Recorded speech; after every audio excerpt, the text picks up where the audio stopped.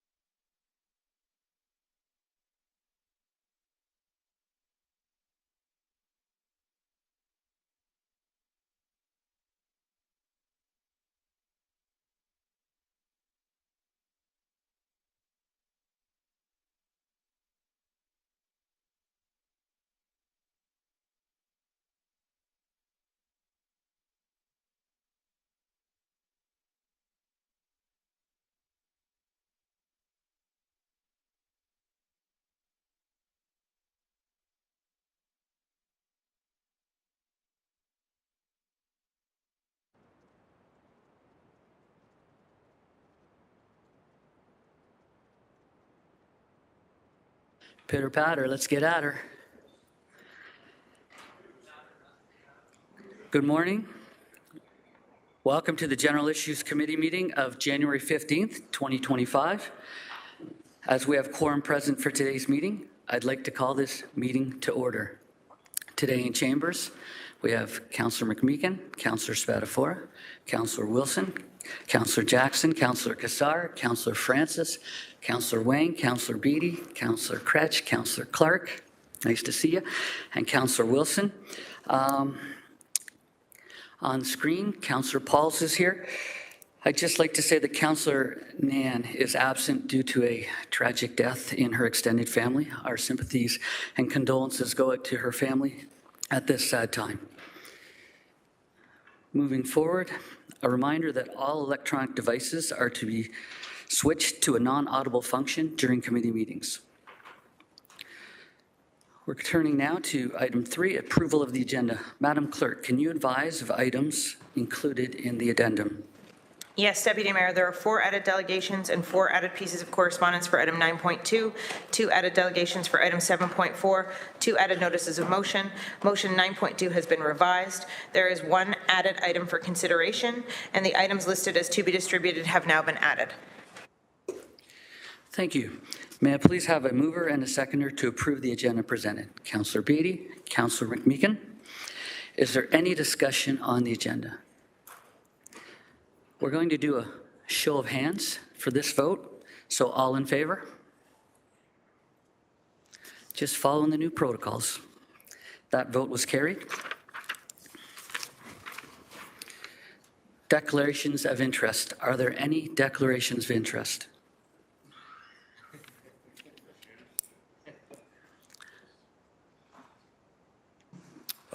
Thank you. I was just reminded by the clerk. I spoke with the Integrity Commissioner. I had referred Wade Wozniak to a local community group in Ward 9 that's having a rather significant environmental battle. And because of that referral, I was advised to declare a non-disqualifying conflict of interest on anything to do with the Encampment program. Thank you. So because of that, please ensure that when it is time to vote on the matter that you'll abstain and your disqualifying interest will be noted correctly in the minutes. Is that correct? It's non-disqualifying, so I will not be abstaining. I read the wrong one. If you have a non-disqualifying interest, we'll participate impartially in the decision-making process related to the matter. Thank you. Okay, we're looking for an approval of the minutes. Sorry, the previous minutes from December 5th. Excuse me, carry on. Yeah, just because Councillor Clark said that, I thought it also would say, also reached out to the Integrity Commissioner on the same subject, and he said I didn't have a disqualifying or non-disqualifying interest. So I would just say so, since there's been some attention on the subject lately, and since Councillor Clark had done the same thing. But I have that advice. I don't have a declaration to make, but thought I would let people know. Thanks. Okay, thank you very much. We'll go to item 5 now, approval of the minutes of the previous meeting. December 5th, 2024, may I have a mover and seconder to adopt the previous minutes? Councillor McMeekin, Councillor Spadafora. All in favor by show of hands? Thank you. That vote was carried. We're going now to delegations. Before we begin our delegations for today's members, members are reminded that questions of the delegations are for clarification purposes only, not for debate. A note to our delegates, you have 5 minutes to complete your delegation. You will hear a tone after 4 minutes, and then you'll have an additional minute to finish up.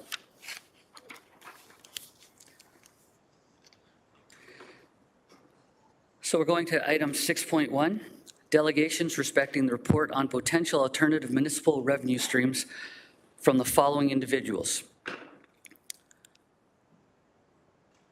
A note to committee, before we have the first person come down, we will take 1 vote at the end to receive all delegations on this matter. So our first delegate is Eddie Shepard from Abacus Data in person.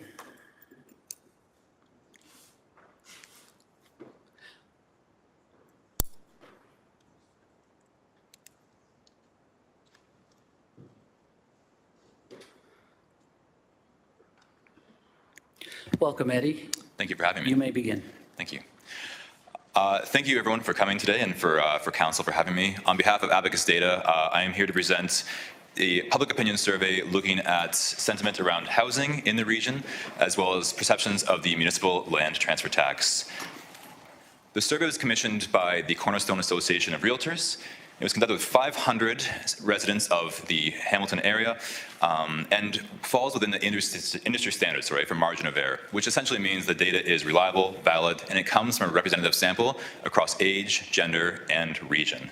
The survey was fielded in October of last year, and the results really paint a picture of the current housing situation in the city, as well as challenges and perceptions around the municipal land transfer tax.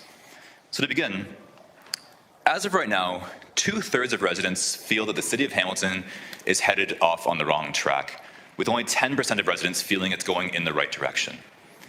And there are really two primary factors that lend into this. The top two issues facing residents in the city today is the cost of living, as well as housing affordability and accessibility, with 62% of residents noting housing as a major challenge that is pressing the city today. Just for comparison, the national average is 42% for housing accessibility being a challenge. So this really shows the elevated concern and challenges that Hamiltonians are facing today. And this is not something that's just facing those who are currently struggling with housing. This cuts across all demographics. You see that 84% of residents feel that housing in the city is just simply not affordable today, and 89% are concerned about the current cost of housing in the city as well. That's a significant proportion of people, and it is consistent across all ages, genders, regions, across the board. And when looking at what to consider, people point to taxes and fees on home purchases being the top thing that is most important to consider with respect to housing affordability and accessibility in the city today. And when you approach the topic of the municipal land transfer tax, it creates a potential disconnect between both government action and public sentiment. When we present residents with the idea, 54% stand in opposition to the implementation of a municipal land transfer tax, with only 10% of residents supporting this element. And the primary reasons are that 2/3 of people believe that it will simply hinder their ability to purchase a home. Now, this reflects only those who indicated they intend to purchase a home in the future. So 2/3 of those who want to purchase believe that this will actually push them out of the market. And people think it will disproportionately impact certain groups of individuals. First-time buyers is one, but also low-income individuals and families, as well as renters, because costs will be pushed down when housing goes up, and they will have to make up those costs somehow. And 74% of people think it will just simply harm affordability in the city. And that's starting off with the fact that 9 in 10 think that it is currently very hard to find housing in the city, with 3/4 thinking it will only become worse by the implementation of a municipal land transfer tax. And it's important to understand the political vulnerabilities with respect to this decision. As of right now, over 7 in 10 people think that all levels of government are not doing enough to address the housing crisis today. So it's starting from a point at which people simply think there isn't enough being done to improve affordability or accessibility within the city. And if the municipal land transfer tax were to be implemented, it would harm perceptions of both the mayor and council, with 50% of people thinking that it will worsen the perception of the mayor, and 57% saying it will impact the perception of council. And going farther, 56% say it will worsen their impression of Premier Ford. And I think what this points to is the political vulnerabilities of implementing such a measure at a time in which housing is the #1 concern for residents, at a time in which they're looking for tangible solutions to increase housing supply and also address affordability concerns among residents. And it also presents, to a degree, an opportunity to find ways to help improve both accessibility and affordability, and implementing an additional tax in an area in which there is already increased concerns around the cost and the entry point of housing will be a significant inhibitor to residents And it can harm their perceptions moving forward when you think of the upcoming elections, both at the provincial level and the municipal level, in that people generally are currently shaping their perceptions of government around the major issues facing them today. And in this city, it is housing, accessibility, and affordability. Perfect. Thank you, Eddie. Thank you. We do have the speakers list, so if you'll stay there and answer questions, thank you. Yes. Councillor Wang is first. Sorry, Deputy Mayor, but was that the 4-minute mark? Does the delegate have an extra minute? That was No? the 5 That was minute. it. Sorry. And that was my last word, too, so we're I well. see, okay.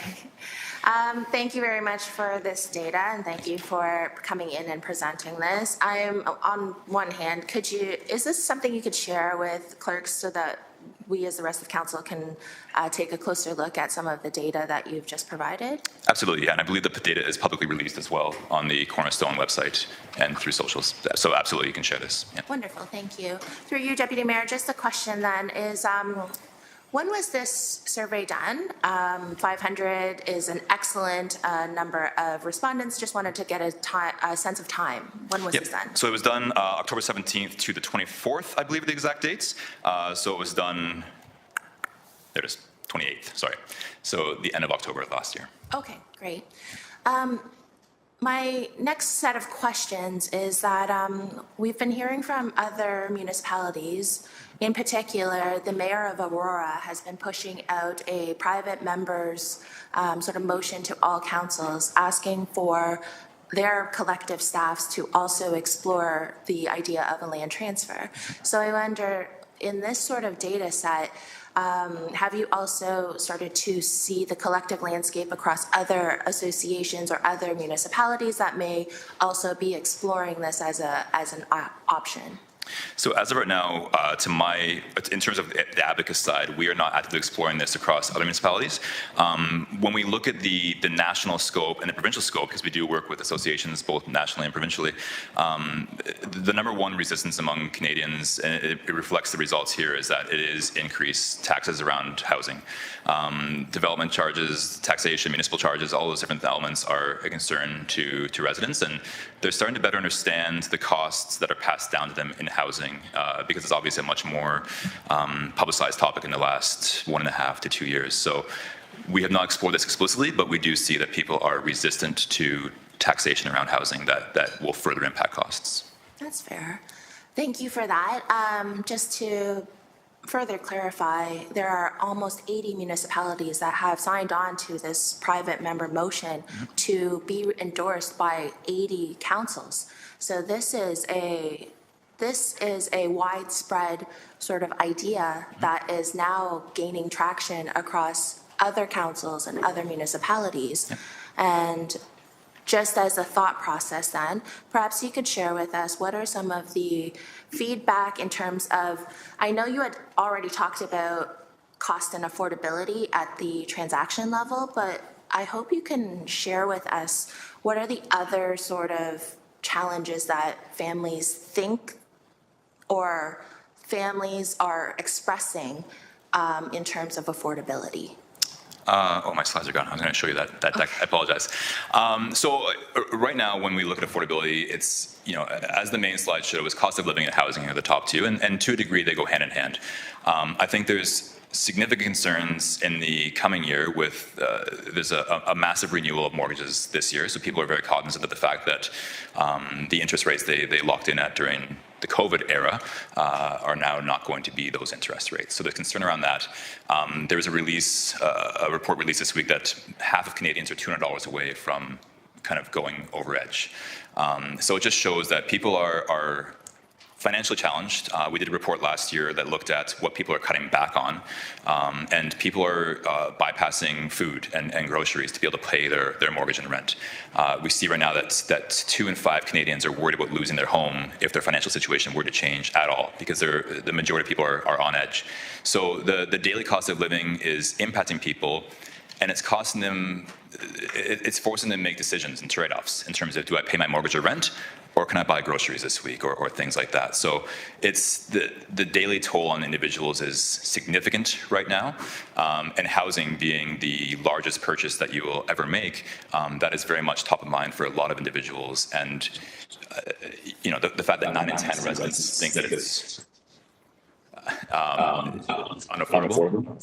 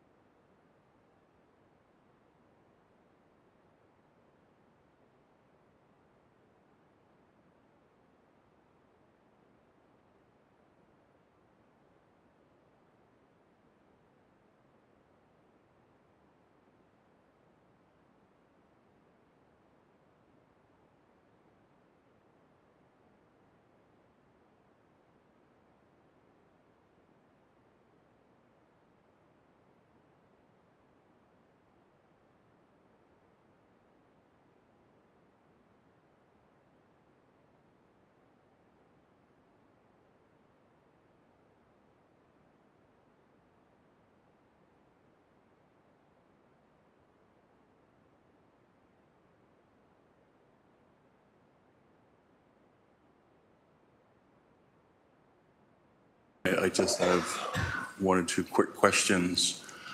I believe the delegate was a hired agent of Cornerstone. They commissioned us to conduct a survey. Yep. So can I get an understanding who Cornerstone is? Is this a subset of the Realtors Association? So it's the Cornerstone Association of Realtors. So it's distinct from the Realtors Association? No, it is not. Sorry, No, it's I'm not. looking. So it is the Realtors Association under this name, correct? Yes. Okay, just trying to understand who's doing what. Thank you very much. Thank you, Councillor Clark. Councillor McMeekin. Thanks very much. Thanks for being here, by the way, and I'm a Thank you. big fan of good, honest research. So my questions will be about your research Thank you. itself. In your questions, did you delineate between first-time home buyers and homeowners? Yeah, so in terms of the demographic splits, we looked at age, first-time buyers, prospective buyers, region, income, all those various aspects. There was very little variability across responses. And I think when you look at the elevated concerns around 84% and 89%, there's not much room for people to kind of have varying opinion because it's so skewed to the top end. So we did look at first-time buyers versus not. But people think it will just simply impact all individuals. And people on the younger side, they do feel that they will feel the brunt of this more because they're having a difficult time getting into the market. But there were no differences across. Okay, thank you. You mentioned, through you, Deputy Mayor, you mentioned development fees, property taxes, other depending on your perspective, encumbrances on income, basic income for people. To what extent did you delineate or attempt to delineate the opposition to a particular, but taxes in general with, how does that correlate to other taxes? Now, I'm in the trenches every day. I hear every day from my constituents that they don't like a 6.9 or a 9.2 or a 7.4% increase. Yep. That it's not a progressive tax, and we need to find more creative entrepreneurial ways to find revenue. So did you delineate to what extent does that opposition to taxes? I'm opposed to taxes. I don't mind paying taxes, but I sure as hell want to get value for the money I pay. Right? Absolutely. So did you delineate that?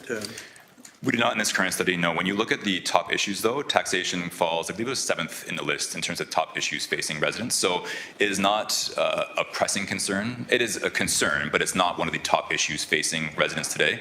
So when you look at that and then combine that with the fact that housing is number one, I think people perceive that as the fact that the number one thing that is challenging them today, by further complicating that issue and exacerbating the cost of living and supply challenges, that's their largest opposition. So we did not delineate between those opposed to taxes in general, but that's where we were. Okay, so through you, Mr. Deputy Mayor, to the presenter, I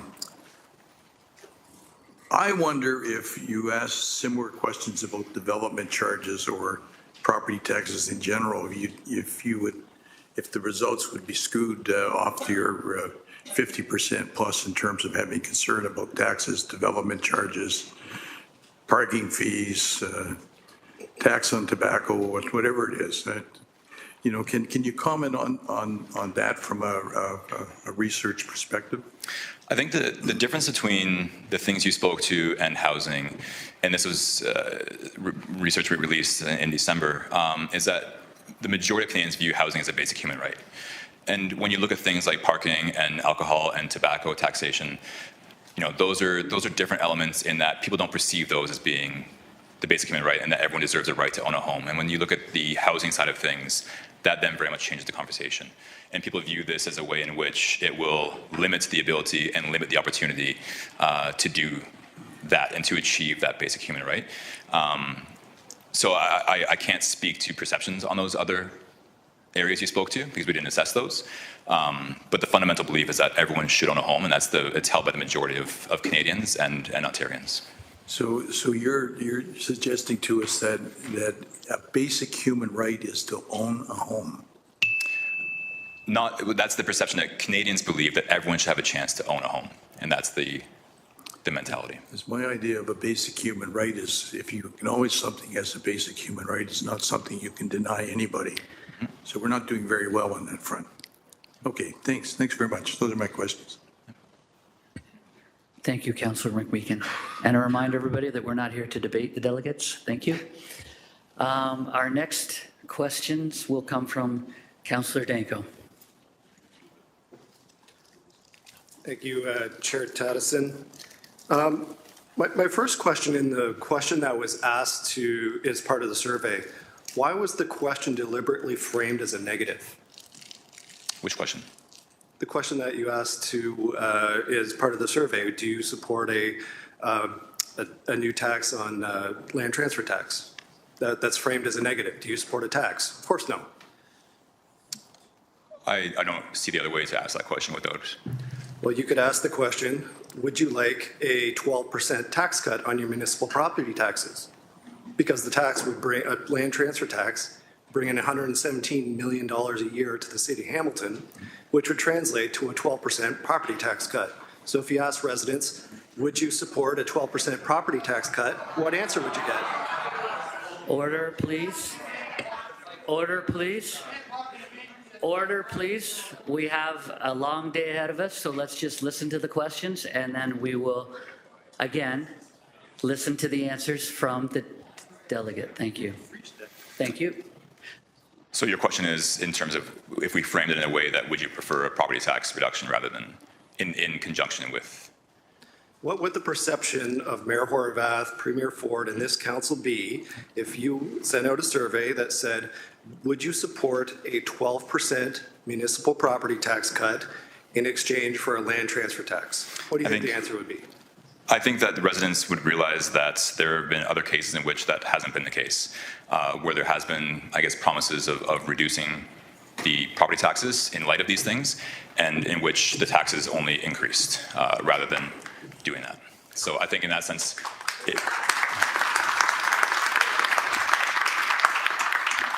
Order. Thank you. So I think in that light that residents would not believe that because of the other cases in which that's happened. So let's use an example then. Yep. The City of Toronto has a land transfer tax, has half the tax rate of every other municipality in Ontario, largely because of the land transfer tax and the revenue that generates. Mm-hmm. So as an example, would you support half the property tax rate of every other municipality in Ontario? What would the answer to that be? We were actually speaking to that before we came in this morning, and Toronto's actually witnessed significant increases in property taxes over the last 3 years. Councillor Danko. Thank you. I don't have any other questions. Okay, thank you, Councillor Danko. And we're going to go to Councillor Pauls, who's on the screen. Councillor Pauls, you're up. Thank you. And first of all, I want to thank you for the survey. Even before the survey, I knew, I do have a question, so I'm just preambling here. I knew that the land transfer tax would harm our city.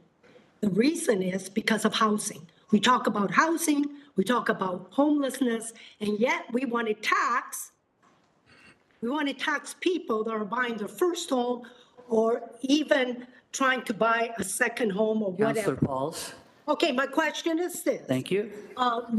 In your survey, you said that first-time buyers would be affected. I want to ask you a question. I had a conversation with a senior, and they said they'd like to downsize. So they would sell their house, but then they would have to buy another house that's smaller, but they would have to pay the land transfer tax on that. It's that so. So I told her, I said, you won't pay it when you sell it, but when you buy, you have to pay. So my question to you is did you find that is what's happening, that even though they want to downside, they're really not getting ahead? So in this particular survey, we didn't survey the aspect of downsizing, but in a recent study we did, we do find that seniors are delaying the downsize decision because of the conditions of the market and the cost of housing. And when you look at that, it's delaying the transition of appropriate housing for younger individuals and low-income individuals and families, because seniors are foregoing the decision to downsize because they simply can't afford to move on from their current property. And when you look at adding additional tax like this in, it will only further harm that perception that seniors have with respect to downsizing and kind of finding suitable and available housing for them. So I do believe that it is a detriment to that population as well, and which also then hinders the entire housing market from that perspective. Mm-hmm. And, I heard some of the councillors say, 80 other cities are looking into it. Well, I want to tell you, we have 444 cities. And I think, if we did a survey, I'm just wondering if you did a survey for all those cities, what they would think.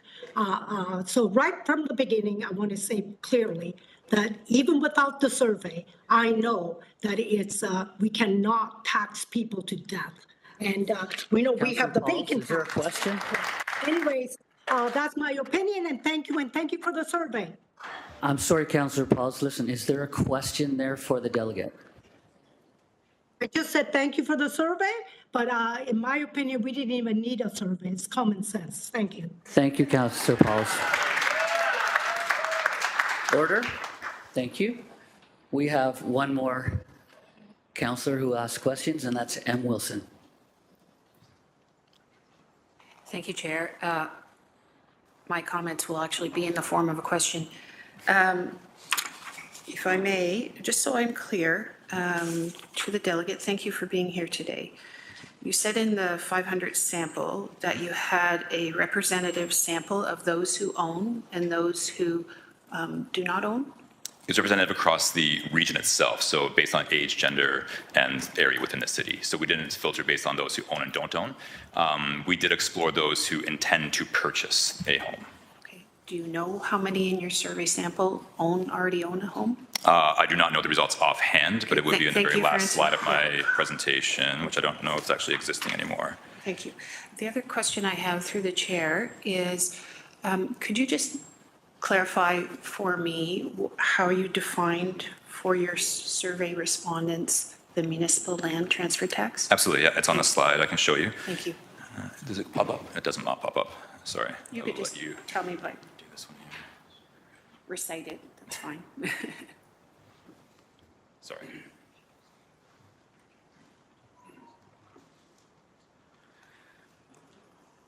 That it? Perfect.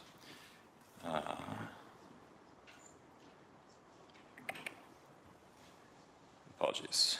No problem. Is that large enough to read? There you are.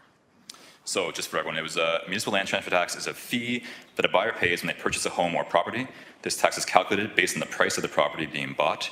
Right now, there's a province-wide land transfer tax, and Toronto is the only city with a municipal land transfer tax. Thank you. Through the chair, did you, for the benefit of your respondents, define how the Toronto municipal land transfer tax is structured? We did not. We just focused on the degree to which it's based on the cost of the property rather than how Toronto bases it. So just for clarity, you did not define that there could be and is, in the case of Toronto, a rebate to exclude first-time home buyers, and that it is tiered according to the assessed value of the property? We did not express that, but when you look at first-time buyers, most will not receive the full rebate, and therefore it just continues to challenge that transfer tax. Thank you. And would you concede that if a municipality was serious about pursuing a municipal land transfer tax, it would be within their prerogative to exclude first-time home buyers?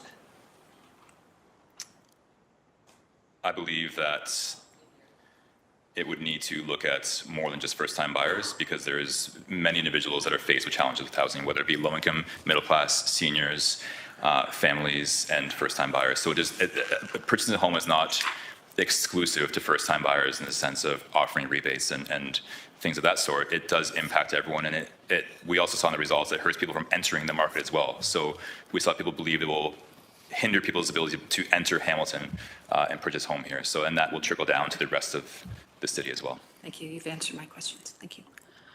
Thank you, Councillor. We have another addition. Councillor Kretsch. Thanks for providing this data, and I ferreted through the Cornerstone Realtors Association website and eventually found a link to it so I could see it, which is helpful. And if you don't mind making sure we get a copy of your presentation so we can see it for later, it's great. My question for you is specifically about the context for residents I represent in Ward 2, and you may or may not be aware of this, but 80% of the people who live here rent their homes. Councillor Maureen Wilson asked an important question, was did you ask that question about how people define and understand themselves in terms of their relationship to home ownership? And I ask that because if everybody in Ward 2 was suddenly trying to own a home, they would have to leave Ward 2. So the context here is a very different context. So I'm just wondering if you have thought about that, analyzed that data, if you have ward by ward information, or if you plan to follow up and ask those kinds of questions about people's path to home ownership and where they reside in the city.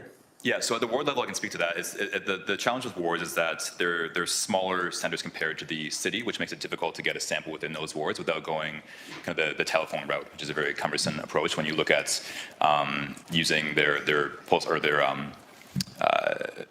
FSA to actually reach people. So it's hard to target that way. So we don't look at that. In the full report, which I believe is on the Cornerstone site, we actually do ask people, do you currently own a home and do you want to own a home as well? So we find about 3/4 of those, give or take, depending on where you are in the country, around 3/4 do intend to purchase a home one day.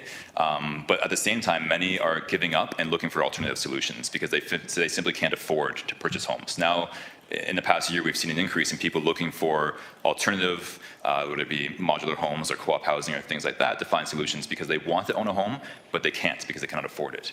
So in the survey here, we did analyze those crosstabs based on those different areas. But as I said at the start, this is an issue that goes beyond those who are struggling and those who want to own a home, and it touches on all residents. And the fact that 9 in 10 residents think that housing affordability is an issue in the city is a very significant and drastic number.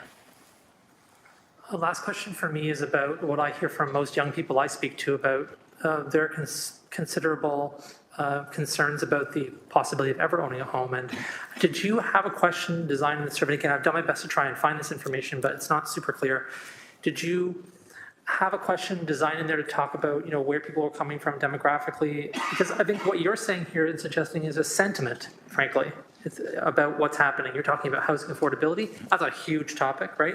But we're talking about people who are actually going to be purchasing a home as first-time home buyers. How did you identify those individuals and gauge their responses in the context of your results? So in that, we asked them simply, do you intend to purchase a home in the next 1, 2, 3, and so on in terms of years? Or there's an option for no, I do not, or I'm in my forever home, or whatever that may be. So in the one slide, in terms of the hindering the affordability aspect, sorry, am I allowed to keep showing slides? I apologize if this is breaking the rules here. But go ahead and show them, yeah. There, you know, on this slide here, this is only for those who indicate they want to buy a home. So that shows that 67% of people that want to buy a home in Hamilton think that it will hinder their ability. And just to touch on your point around the sentiment side of things, I think that I would respectfully argue that it's not a sentiment, it's actually a reality around the fact that housing it's a very visible and it's a very challenging issue for a lot of individuals, and they see it and they feel it. So I think on that respect, it is something that people are answering these questions with the mind that they want to buy a home or that they intend to buy a home. So I think when we look at things around concerns around affordability and the inability to buy a home, I think these results really speak to the fact that those who want to buy don't feel that they can. Yeah, thanks. And I think my comment too was just trying to focus in on the demographic shift, right? Yep. So when we look at younger people and their responses to this versus people who already own property perhaps and want to do something else, there's all different stages of situations here. So what I'm saying about the sentiment is, generally speaking, we're talking about something broadly. The reality comes down to some of the demographic data that I don't see here. So if this comes out in a future iteration, it'd be really helpful to see a breakdown by ward. It'd be helpful to see a breakdown by age, other kinds of demographic data to get a better understanding of who's feeling the pinch here and how and why. Thank you. Absolutely, yeah. And I will say that the demographic analysis we did do, and that's why they're not included here, is that there weren't really any at all, and there were very minor differences. So it is a very consistent consensus across age, income, all those different areas. So, yeah. Okay, thanks, Eddie, for sharing your research. We look forward to receiving copies of it. That's all the questions for now. Moving forward, I would like to remind the audience that we need to not have interruptions, but thank you for showing your appreciation. Next delegate is Julie Sergi, Cornerstone Association of Realtors. Julie?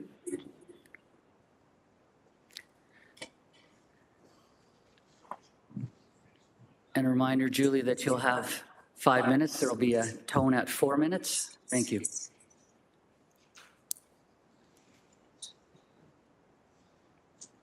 Okay, thank you.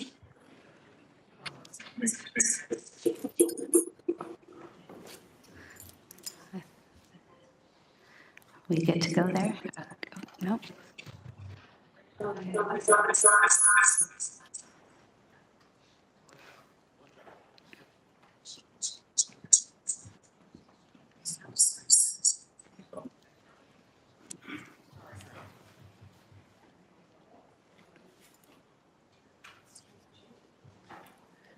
For those at home, we're just adjusting some of our audio settings. Thank you for being patient.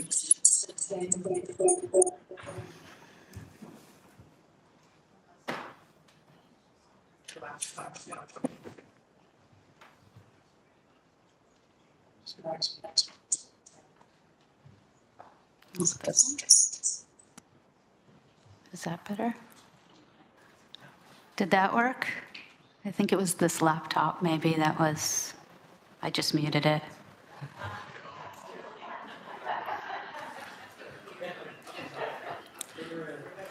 Thank you, Julie. No problem. Okay. Well, thank you, and good morning, Deputy Mayor and City Councilors. My name is Julie Sergi, and I am the chair of the Cornerstone Association of Realtors, which many of you would have previously known as the Realtors Association of Hamilton-Burlington. And I am a broker with Royal LePage Burloak Real Estate Services. I am here today to discuss the impacts of implementing a municipal land transfer tax on Hamiltonians. A secondary land transfer tax equal in cost to the current provincial land transfer tax would weigh heavily on hopeful homebuyers and have a ripple effect on our local economy. As the mayor herself has pointed out on several occasions, housing is a human right, and affordable housing is imperative. We at the Cornerstone Association of Realtors agree with this fundamental statement and feel an MLTT would be counterproductive to one of the city's core initiatives, making housing more affordable. An MLTT makes homeownership less affordable by forcing buyers to pay tens of thousands of dollars in taxes when considering a move within or to our city, including those areas outside of the downtown core, such as Waterdown, Dundas, Ancaster, Stony Creek, etc. This tax would add an additional $12,475 to the purchase of the average home price in Hamilton. Altogether, local home buyers would pay almost $25,000 in land transfer taxes, half of which would go to the province and the other half to the city. This money is paid upfront and cannot be rolled into a mortgage. It is not part of the down payment, which on an average home in Hamilton is now approximately $85,000, and it is not considered in the home's value. The MLTT is a tax that Hamilton homebuyers cannot afford to pay, and this council knows that Hamiltonians already pay much higher municipal taxes than many of our neighboring communities. The MLTT is fundamentally unfair. Each year, a considerable number of Hamiltonians move for various reasons. A first-time home buyer is finally able to move out of their rental unit, freeing up much-needed rental supply. A young couple moves out of their condo into their starter home because a baby is on the way.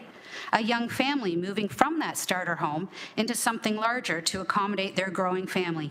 And a senior looking to leave that large family home for something easier to manage in their golden years. These are the good stories. Let's not forget those who may be forced to move due to family breakup, job loss, illness, or other financially tough times that many find themselves in. It is unfair and wrong to expect these people to shoulder such a significant tax burden for no additional services provided to them. The MLTT has had a significant impact in Toronto. It essentially created two incentives. The first was for homeowners to stay put, which resulted in high demand for homes and low supply, impacting affordability. The second incentive drove buyers out of the city into more affordable neighboring jurisdictions without a municipal land transfer tax, such as Hamilton, and we certainly saw that influx from Toronto for many years. Not having an MLTT gives Hamilton one of its competitive advantages as a destination to live, work, and raise a family. If we force another tax on people's home purchasing power, they will certainly look to our neighboring communities of Brantford, Burlington, Grimsby, and Haldimand County, where travel times are similar, but home prices and property taxes are much less. We currently see this in our market, as many already see Hamilton as an unaffordable city. We are getting in front of you today because Hamilton does not need anything to devalue our real estate market. Currently, this city has significant momentum. Cranes are in the sky, subdivisions are being built, and the city will benefit from the new tax base of those builds. We want to encourage and welcome those who can afford homes here. People who will buy a house and circulate their money in our local economy by purchasing appliances, doing home renovations, and enjoying our retail and hospitality throughout the city. Let me reiterate, an MLTT affects one of the city's key housing mandates, affordability. It is counterintuitive to this goal and bad for business. Once it is implemented, it will never go away. We do not support this as a revenue tool for city management. We support good fiscal management and solutions-based initiatives. We urge the city to find ways to fund infrastructure needs through the lens of long-term investment.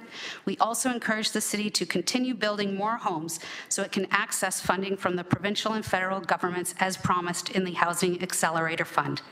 Let's continue to make Hamilton a great place to live, work, and play. The first of those three things is to live, so let's aim to make that more attainable, not less.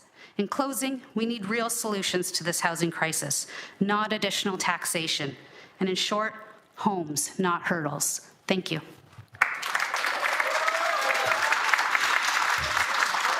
Order. Thank you, Julie. Thank you. I don't see any speakers on the list. Is there any speakers? Okay, Julie, thank you so much.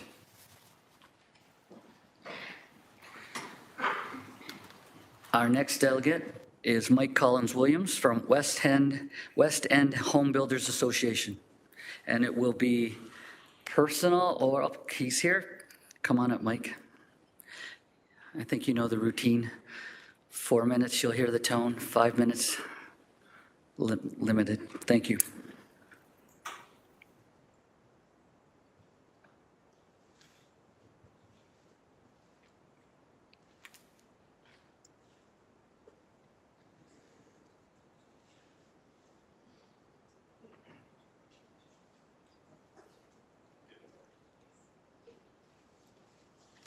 Morning. My name is Mike Collins-Williams, and I'm the CEO of the West End Home Builders Association. Our membership includes 320 member companies that support 20,000 well-paying jobs in the City of Hamilton. I'm here to voice my concern about the potential implementation of a municipal land transfer tax in Hamilton. While I understand the need for municipalities to explore revenue sources, such a tax would have extremely negative consequences. The reality is that home buyers already face substantial financial burdens.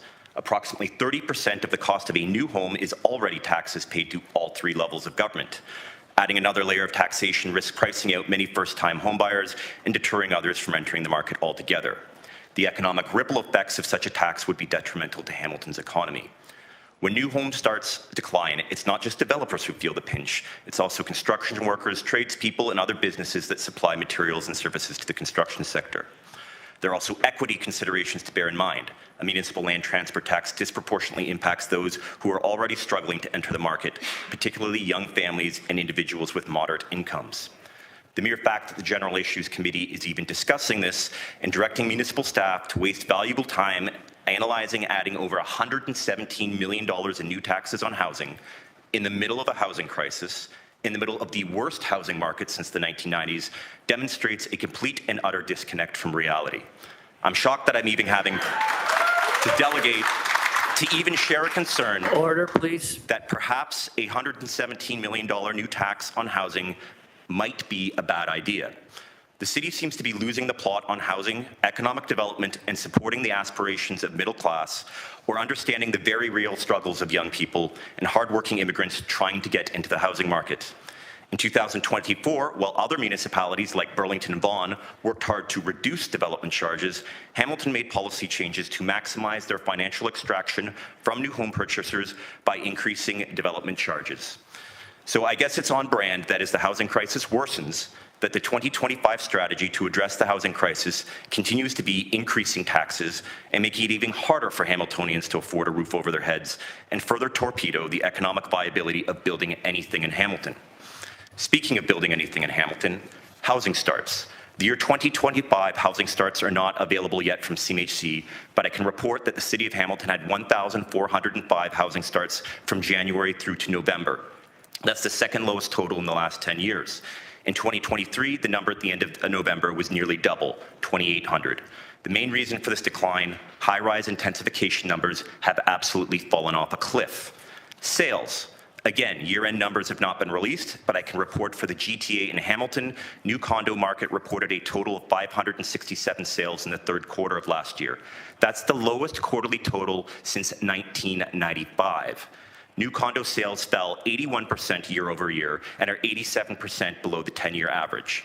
Year-to-date new condo sales at the end of the third quarter for the GTA and Hamilton are down 63% for the same period last year, and that is putting the new condo market on track for its slowest year in sales since 1996.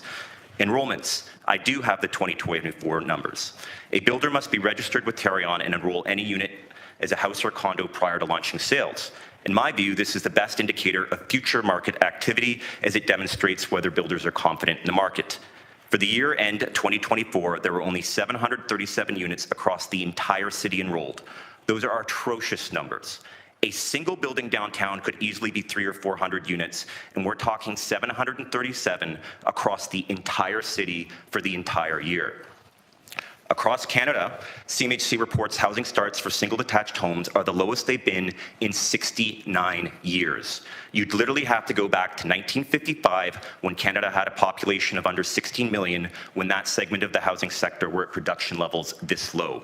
Nothing is selling, nothing is getting construction loan financing, and nothing is moving ahead. The actual cost to build today between labor, materials, financing, taxes exceeds what the market can afford and is willing to pay. And here we are at the General Issues Committee. Today you have a report before you to add even more taxes to the cost of housing. I honestly don't know what to say. The city doesn't even have the legislative authority to implement a municipal land transfer tax. The last time this was even discussed seriously was in 2015 during a hot housing market, and the Honourable Ted McMeekin, the Minister of Municipal Affairs and Housing, rejected it. I struggle with why we're spending time and resources on a public policy ideas to increase taxes on housing for which the city has no legislative authority to proceed. Thank you very much for listening to my presentation. All right, thank you. We do have a speakers list, and we'll start with M. Wilson's questions first. Councillor M. Wilson. Thank you. Thank you, Mike, for being here. Just two questions to clarify. You talked about plummeting construction starts in the housing market, and I think you referenced Hamilton's housing starts. Are you aware of whether any jurisdiction has met their housing target this last measure? So there's about 30 municipalities that have assigned housing targets. Hamilton's assigned target is 47,000. Yep. There's one or two of the much smaller municipalities that have reached their housing targets, and that's a bit of an anomaly. So for example, Hamilton last year did reach its housing target, and a big part of that was, and it's great news, Emblem started their projects in 2023 up the street, and that was 900 units in one shot, which is about a quarter of Hamilton's total amount of housing starts required. So if you are a smaller municipality, a single project can tip the scales towards achieving a housing target, whereas any larger municipalities, you know, Hamilton, Vaughan, Burlington, et cetera, they need a strong market overall with a multitude of projects to reach their targets. So to answer your question directly, a couple did, but they're the smaller municipalities. Yeah, thank you. So in summary, no municipality in Ontario, with the exception of those small ones, because of what you just described, one single unit, one single build, if it's multi-residential, could put them over the top. No single municipality in Ontario has reached their housing target. And would you agree that the government of Ontario has not reached its housing target? The government of Ontario is nowhere close to reaching its housing target. Okay, thank you. You talked about the plummeting condo sales chair in the City of Toronto. I've been following that story, but probably not as closely as you have. The description of it goes something like this. Investors got in at the high end. They're overwhelmingly those small condos that don't suit those families were scooped up by investors at the top end, and now they're not moving, which has contributed to, for some people, it's a good news story, plummeting prices. For others, not so much. I'm just wondering, do you know what proportion of the condo market are being purchased by investors as opposed to those who are going to be moving in? Through the chair. Through the chair. It's a fluctuating number, and it really depends where you are. So in downtown Toronto, or say downtown Vancouver, the investor market is a much more significant share of the market than it would be in municipalities like Hamilton. Nonetheless, there still is an investor component here. The investors have completely vacated the markets, specifically in downtown Toronto, downtown Vancouver, and they're actually a critical component of that market. When you're building 50, 60, 70-story towers along the subway lines, those buildings take 5 or 6 years to build. End users aren't really part of the equation there. You don't have a typical family buying a 2-bedroom condo thinking that they're going to move in 7 years because they've done the family planning and know exactly how old or big their kids are going to be when they go in. So those investors basically get the building to that 70 or 80% financing target. The banks lend the money, the building moves forward. They're essentially part of the capital stock that allows the building to go forward and get built. Then it becomes part of the long-term housing supply. Those units are either rented out or go on the resale markets. I will note that the banks have changed their lending practices. It used to be 70% typically to get construction loan financing. A lot of the banks have now shifted to 80% pre-sales required for financing, and that is for 2 reasons. A number of builders have gone under. The market is very bad out there. The banks have been left holding the bag. Residential construction is now perceived as being extremely risky, and there are a higher likelihood of projects failing. So the banks have changed their lending conditions, making it even harder to move forward. Thank you. Is that my time? You have 30 seconds. Oh, thank you. Thank you. I appreciate the fact that in your delegation, you referenced the rise of construction costs. Would you concede, I think I read that for municipalities, the cost of construction has risen in the last number of years in terms of our infrastructure retrofits and or new builds by 30 to 70%. Would you, so the same rising costs that are affecting municipalities and therefore property taxes are also affecting your market? I think our industry is most closely aligned with feeling the same pain that you are. We buy concrete, we buy lumber, a lot of the same construction costs that we're facing, municipalities are facing. There's a couple of products, lumber's come off a little bit since the pandemic, but other things such as rebar and concrete are still very high. Labor costs are up overall, but they are going to taper off a bit as construction starts fall, but we're in the same cost environment as you are.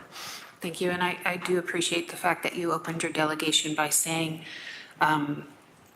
that as a consequence of municipalities not enjoying any new access to revenues as determined by the Government of Ontario, we need to find some alternatives. So thank you for your delegation. Thank you, Councillor Wilson.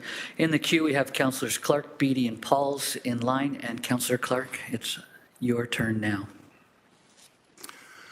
Thank you, Deputy Mayor Taddison. Just a couple of questions, and I'm trying to clarify exactly what Michael said with regards to the current economy. When you were speaking of the downturn in the housing market in general, were you speaking specifically about Hamilton or a broader market across Canada? So through the chair, I'll apologize for speaking so quickly. I was trying to get through my delegation. So it was a mix. Most of the numbers, the housing starts I quoted were Hamilton specific. The sales I quoted are through Urban Nation, and they lump Hamilton and the GTA together as a larger market. I'm hoping to get Hamilton-specific sales numbers, which I'd be pleased to share with Council. Urban Nation, I believe, will be releasing their year-end numbers next week, so I will have more data next week. I can break it out by Hamilton and share specifically, but so to go back, the housing starts, Hamilton specific, the Tarion enrollments, Hamilton specific, the sales were GTA and Hamilton together. Thank you for that. Deputy Mayor Taddison, I've always looked at housing starts as the canary in the coal mine for the economy. It seems to be one of the first things that pop up and we can see something is happening. With regards to the drop in housing starts, do you have an understanding of what your members are doing with regards to their employees, their contractors? Because I've been hearing lots of rumors about layoffs from the construction sector. Would that be a direct result of they're not starting any houses, so I have no work for you to do? So there's a mix. We have a diversity of member companies. Some are better capitalized than others. Some are larger businesses. Some are smaller businesses. Some companies will continue as best they can, even at a loss, if they have some capital available to try to keep the machine rolling, so to speak. If they have good people, good trades, they want to keep them employed. They're trying their best to do so. There are other companies that are simply not in a position to do so. Some are shifting to rental versus ownership. There's not a lot that are able to do that, but just a few. But the overall sentiment is people are nervous out there. Layoffs have started. And you mentioned housing starts as the canary in the coal mine. The canary before the housing starts is the sales, because if you're not selling, you're not starting. And before sales, it's the enrollments, because you have to enroll prior to going to sales. And the sales are the worst they've been since the 90s, and the enrollments are the worst I've ever seen. So if you thought housing starts were bad in 2024, it's going to be worse in 2025. Thank you. Deputy Mayor Tavis, can I inquire, you talked about the starts, and what was the other thing that you mentioned? So the enrollment. What, when you're saying enrollment, what exactly are you referring to?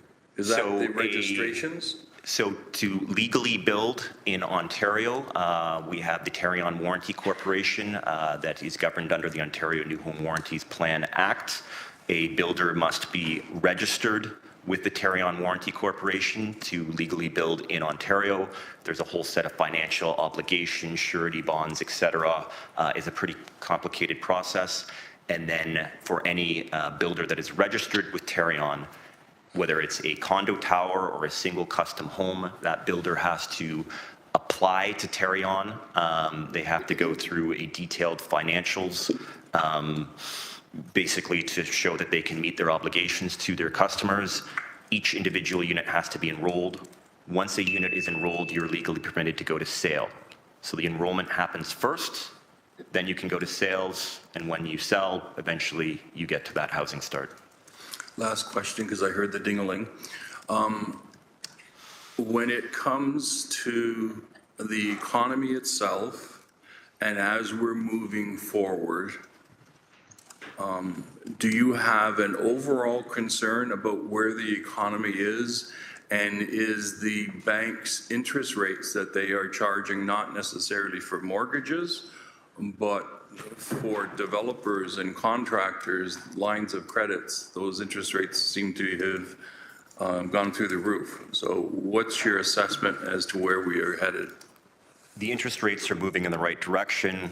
I think we're all expecting further reductions, but interest rate and financing, well, it's a critical component to construction loan financing and consumer mortgages. It is not the silver bullet. It is not going to solve the problem. It will help make things better, but we have, the housing sector is fundamentally broken in terms of the cost inputs, and, you know, we've got other things happening south of the border which might cause further problems.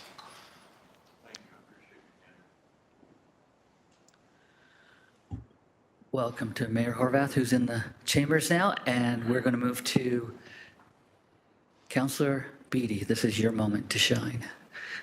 No pressure, Deputy Mayor. Thank you so much. Mike, thank you for being here, and I wasn't going to ask any questions, but there was something in your presentation that kind of jumped out at me. You mentioned the term equity, and I'm not an expert in the field at all. I only have my own personal experiences and memories of being a first-time home buyer, you know, scrimping and saving to buy that little bungalow, wartime bungalow on Millen Road. And what struck me as interesting in relation to the equity term is it wasn't so much the purchase of that first home, but the second home that we purchased as a result of investing in that little wartime bungalow, building equity, and then having the opportunity to upsize as our family needs changed.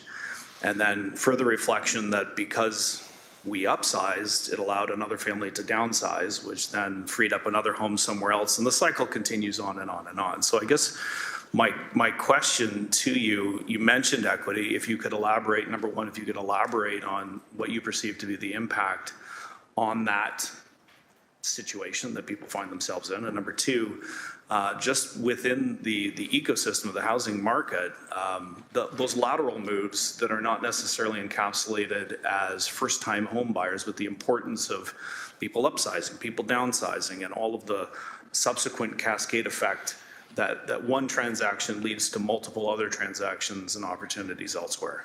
Hopefully I've framed the question correctly. So through the chair, I'll answer the second question first. There's a process within the housing system, and housing is a continuum. This entire system's connected, called filtering, where when an individual or a family vacate one unit to move to a different unit, that creates an opportunity within that unit. And people move up and down through the housing continuum. So, you know, a typical individual or family, whether they're living in Toronto, Ottawa, Hamilton, you know, they'll live with their parents, they'll scrimp and save, they'll get that basement, small, tiny apartment somewhere. They'll continue scrimping and saving. Maybe they get a bigger apartment. Eventually, they're a first-time buyer if they can make that jump. And, you know, you mentioned equity. They continue to build equity and kind of move through the system. And people have different life and circumstances. They move up and down the system, vacating units. So that first-time buyer that goes into that small wartime bungalow or tiny condo, they open up a rental unit that somebody that needs that rental unit gets. If somebody moves from the tiny condo to the two-bedroom condo or the little townhome because they've got a few kids, that opens up a unit. One of the challenges with the housing system right now is it's completely jammed up. People aren't really moving up or down, and that's, you know, compounding at the lower end of the housing continuum some of the issues that we have with homelessness, that if people aren't able to make the jump from renting to home ownership, as more and more young people or immigrants come, they're fighting for fewer and fewer rental units because people aren't coming out of the rental market into the home ownership market at the other end. And, you know, whether it's government policy taxes or it's things that government has no impact on, such as labor and materials, et cetera, the fact of the matter is that the cost to actually build and deliver a unit exceeds what the market's willing to pay, and people are just stuck in the system, and it's causing all kinds of problems, whether you're trying to move up the ladder or if you're a senior trying to downsize.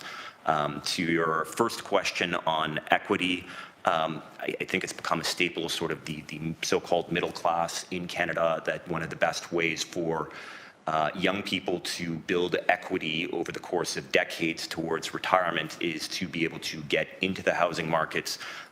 You know, there's ups and downs from year to year, but overall, when you look at the course of decades, that's how a lot of people build equity and can live a so-called comfortable middle class and eventually retire by building that equity over time. Thank you for a very thorough answer, Mike. I appreciate it. If you, just in a quick summary, there's a lot happening in a very complex ecosystem. It's not just a matter of first-time home buyers and low-income, middle-income. There's a cascade effect that there's a potential for a bigger disruption than we're already feeling right now based on the decisions that we may decide to make. Is that something you could affirm? The housing system's pretty complex, and there are intended consequences policymakers and decision makers may have. There are also unintended consequences that can occur. You know, you push a button here or pull a lever here, it may have impacts over here that you're not clear about when you are making those decisions. Thank you. Thank you, Deputy Mayor. Thank you, Councillor Beattie, for those questions. And we're going to turn to Councillor Pauls for her questions. Thank you, Councillor Pauls. Thank you, and they are questions. Anyways, first of all, Mike, thank you for coming here and for the in-depth information, and we really appreciate it.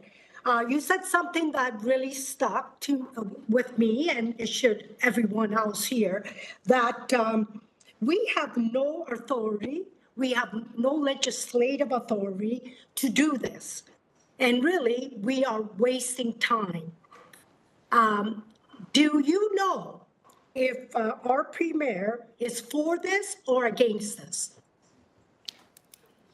Through the chair, in terms of the city's intergovernmental relations strategy, I can't speak to, but I'd love to be a fly on the wall for that discussion. I think the provincial government has made it very clear that housing is a priority, and reducing costs and taxes around housing, as well as streamlining processes to enable more housing supply, is a priority of the current provincial government. With respect to the federal government, it is also a top priority of the current federal government, and I think we all know there's a potential election, potentially the future federal government. I am not sure if this is the best strategy for the City of Hamilton to be going to senior levels of government asking for additional taxation authority on housing in the middle of a housing crisis. Well, thank you for that answer. I just found out that Premier Ford is against this, for Hamilton to do this. So I agree with him 100%.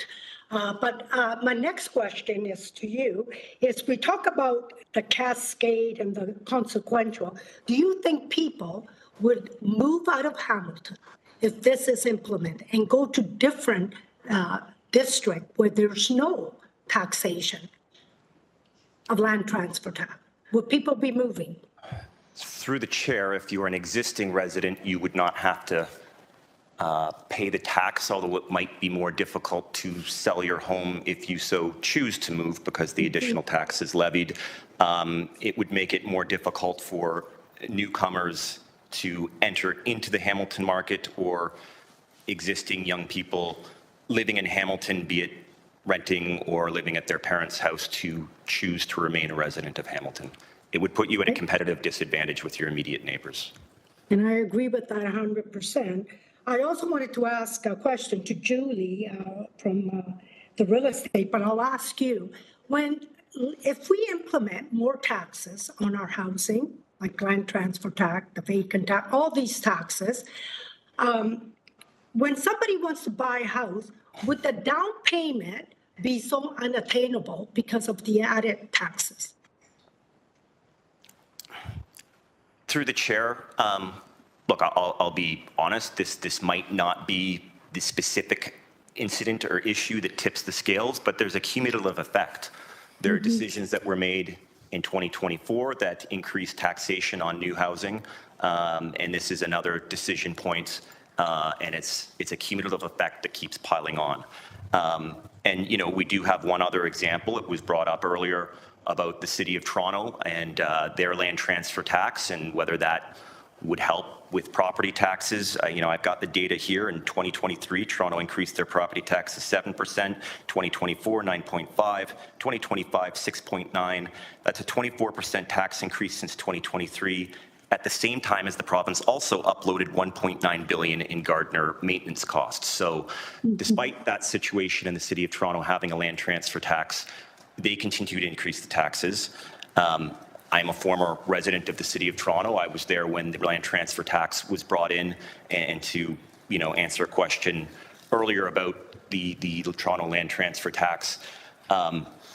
The taxation in Toronto, the mill rate is lower, not because there is a land transfer tax. It is because the intersection at Bay and King, those towers, the bank towers, that couple square blocks alone pays more property taxes than the entire assessment base of the City of Toronto. Sorry, the City of Hamilton. Toronto has a lower tax rate because of the bank towers downtown and their industrial base, not because of a land transfer tax. I appreciate that, and I find it ironic that we say we want lower taxes, but we're taking it from one pocket and put it in another pocket. So really, we're all paying. So I don't think, anyways, everybody knows I'm against this, and I appreciate you coming here. Thank you. Thank you, Councillor Pauls. And next on the speakers list, and I was wondering when you were going to add your name, Councillor McMeekin, since you were referenced in the presentation. Thanks, this should be interesting. Deputy Mayor, and Mike, good to see you. Good morning.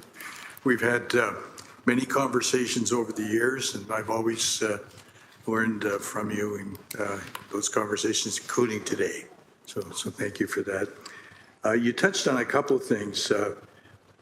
Just 30 seconds ago, you mentioned the importance of the assessment base. You understand that's really what's driving a lot of this in the city.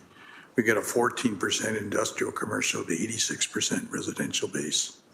And the tax rate on those big buildings in Toronto, where it's closer to 50-50, it can be 7.9 times the residential base rate.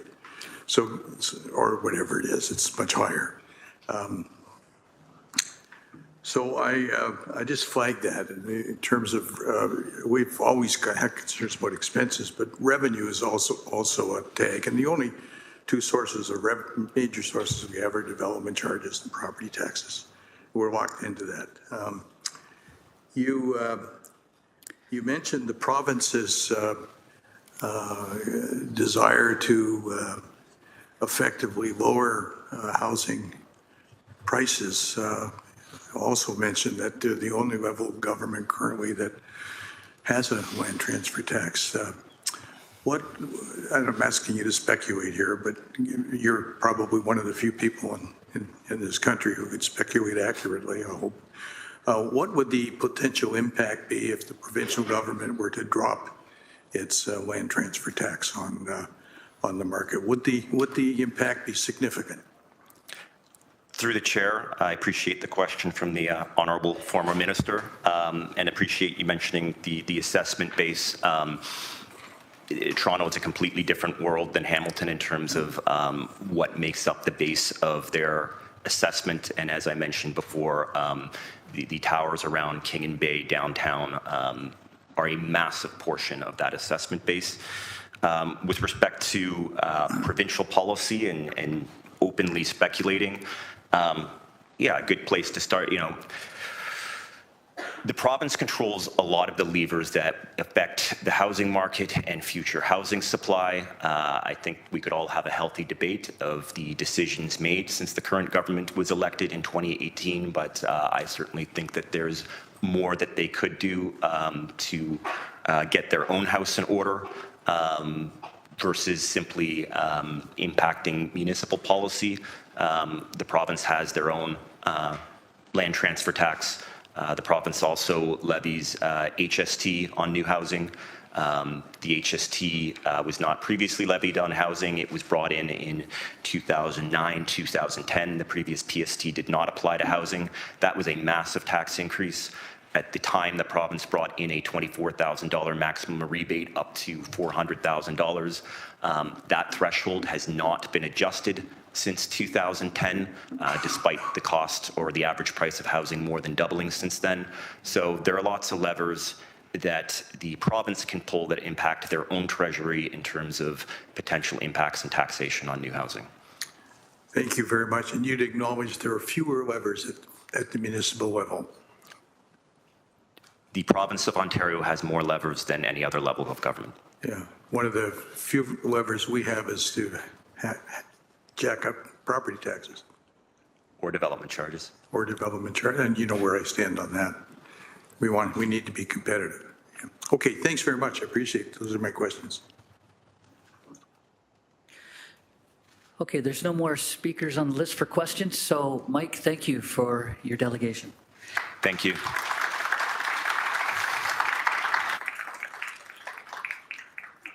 Next, we're going to call Daniel Chin, Hamilton and District Apartment Association, to come down to the podium.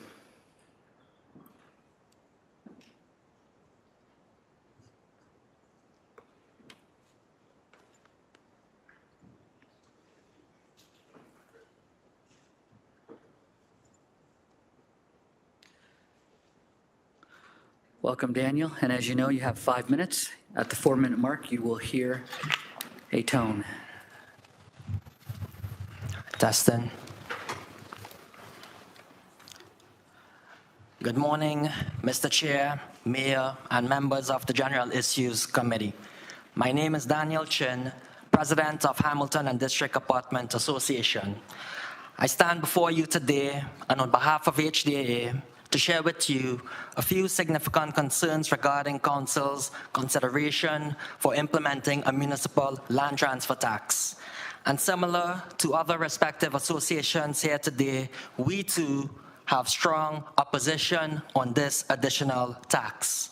We know that the city has fiscal challenges to address its annual deficits. We know that the city has increasingly complex challenges such as tackling homelessness. But an additional tax is a bad decision, and it's not the resolution. It will hurt Hamiltonians in these challenging and uncertain economic times when many people are struggling with the increasing cost of living. About a decade ago, there were similar discussions wherein the Ontario government ruled against expanding the municipal land transfer tax beyond Toronto borders. In 2014, Altus Group Economic Consulting did a study called Economic Implications of the Municipal Land Transfer Tax in Toronto, and it indicated the economic losses incurred by Toronto in the time the tax was imposed in 2008 until 2013 were a loss of $2.6 billion in economic activity, a loss of 38,278 resale home transactions, and a loss of 15,000 full-time jobs and a loss of $772 million in wages and salaries. That means a municipal land transfer tax is bad for our economy. It kills jobs, and it will even make the dream of home ownership more difficult. Furthermore, it will not help housing affordability or home buyers. In fact, it will hurt them. It will be more costly for buyers. They will no longer be able to afford. They will go to other municipalities to purchase real estate where there is no such tax. And also, a municipal land transfer tax can indirectly impact rental affordability. It leads to higher purchase costs for landlords when acquiring properties, and these costs will be passed on to tenants through higher rents. Therefore, it will dissuade investors from purchasing rental properties, further constrain supply, and drive up rents. Also, current housing providers are selling, and they are getting out of the business. An additional cost will prevent people buying to rent out their property. Consequently, reduced rental supply will mean more homelessness, more encampments, and more problems. Therefore, unless our city have priorities and policies that focus on more housing and not more taxes, Hamilton will no longer be an affordable and desirable place to live. Lastly, we don't have a revenue problem. We have a spending problem. We need better fiscal management at City Hall. In 2024, our City Auditor General Charles Brown discovered about $1.2 million in arrears and rental losses on municipal properties, which are very unlikely to be recovered. And last November 2024, Councillor Mike Spadafora made a motion to audit how the city is utilizing the $185 million to address the housing and homelessness problem. And Councillor Brad Clark said that he would support a 5 or 10-year audit plan that looks at every single department to look at value for money. And he believes that the auditor would find tremendous amount of savings. Last but not least, there was an article yesterday wherein the Hamilton MPP, Donna Skelly, said, if Hamilton wants more funding from her government, the city should demonstrate how it's spending $158 million it approved in 2024 to combat the crisis. Therefore, we need better fiscal management at City Hall for resolving our annual deficits. And we need more transparency in how our taxpayer dollars are spent. In closing, the municipal land transfer tax is a bad decision and not the resolution. It will not help housing affordability or home buyers, it will hurt them. And lastly, we don't have a revenue problem. We have a spending problem, and we need better fiscal management at City Hall for resolving our annual deficits.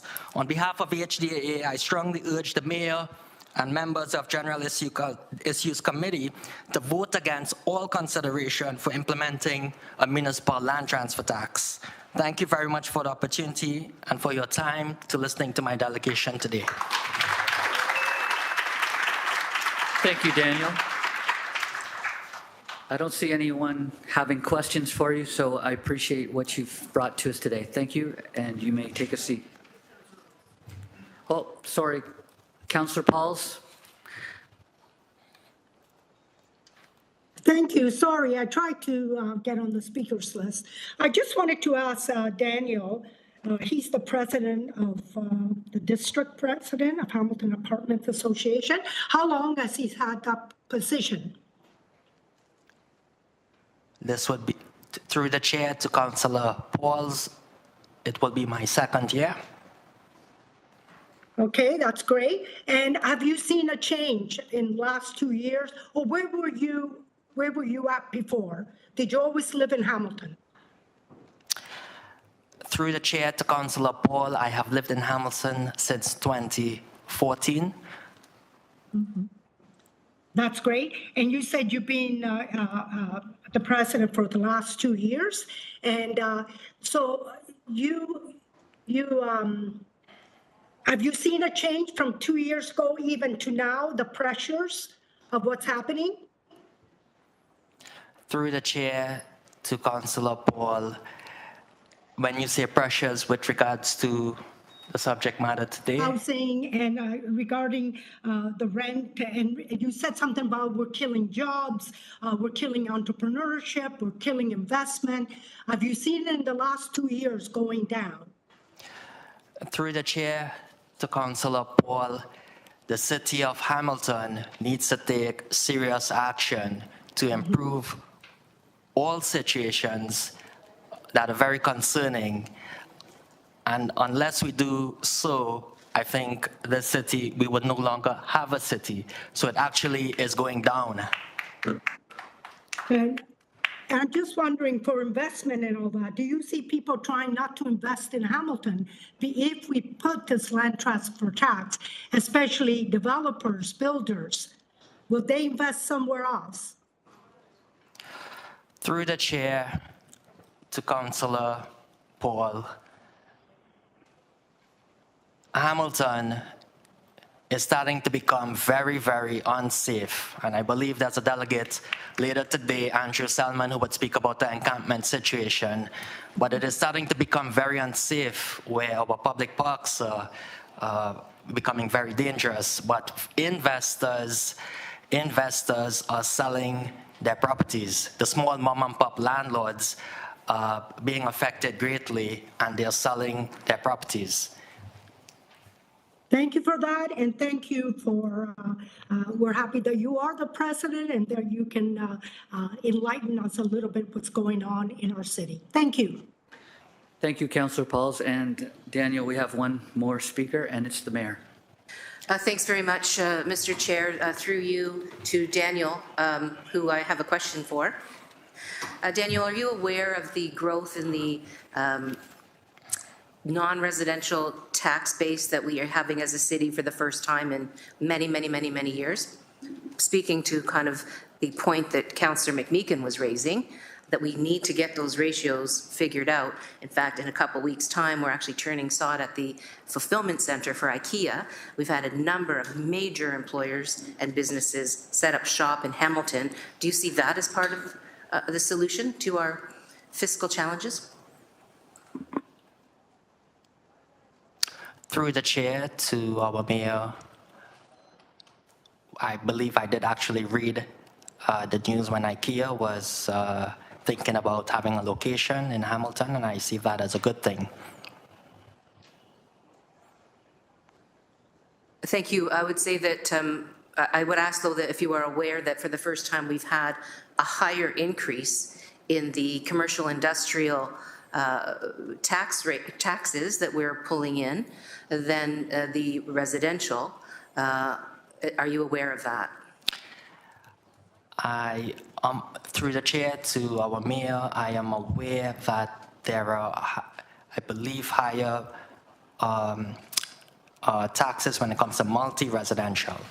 No, I'm talking about the difference between the increase in revenues that the city is able to realize from the property taxes at the residential, regardless of the class, as well versus the increase in revenues that the city is able to receive from the commercial industrial tax. And I say this because I don't think people are aware of that, and it's important for folks not only in this room but in Hamilton to be aware of that, because it speaks to the issue that Councillor McMeekin raised around the ratio of how much we can't run operating deficits. Just by the way, we can't run operating deficits. That's not something. So the term deficit when it comes to our city's operating budget is actually not accurate. So just for your information. But what I'm trying to get at is, in Toronto, which is often used as an example in terms of the difference between property tax costs for a house of similar value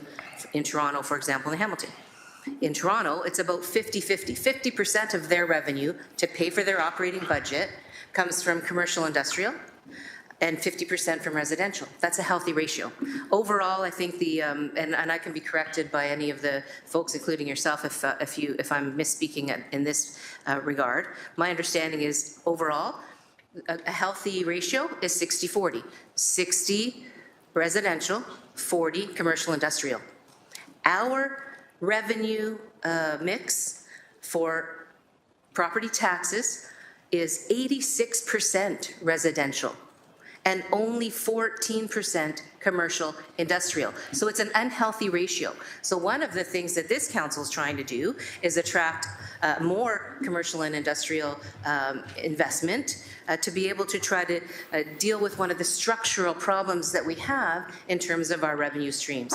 Were you aware of any of those pieces?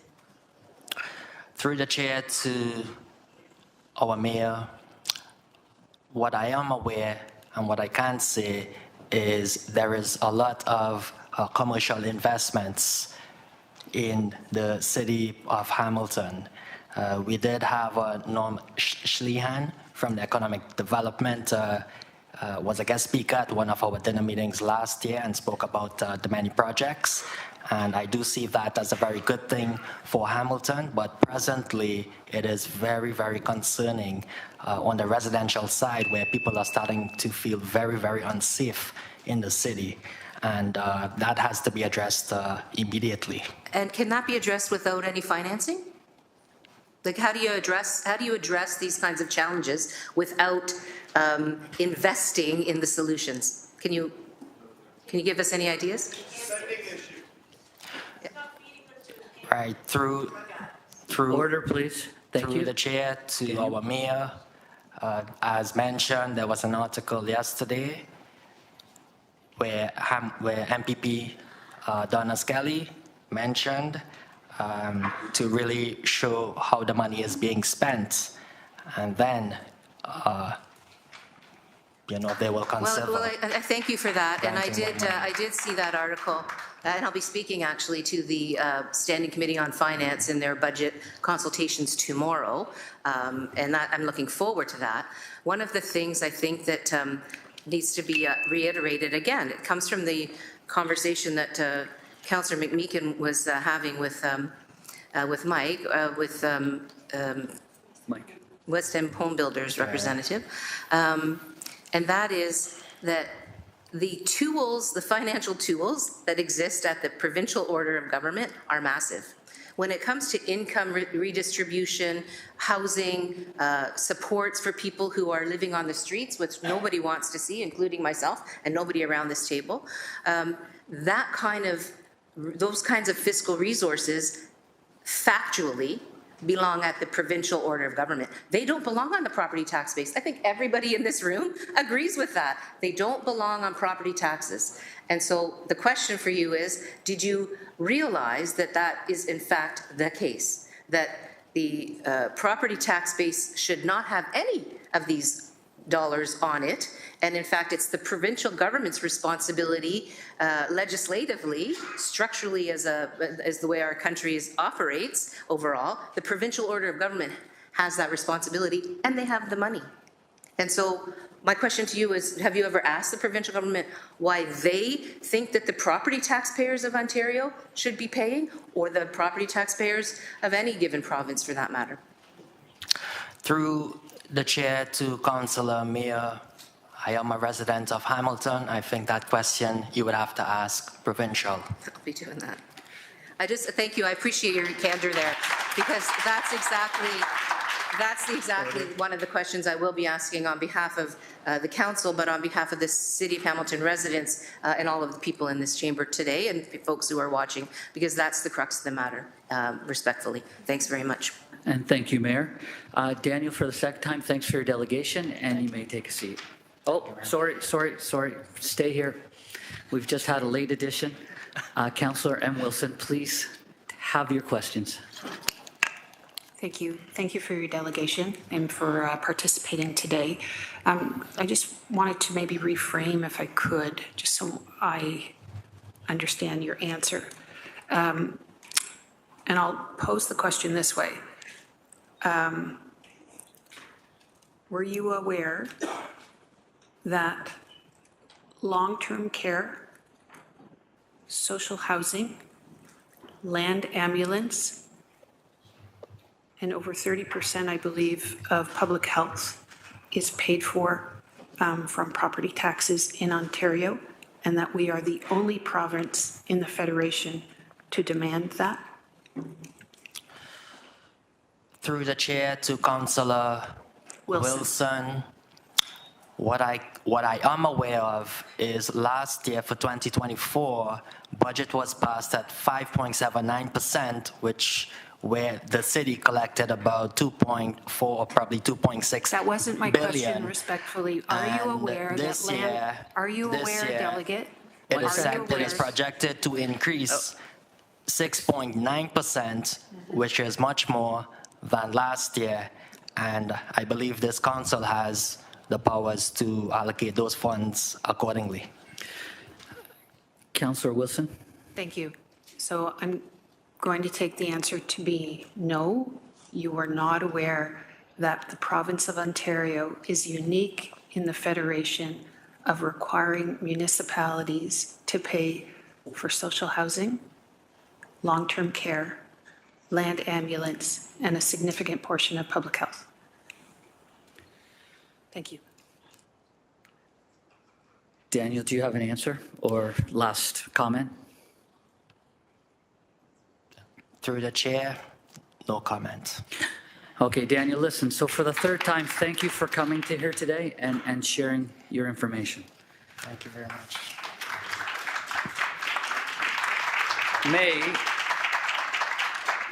Order, please. When I used to be a teacher, I'd put my hand up and the class would just go silent because they know they'd miss out on recess time. May I please have a mover and a seconder to receive the delegations on this matter? Councillor McMeekin, Councillor Kassar. We're going to, all in favor, vote with a vote of hands. Looks like that's unanimous. Thank you. That vote was carried. Now, members of committee, please note that due to the volume of comments received on item 7.4, FCS 24022A, additional correspondence will be included on the January 22nd, 2025 council agenda. And that closes this. We're moving on now to 6.2, another delegation, and this delegation is Alex Sears, respecting things from the cyber attack, and Alex is here in person, I believe. Alex?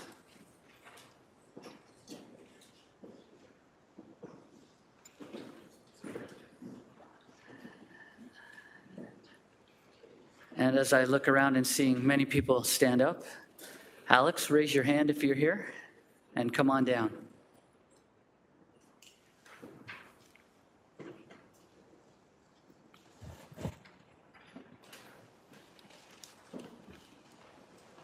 So through the Deputy Mayor, maybe we could recall Alex at the end of all delegations if Alex doesn't seem to be with us at this moment. Thank you so much. Thank you.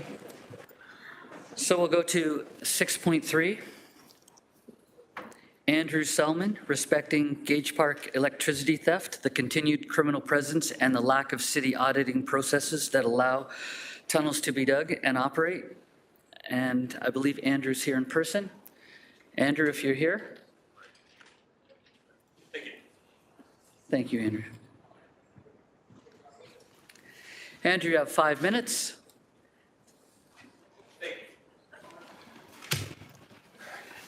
So, you may carry on. Thank you very much. Good afternoon, Deputy Mayor, Madam Mayor, members of council, and those in chambers today. First off, I just want to thank everyone for being here today. We have a highly engaged set of citizens here today asking good questions and seeing some great civic engagement. So I thank everyone for that. Now, my name is Andrew Selman. I'm a resident that lives down by Gage Park, as previously stated, and I've certainly been here before to talk about Gage Park and the encampments. Now, one of the things that I want to say is, we've heard the promises regarding Gage Park and the other encampments. We've seen the plans, and yet here we are. No progress, no improvement, and let's be honest, that's not good enough for me, and it's not good enough for my neighbors. The consensus is clear. The encampment protocol should sunset immediately, and the tents should be removed during daylight hours. We want our parks back. We're sick of the needles, the drugs, the fires, the explosions, and the electricity theft in Gage Park that's still happening. In the weeks since our last discussion, I've had a chance to speak with people of all walks of life, friends, neighbors, and strangers. They've all shared their frustrations, their stories, and what's clear is this: The people of this city deserve better than the status quo. Let's talk about the micro-shelter project. Now, I understand the intent here. It's to provide relief to address a growing crisis. But intent isn't good enough.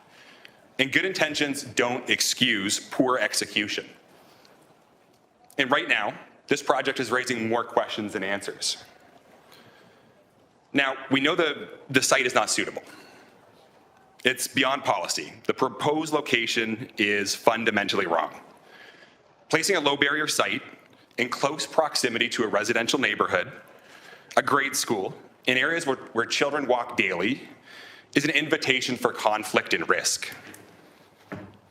Parents shouldn't have to worry about their children's safety walking to school. Neighbors shouldn't have to worry about escalating crime, discarded needles, or hazards spilling into their community. And most importantly, this is not an environment that promotes recovery or stability for those we're trying to help. We must find a new location that balances accessibility for the vulnerable while protecting the well-being of the neighborhood. This is not a not in my backyard argument. This is about finding a location that works for everyone. The current site fails to meet that standard. Now, the low barrier approach. We've talked about this here before, and I learned about the approach right here in these chambers myself. When I shared what this approach means with my neighbors, people I talked to on the street, it was unanimous. Shock, disbelief, and disappointment.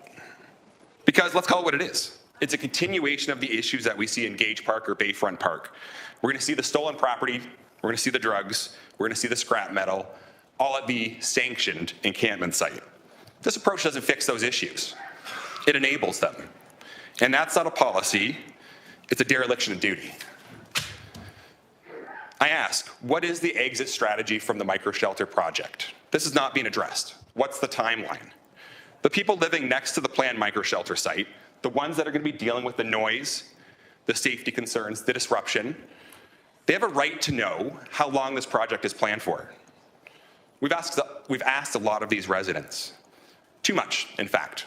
Ward 1 and Ward 2 have borne the brunt of this crisis while waiting for solutions that never seem to come. They deserve better. Now, Madam Mayor asked about the previous speaker, Mr. Chen, if he had spoke with the Premier or knows their approach on this. I have spoke to the Premier. You asked what the provincial government's approach was in regards to spending. I have talked to the Premier about spending, about this site specifically. So let's talk about the vendor. We picked a company. Point of order, Chair. Mayor? I didn't actually ask the questions that the presenter is referring to, but I do appreciate where he's going with that and would like to hear the rest of his presentation. Thank you. Sure. So I think Premier Ford shares the same concerns that myself and my neighbors share. We picked a company that was created just weeks before the tender was put out. They were awarded a major contract with no history in this business. They've never provided shelters anywhere. Was there a process? Because if there was, it doesn't look good. And if there wasn't, well, that's a whole other problem. Transparency isn't a luxury in government. It's a requirement. Taxpayers deserve to know who's making these decisions and why they were made. We deserve to know why our money is being spent in this manner and if it's being spent wisely. Because right now, trust is in short supply. I think we all know that. We spent $35,000 per shelter, plus, for shelters that appear for resale for about $2,000 directly from the retailer. I found it myself. We deserve the facts before you ask us to pay more tax. Now, this is a toxic site. Andrew, that's time, but can you just close it up in the next 15 seconds? Maybe 30 to 45. I'll give you 30. Appreciate it. So it's a toxic site, shelters made overseas in China with unknown materials and unverified standards. Is this really the best we can do? Is this how we take care of the most vulnerable members of our community? I don't think so. We're not just failing those who need help, we're putting ourselves at risk. And let's be clear, when the lawsuits start piling up in regards to this site, when the costs start to come in, we can't say we didn't see it coming. This is a mess. Let's be honest about that. What matters not is that mess, but it's how we respond to it. Preserve the records, study the failures, and I think we can all agree we've seen failures here. The snow's flown, there's no one at the site. We failed that timeline, Ms. Mayor. Andrew, I'm going to end it there. Thank you for your sharing. Thanks for your feedback. Thanks for your concerns. Thanks for your opinions, okay? Appreciate it. Do we have any questions? I don't see any here. I doubt it. Okay, listen, thank you, Andrew, for Thank coming you. in today. Take care.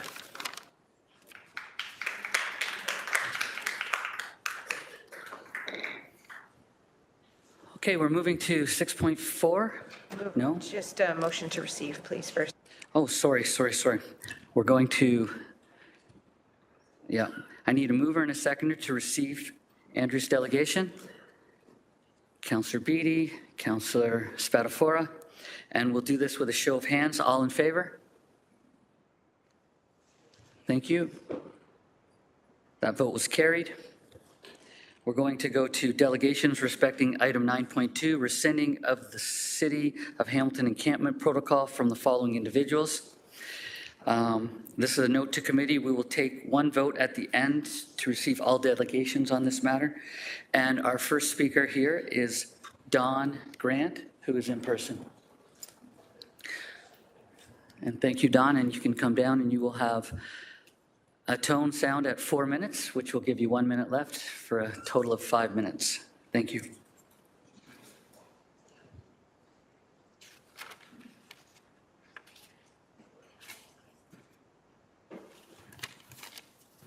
Do I begin? You may begin. All right. I wanted to say good morning and thank everybody for giving me the opportunity to speak today. There's so much going on, and I'm not going to pretend to know the facts and details of all the taxes and everything that we've spoken about. I come today to speak about the community and to speak from the community. To begin, I want us to acknowledge the fact that we are all on Indigenous lands. Every time we come together, particularly in the government, we give words towards this and we say it. And it needs to be remembered as we talk about how our property is going out, as we talk about how we're addressing the community. The point of the matter is that the community of Hamilton is settlers on this land as well. And as what was just said, it doesn't appear that the elected officials right here are speaking for the community of what's going on. There's a lot going on, and I'm going to actually bring this towards our mayor, Andrea Horvath. I read last week you had said that you were working with the CN Rail in reference to all the housing that is at Bayfront. That situation really shines light onto something that you just said, that there's so much property taxes that are going on to fuel the health of our community, but it seems like there's almost a separation between what's going on with the property, the economic development, and what's going on with the people at hand. Why are we making shelters that will only give about 80 beds when there is so much housing there? I've read what their problem was. They said it was noise, listening to someone talk about what's going on at Gage Park, and I agree. I have young children that access the parks as well. So then therefore, were you guys creating these little outside shelters when you actually have homes that could be used, that you've taken the time and the money to remove the roofs and the doors from, instead of smartly addressing it?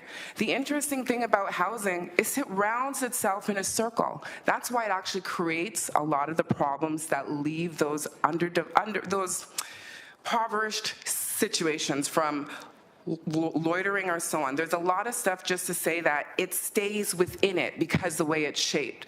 There is no reason why 1 in 5 houses couldn't have been used better by putting officials in there to deal with crisis, for putting your policing officials in there if you wanted to do it, but it's not to say that that money couldn't have been spent better, that that situation couldn't have been addressed better. I'm going to go past that. I take the bus every day, and I get on the next bus by Jackson Square. Last year, our mayor also put in the newspaper that she was disappointed in the way that Hamilton City Hall had been used for training and that it could have been used better to address the homeless. And that was last winter. We let a whole year go by and we did nothing to funnel some money or even to work with the developers to say, hey, what can we do? So it seems like right now, yes, there is a lot of funds coming in from commercials and economic development, but that development is not doing anything to help us as a community down low. It is not right that you guys want to make shelters when there are buildings that could house the situations, that could put the right people inside there. And we're talking about ridiculousness. My children are 10 and 8. I was doing math with them yesterday, and we were talking about 30 apples, and if you had 6 people, and how we would make sure that everybody got some of that apple. Hamilton has over 1,500 homeless people, over that. We have, from my calculations, from what I read, it's 556 beds. I'm probably not correct on that, but the point of the matter is it's not even reaching half of the number. And our discussion is on Band-Aids instead of really dealing with real situations and real possibilities. It's not as if this doesn't exist. It's around us. But we seem to be tapped in to the fact that a small majority of people are speaking for the large community of Hamilton. And you guys are no longer speaking for us. You are causing our homes, our residential spaces to go down. And beyond that, when I walk in the morning and I see those people, there's not one of them that isn't sad. There's not one of them that isn't distraught. We talk about drugs. Canada has an opiate problem. There are a comparable amount of people doing drugs in their home. And right now, because of the economic problems, you're going to see a lot more of those people falling from the comfort of their homes and the shelters into the situations where we're not addressing them. These seem like very silly efforts for big issues where, you know what, if the community, I feel like as a community, if there weren't all these red tapes, we could address it. Right now, it seems like what's happening here is preventing us from a community from really being able to address the situation. And there are smart, brainy things that could be done to access what's already available to us. Thank you very much, Don. Thank you.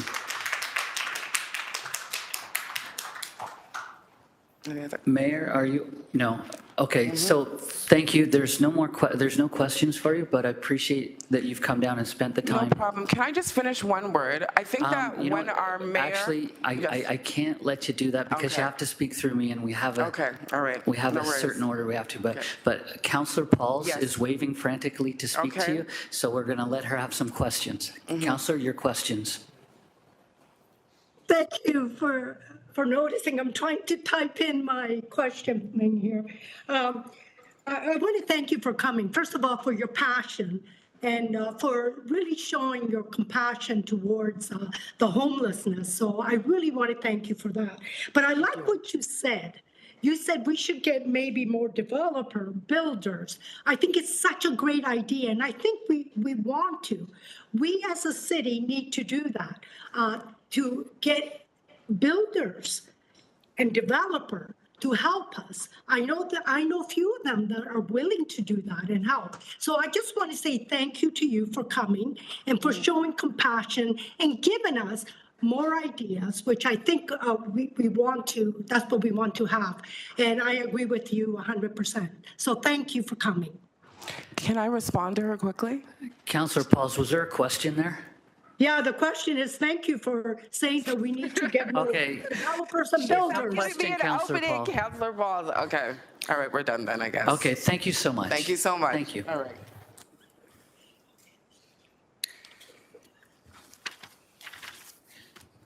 Our next delegate is, I'm going to say Ralph Bajan. Did I get that right, Ralph? Okay. Very good. Comes with a teaching background.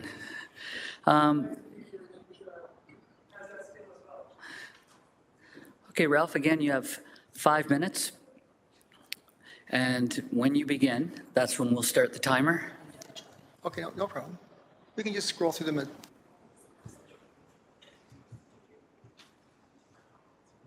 want to start off by saying that the needs of the unsheltered are not lost on me. It breaks my heart to see this. As I've watched the second illegal encampment behind my home grow in size as construction continues, it seems pretty obvious to me that if they were relocated quickly, it would be less impactful to them as they would have not settled in and built a long-term shelter, but it would have to start all over again. So if we truly care, we should be moving them along quicker if they're in an illegal spot rather than waiting for 3 months for this to happen. Moving on to that, I did go neighbor to neighbor and along my area, by Strawberry Hill area, and we got a petition signed. I talked to 63 people, 61 signed the petition. One was so angry with the situation, they didn't want anything to do with it, they don't want to help them at all. And one person wants the provincial government to step in, so they didn't want to sign. But out of the people I talked to, 61 out of 63. So here, as I collected the petition signatures for support for item 9.2, there were a lot of comments and concerns brought forward. So I'm going to bring them forward on behalf of the petition signers. One family had the occupant of the encampment behind their home walk along the fence line that separates their home from the ravine. This is a bit of a climb, so not an easy feat. Their son was outside playing. He got scared and no longer feels safe in his own backyard. This saddened me. Many people said they used to enjoy walking their dog along the city path in the green space of the ravine. They no longer go there because of all the garbage, presence of needles, and the feeling of insecurity due to the encampments in the wooded area behind their home. I personally used to take my daughter for nature walks along the path in the ravine. There's a bridge that goes over the creek. We brought a bag with us to collect a little bit of garbage that was on the ground, and we taught my daughter to respect our neighborhood, respect nature. Look at the bugs in the trees and the plants, the fish in the creek. It was some of my fondest memories of my daughter's childhood. I know today I would not take her down to the ravine and do those things because the green space is no place for a child at this time right now. The landscape has changed. A lot of parents had concerns about their children exploring and playing in the ravine due to the danger of stepping on a needle. When our children are no longer safe to play in green spaces, we need to change some direction. People who live in the ravine all felt their backyard was no longer private. They keep their blinds closed. They do not use their backyard freely as they thought that their privacy has been lost. They lock their gates, they lock their sheds, and they have a general feeling of uneasiness. I also have concerns about the environment. Where's their human waste going? In the nearby creek, perhaps? It has to go somewhere. The wooded area is under attack. The occupants behind my home have been chopping wood at a feverish rate. Since November 23rd, 2024, when this encampment was first identified, and it's the second one we've had, and concerns were raised, there has been damage to our wooded area that would take years to repair, not to mention the increased cost of cleanup as we delay in responding to this. Once again, it would be less impactful to the unsheltered. Let me turn a page here. And to the cost of cleanup if it were addressed quickly rather than after months of occupation. As per the encampment protocol, documents that you have once an occupant is removed from an unapproved location and once someone new moves in, the process starts all over again. So we're basically in a circle and they know the rules better than we do. So they're using them against us. And each time this happens, months go by before anything happens.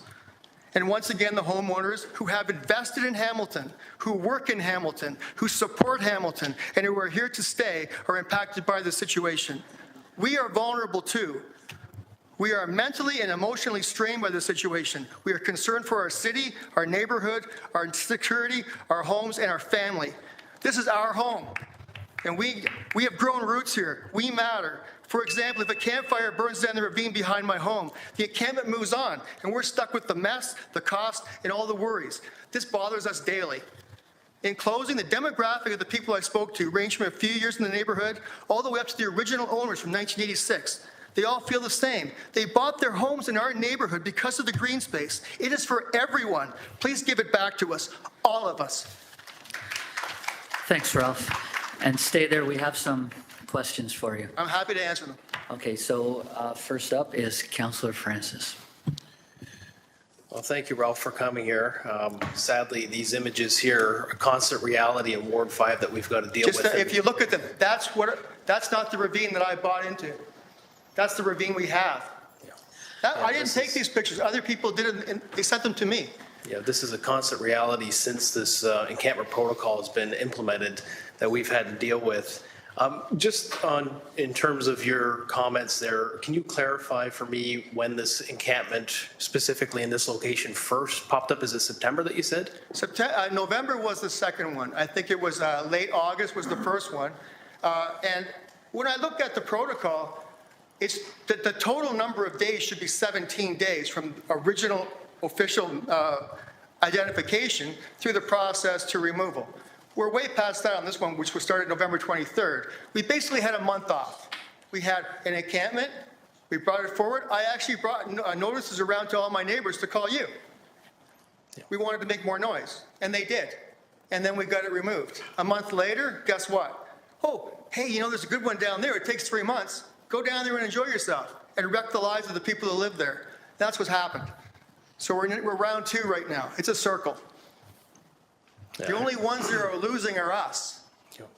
Well, I appreciate it, explaining what happened here. That's exactly what I've been seeing, not in just this location, but other locations throughout my ward. I send them off as soon as I hear about them to unsheltered, and unsheltered goes and deals with them. And we originally, in August of 2023, at that GIC meeting, agreed upon, it was actually 11 days, not 17, but even in any event, 11 or 17 days, first of all, that's a long time. And second of all, it's going well beyond that 17 days. We're on 6 months now of this encampment in this location. That's unacceptable. And there's multiple places. Order, please. Yes. Order, please. Question, Councillor Francis. I'm getting there. Delegate. I'm getting there. And I know my staff have been working directly with you and the residents in the area to remove this encampment as they have been for 6 months. It's very frustrating. It's unacceptable. I know we've got a protocol in place that's claimed to be originally to get rid of these encampments in 11 days. That's not happening. Or even if it was 17, that is not happening. Not even close. And here we are 6 months later with this. And I've been fighting very hard, to get rid of this, and I'm hoping today, once and for all, we can repeal that protocol because it's been holding our city back. It's holding our communities back. It's no way to deal with encampments. It's no way to treat our communities. It's no way to treat our hardworking taxpayers like yourself. It gives the taxpayers the feel that we've lost our voice. Yeah. Order, please. We're waiting for the question from the councillor. I'm just trying to I just want to end by saying we work hard today to try to remove that for hardworking taxpayers like yourself. Thanks for coming. To reply to that, I hope that you all will move forward on this. This is a big deal. This is a big deal to the people of Hamilton. Thank you, Ralph. I don't see any other people on the speakers list, so I appreciate you coming down and sharing your experiences. Thank you so much for bringing that forward.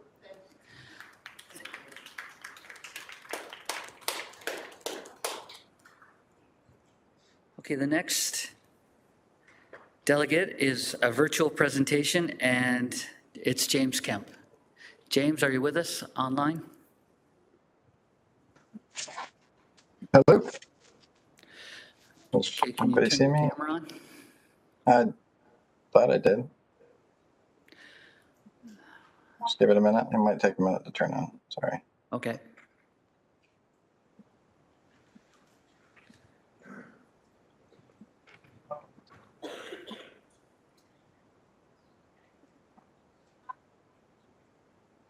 I apologize. I seem to be having some technical difficulties. Hopefully it turns on while I'm doing my thing. It was working earlier when I signed in. Okay, you can begin then, James. Can you begin without the... Okay, let's just start, James. Go ahead. We'll do an audio presentation. Thank you. I do apologize for that, Deputy Mayor.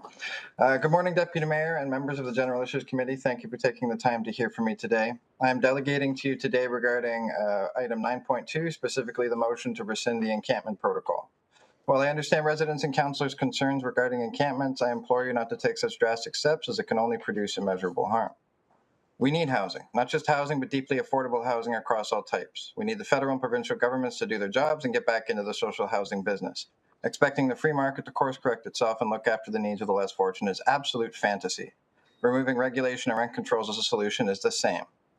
In the absence of higher government support, Hamilton and other municipalities have stepped up as best they can to see to the needs of those unhoused. This has caused strife with homeowners that feel their needs are not being prioritized over those residing in parks, and I am truly sorry they feel that way.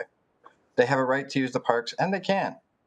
I rarely see encampments preventing citizens from doing so, and I can't help but feel they're making a bit of a mountain out of a molehill. This may seem like dismissal of their needs, but I ask them, do they have a warm place to sleep, free from interference and harassment of others? Do they have a place to prepare food, dispose of garbage, access to power, washroom facilities, and even the luxury of unfrozen water to drink? Yes, they do. So it is hard to put their needs above those that do not. Those unhoused did not choose to be so as they have it thrust upon them, and they have nowhere to go. The city could have taken more steps, maybe to provide services to those in parks, like perhaps arranging for regular garbage pickup, providing for some sort of access to power, as our entire society is based on electricity, and maybe considering warming areas set up in parks for people to keep warm without risk of encampment fires. I do not ascribe to any of the illegal activities going on in some of these places, but I do understand that people will do what they must to survive. The city is relying on their count of people living unhoused, but I must point out that there is a large group of people unhoused that are avoiding being counted. They do not want to be forced into shelter unwillingly, and so are living not in centrally located parks, but at the outskirts of the city in hard-to-reach places. I know this because my wife's friend has been living this way since August. He has a good job that actually has him staying in hotels for a couple of work weeks a month, but he cannot find appropriate housing. He also refuses to put himself on any sort of list or ask for help. He was attacked by parkgoers on Christmas Day, was robbed and pushed into a chest-high creek. They left him to die from exposure as they took his phone. He spent the Christmas holidays at my apartment recovering until he's well enough to return to park living. I give you this story just as an example that the people that live unhoused have a vastly different experience than our own.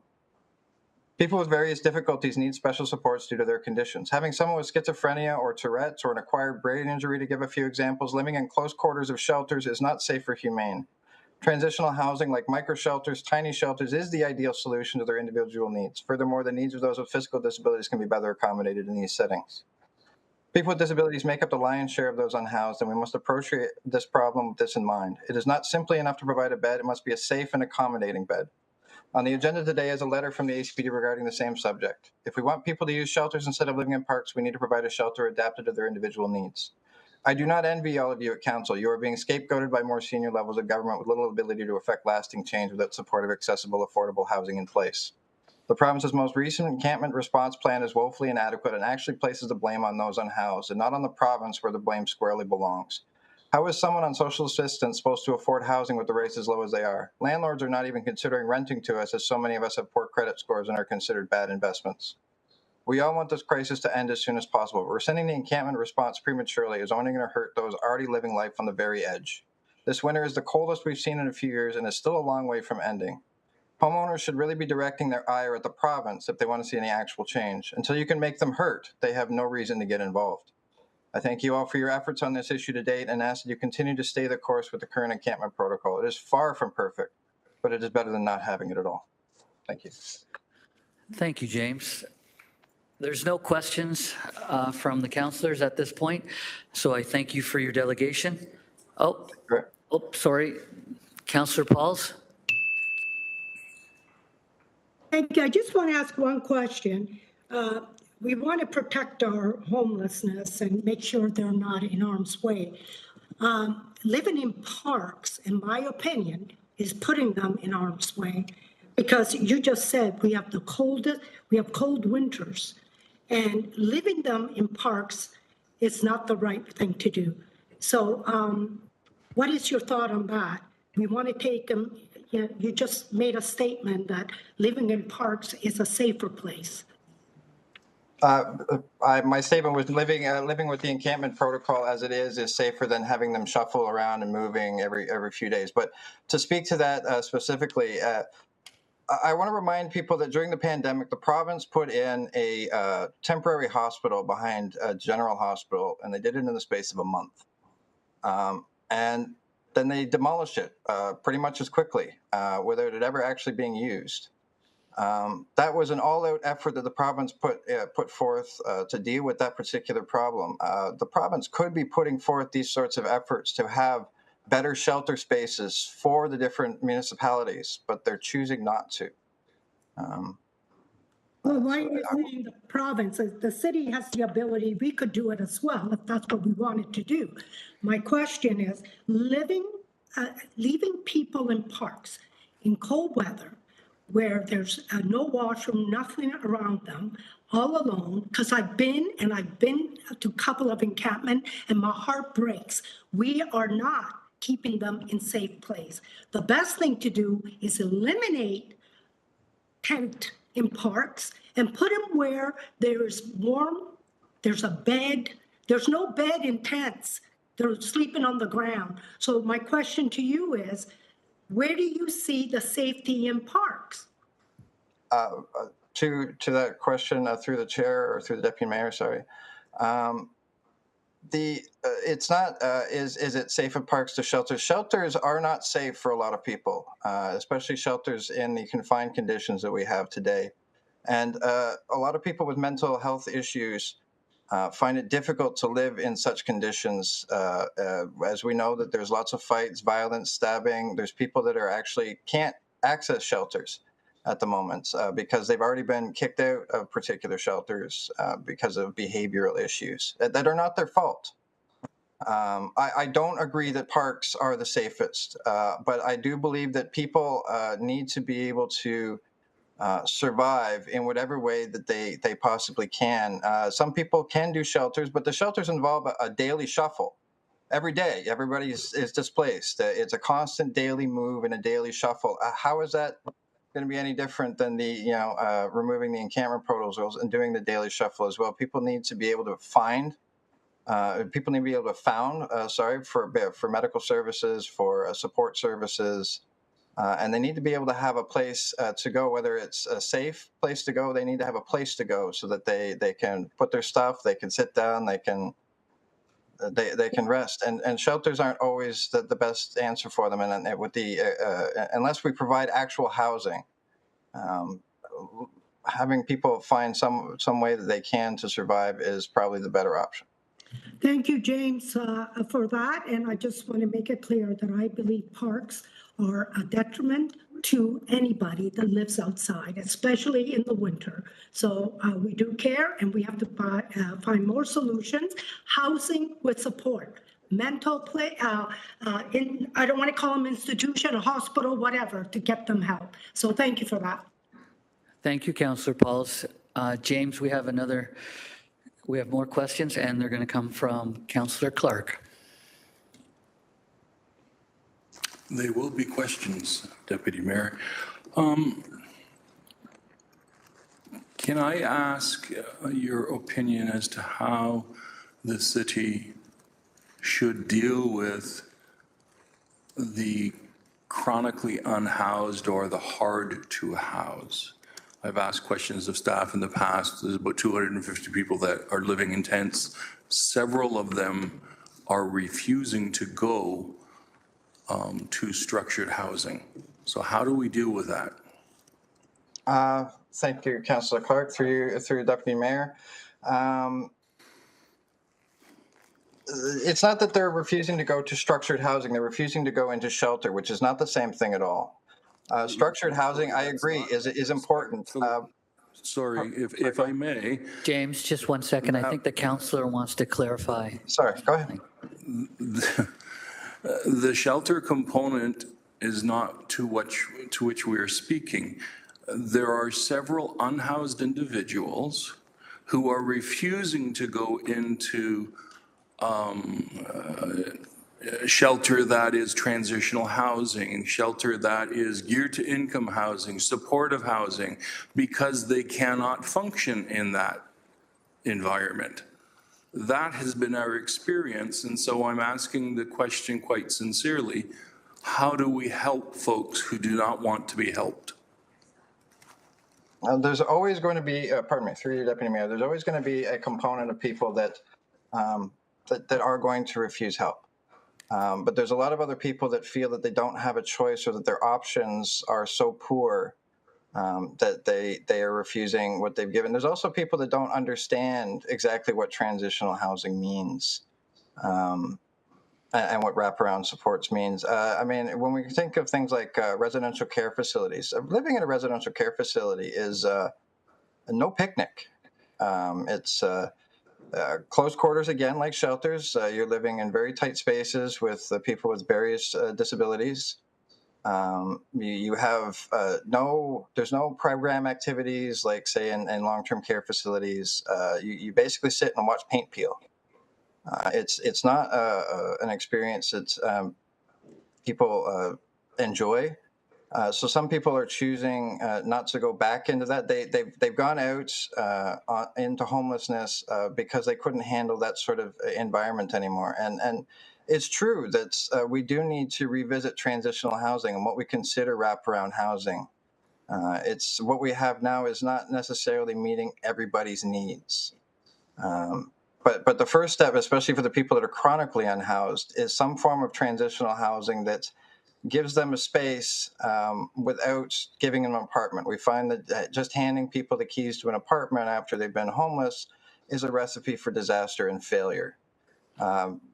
What the HATS program, for example, was trying to do is try and provide a transitional place to go where people can have a smaller area that can't be shared with other people, because people on the street feel guilty for having achieved housing, and so they tend to give up space to others that are also homeless and don't respect the space, and then they lose that rental property. Again, the smaller spaces, again, the HATS program is supposed to be like a small community to help people learn how to live in a community again, in a housed community. It's a different form of living than people are used to living on the street. I hope that answered some of your question. I apologize if it didn't. No, it does, and I thank you for acknowledging the challenge that the city has and then offering some opportunities that we should be exploring. And to be fair, Chair, we already are exploring all of those opportunities and more. Thank you. Thank you, Councillor Clark. James, there's no other questions for you, so thank you for your delegation today. Thank you. I apologize for the technical issues. No worries. Our next delegate is Brad Evoy, and he's from the Disability Justice Network of Ontario with a pre-recorded message. Are we ready to play that?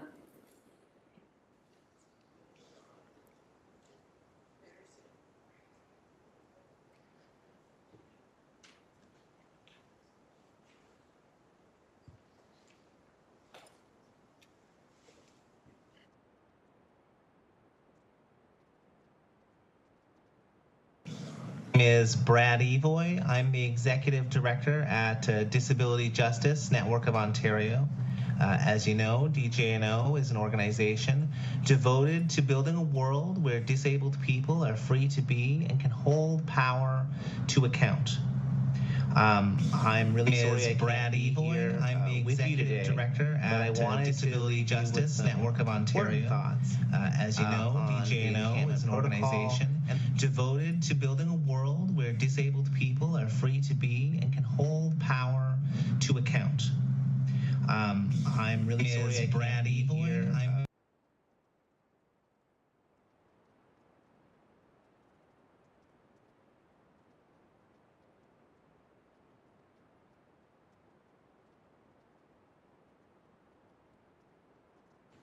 We're just having some technical difficulties with the presentation, and we're addressing those now, we hope.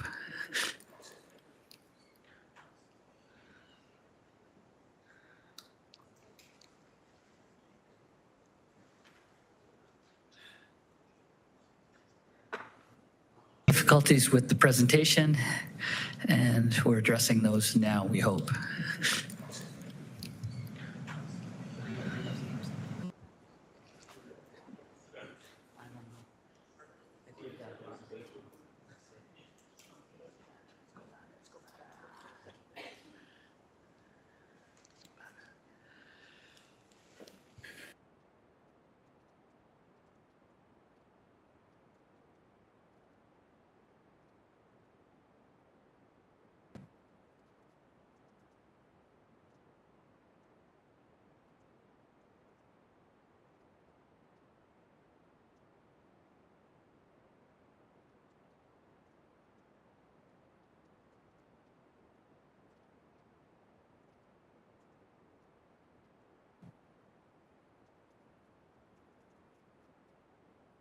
Is Brad Evoy. I'm the Executive Director at Disability Justice Network of Ontario. As you know, DJNO is an organization devoted to building a world where disabled people are free to be and can hold power to account. I'm really sorry I can't be here with you today, but I wanted to leave you with some important thoughts on the encampment protocol and the potential of it being rescinded. So we all want to live in a world where Measures like encampment protocols are no longer necessary. To me, this is a world where all Hamiltonians can reach affordable, accessible housing as they and their families need. However, we haven't reached this moment yet. As we've previously said when we've delegated here, we know that the vast majority of unhoused folks in this province are themselves disabled and are part of our community that has been consistently failed by all levels of government. This is especially true for Hamilton. As the Canadian Human Rights Commission and the Office of the Federal Housing Advocate have stated, people with disabilities are more likely to experience homelessness because of violence or abuse, and that these figures were even higher for women with disabilities. That's 63% of women with disabilities who've experienced homelessness in their lifetime because of violence. As well, people with disabilities are more likely to miss a rent or mortgage payment because of financial issues than people without disabilities. We were more likely to be forced to move for economic reasons, including financial hardships related to the long shadow of the COVID-19 pandemic. And that financial hardship is the main reason that people with disabilities are forced into homelessness, including missed housing payments, and overall 45% of people with disabilities across the country noted that this was the main reason for homelessness, just money.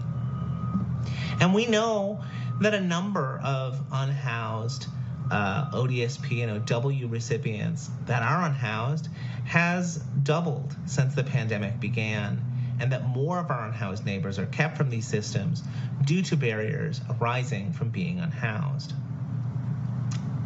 Now, as the Association of Municipalities have discussed in its recent research, the solution for these issues is not policing or reverting to cruelties to our neighbors, and our unhoused neighbors are our neighbors, but instead clear, viable, mass reinvestment back into the housing system.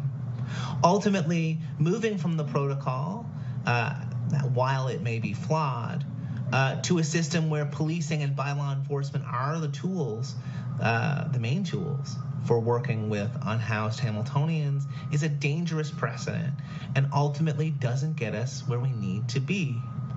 We need you to pivot your focus from relitigating municipal policy and instead focus on improving it and working with groups like us to pressure the provincial government to make the kinds of investments we need in our social system.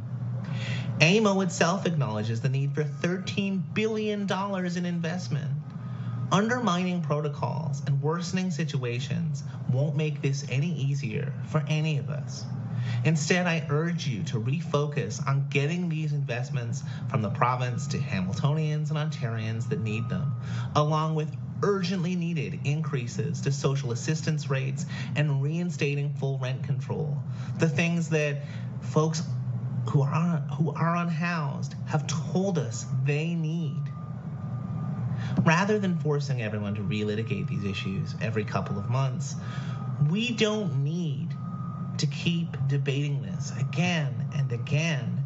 We don't need council spending all its time on emergency shelters built on toxic land. Instead, we need long-term vision and solutions that ensure that everyone has an affordable and accessible home in Hamilton. That is the heart of the matter, and that is the solution that everyone here, I believe, wants. We need to actually make it happen and focus on the people and structures that are preventing that from happening. Okay, I'll publicly thank Brad for his delegation. That concludes the delegations on this topic. So may I please have a mover and seconder to receive these delegations. Councillor Spatafora, thank you for looking so enthusiastic, and Councillor Beattie as well. All in favor with a show of hands. That passes, thank you. So we're going to go back to 6.2, Alex Sears, respecting things from the cyber attack. In person, is Alex here at this time? I'm not seeing anybody stand up, so I'm thinking that we will just pass on that. And we'll move back to number 7 on the agenda, items for information. May I please have a mover and a seconder to put all the items for information on the floor? Please, all the items. Councillor Wang and the mayor, thank you. So this is items 7.1, 7.2, 7.3, 7.4, and 7.5. Are there any discussions on the items for information?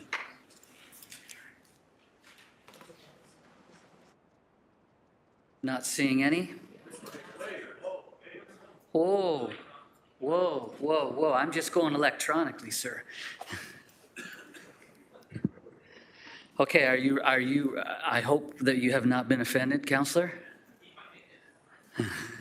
What we'll do is, if there is a list that's growing, thank you, I see it is now. First day on the job, I guess, for a year or so. Okay, here we go. Councillor Jackson, your time is now. Thank you, thank you, Deputy Mayor Tattison. Good morning. So that since we're moving these as a bundled number of, if you will, consent items, now items for information, they're dubbed, I guess, for the new way procedurally. So I just want to be crystal clear. 7.4, can I speak to that one, please, about the revenue source? You may. Thank you. So I want to be crystal clear. This was what I think a large part of our citizenry were here for this morning for the municipal land transfer tax discussion, debate, and delegates. And this, if I recall, was requested about a year or so ago by a majority of my colleagues. I voted, I'll be honest, and I want to restate, I voted against it, even the exploration of it, because I just didn't like the optics of it in terms of an additional potential hypothetical proposed tax upon our citizens, and given all the ability to pay an affordability issue that is number one for my constituents overall. So having said that, the majority of my colleagues said, let's at least get a report to review. So I want to be crystal clear today. Unless there's some motion coming out of this report is just here today to be received. No further action, because I can just support receiving it with no further action, but I need to understand, because I want to be careful and accurate with my vote, given my position over the last year. So through you, Deputy Mayor Tattison, to Elsie McCrae, procedurally to help me understand the report that's before us today, please. Through the Deputy Mayor, everything that is an item for information is to be received only unless committee should put something else on the floor. So what, as it stands, is just the items to be received, and 7.4 is an information report to be received. Thank you for that reaffirmation, Elsie McCrae. And so I'm satisfied with that, Deputy Mayor Tattison, on item 7.4. I think the people that were here, word has spread across the community. I can't get over the last 72 hours I've been bombarded with emails, 99% concerned about the municipal land transfer tax and where it may be going in our city. So if just received today, it puts an end to that debate at this time, and I'm satisfied with that. Thanks, Deputy Mayor Tattison. Thank you, Councillor Jackson. And should you wish to go on and speak about another item when that point comes up, you will have another 5 minutes. Okay, thank you. We're going to move now to Councillor M. Wilson. Councillor M. Wilson, what's your item number? 7.4. Perfect, thank you. You may begin. Thank you. Thank you very much for the staff and their diligence in preparing this information report for our review and consideration, and also for the public's review and consideration. I do have a few questions of clarification, please. Thank you. I think one of the reasons that spurred this information report, and I think there's very few times in my service that I would ever quash information coming to the table. I think that's our responsibility and certainly an opportunity. But the first question I have, that which spurred the request, if I could, through the Deputy Mayor, perhaps to GM Zagarek and or my colleague, Councillor Wang, who proudly represents us at AMO, There has been much discussion of late, particularly, on the need for municipalities to have a new fiscal framework. And I'm wondering why municipalities, all 444 of them in Ontario, why would we be advancing and championing that through both our leadership at AMO and FCM and also around this table? Perhaps first of all through you, Chair, to GM Zagarek. Through the Deputy Mayor, there are a number of factors that delegates spoke to in the context of 7.4 as it relates to the development community and factors that have been affecting their business and their ability to develop. Those are some of the same factors that are affecting municipalities. We've experienced post-pandemic a pace of inflation for non-residential development that we have not experienced for a generation. And that has eroded at our purchasing power as it relates to our revenues. And some of those priorities are surrounding growth and development. As we plan towards growing towards a population of 903,000, committee will recall that through the rate budget, almost the entirety of the 10% increase was to support infrastructure, including planning towards growth. And recognizing that municipalities like the City of Hamilton are not only facing the challenges surrounding facilitating growth with the necessary infrastructure, we're also tasked with addressing an infrastructure deficit as a mature community. And so we turn then towards our fiscal capacity and the recognition that as our financial tools are eroding, as our existing financial relationship with other orders of government is eroding in part because of inflation, we're needing to have a different conversation as it relates to that financial relationship with the federal and provincial government.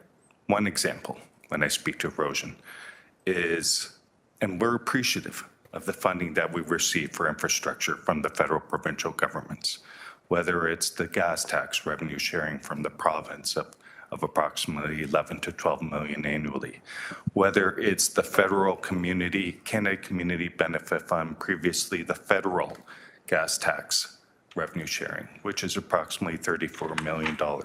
While that funding has increased by approximately 2% over the last few years, inflation has eroded about 56% of that purchasing power as it relates to infrastructure. Those are some of the factors that are causing municipalities to request the opportunity to discuss a different fiscal relationship. And we see headwinds going forward as we are reliant on old tools such as gas tax revenue sharing. As that sector evolves, there's a risk to municipalities in terms of that revenue stream that's tied to, for instance, gas tax. And so that conversation needs to evolve.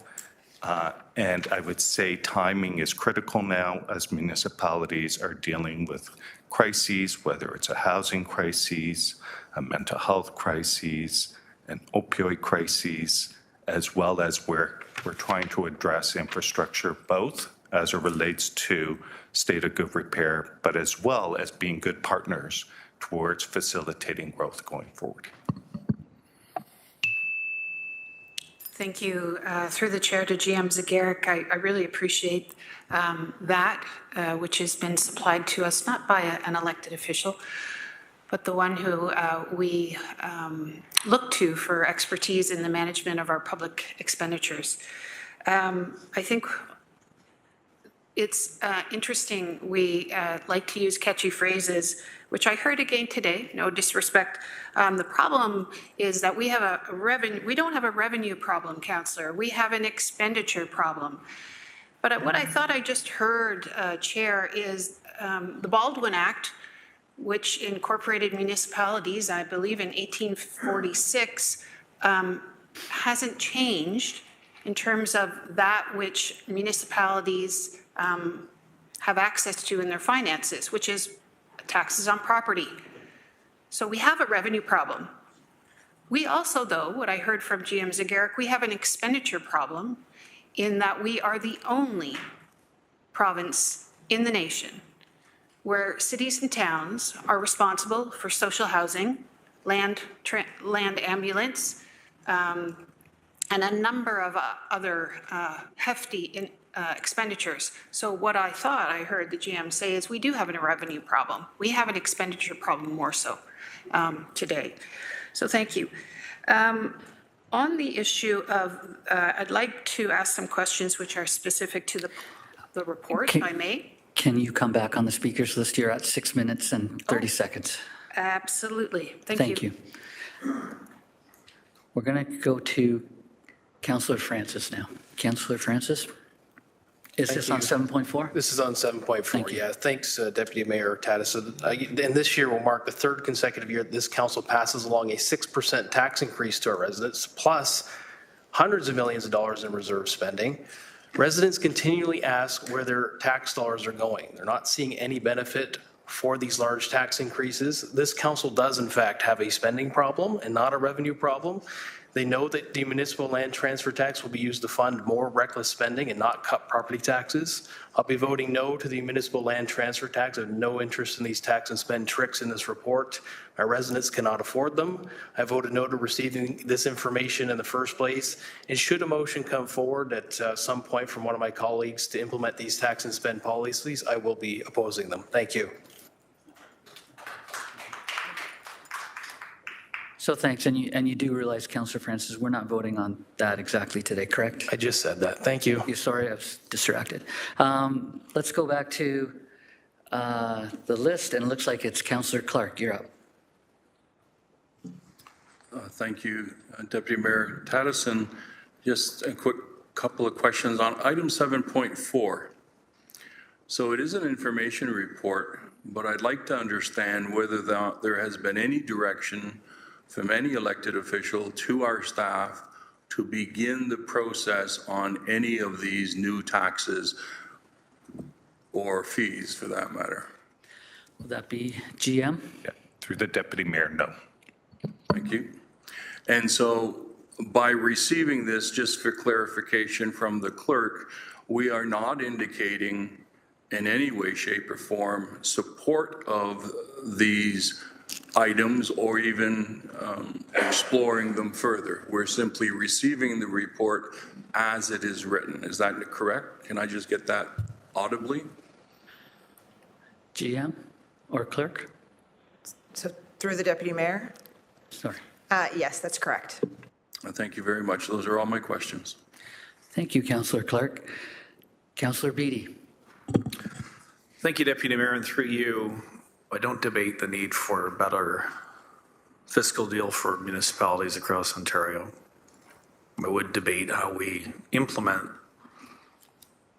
such a thing in a way that doesn't unduly affect our residents who are already, and I think I speak for the majority of the folks that have reached out from my community, at their limit in terms of what they're able to contribute financially. So I'm really not interested in any of the items in this report but one, and let me explain this more deeply and perhaps ask a question of the bench before I draw the ire of anybody in the chamber or online. And this is with regards to tobacco tax. Let me unpack this a little more deeply, if I could ask a question of the bench. When the tobacco tax and a tax on the sale of tobacco products was explored, was it solely on tobacco-based products, so i.e. the burning of a tobacco leaf in some form, or were vaping products also considered in this report? Through you, Deputy Mayor. Through the Deputy Mayor, Kirk Weaver, Acting Director, Financial Planning, Administration and Policy. The focus was on tobacco products. And my apologies, Kirk, I probably could have asked you this question offline days ago. I just ran out of time. So I'm not hanging any direction at the moment, Deputy Mayor, but I want to remind members of the deep and ongoing concerns raised by youth in our community, particularly to me through youth in the Stony Creek community that I represent, as to what they're referring to as a vaping epidemic amongst young people. And my interest is piqued, just as a curiosity, particularly in vaping products, not from the standpoint as an additional revenue tool, but as a tool for control. From the standpoint as a tool to be able to combat the ongoing issue of increased use of vaping products among our young people. I'm throwing that out there. I'm going to be going back to our Stony Creek Youth Council for some more conversation on this. Perhaps there'll be something coming forward in the future, perhaps not. But that's the only tiny piece, and I'm planting a little tiny flag for future conversation, strictly from a control measure, not from an additional revenue measure, and I want to make that clear. Thank you. Thanks, Councillor Beattie. And just for everyone's information, on the speakers list is McMeekin, Wayne, Kassar, Paul, Stanko, and M. Wilson for a second time. So we'll go to Councillor McMeekin now. Thanks, Deputy Mayor. I wasn't going to speak again here, but since others are exercising their opportunity to talk to this issue, 774, I feel some obligation to do the same. For me, it's pretty simple, complex but simple. The answer is pretty simple too, if we can find a way to it, and that's to find ways to generate more revenue to meet the burgeoning needs of one of the fastest growing municipalities in Ontario. And our tools are limited. And I would yield to anyone, anywhere, who has an alternate answer that would allow us to substantively and responsibly handle some of the challenges we have, like mental health services, homelessness, picking up some of the pieces from changes to planning policy around development charges, or having to pick up some of the infrastructure costs there, which we previously didn't have to do. And so we're increasingly having to respond to the intrusiveness of other things that are happening, and we're being debilitated in terms of the access to the revenues that we need to meet our responsibilities, the responsibilities you all took an oath to try to uphold. I have some people who are legitimately, a lot of people who are legitimately concerned, picking up on Councillor Francis's point about the consistent large increases from their perception. If they only knew the truth around how we tie in reserve funds as well, they'd be even more concerned. I get that, and the simple reality is the only revenue source we have now, given some of the restrictions that have been placed on us, is to jack up property taxes. And it puts us in a terrible position, because you want to score points with your constituents. You come in and say, let's have 0 or 2% tax increases, when we all know in our heart of hearts that's completely unreasonable. So I think Councillor Danko asked the most important question of one of the presenters, and it's the one I ask myself and have shared with my constituents. If the question on the poll was because you can poll anything, development charges, gas tax, you name it,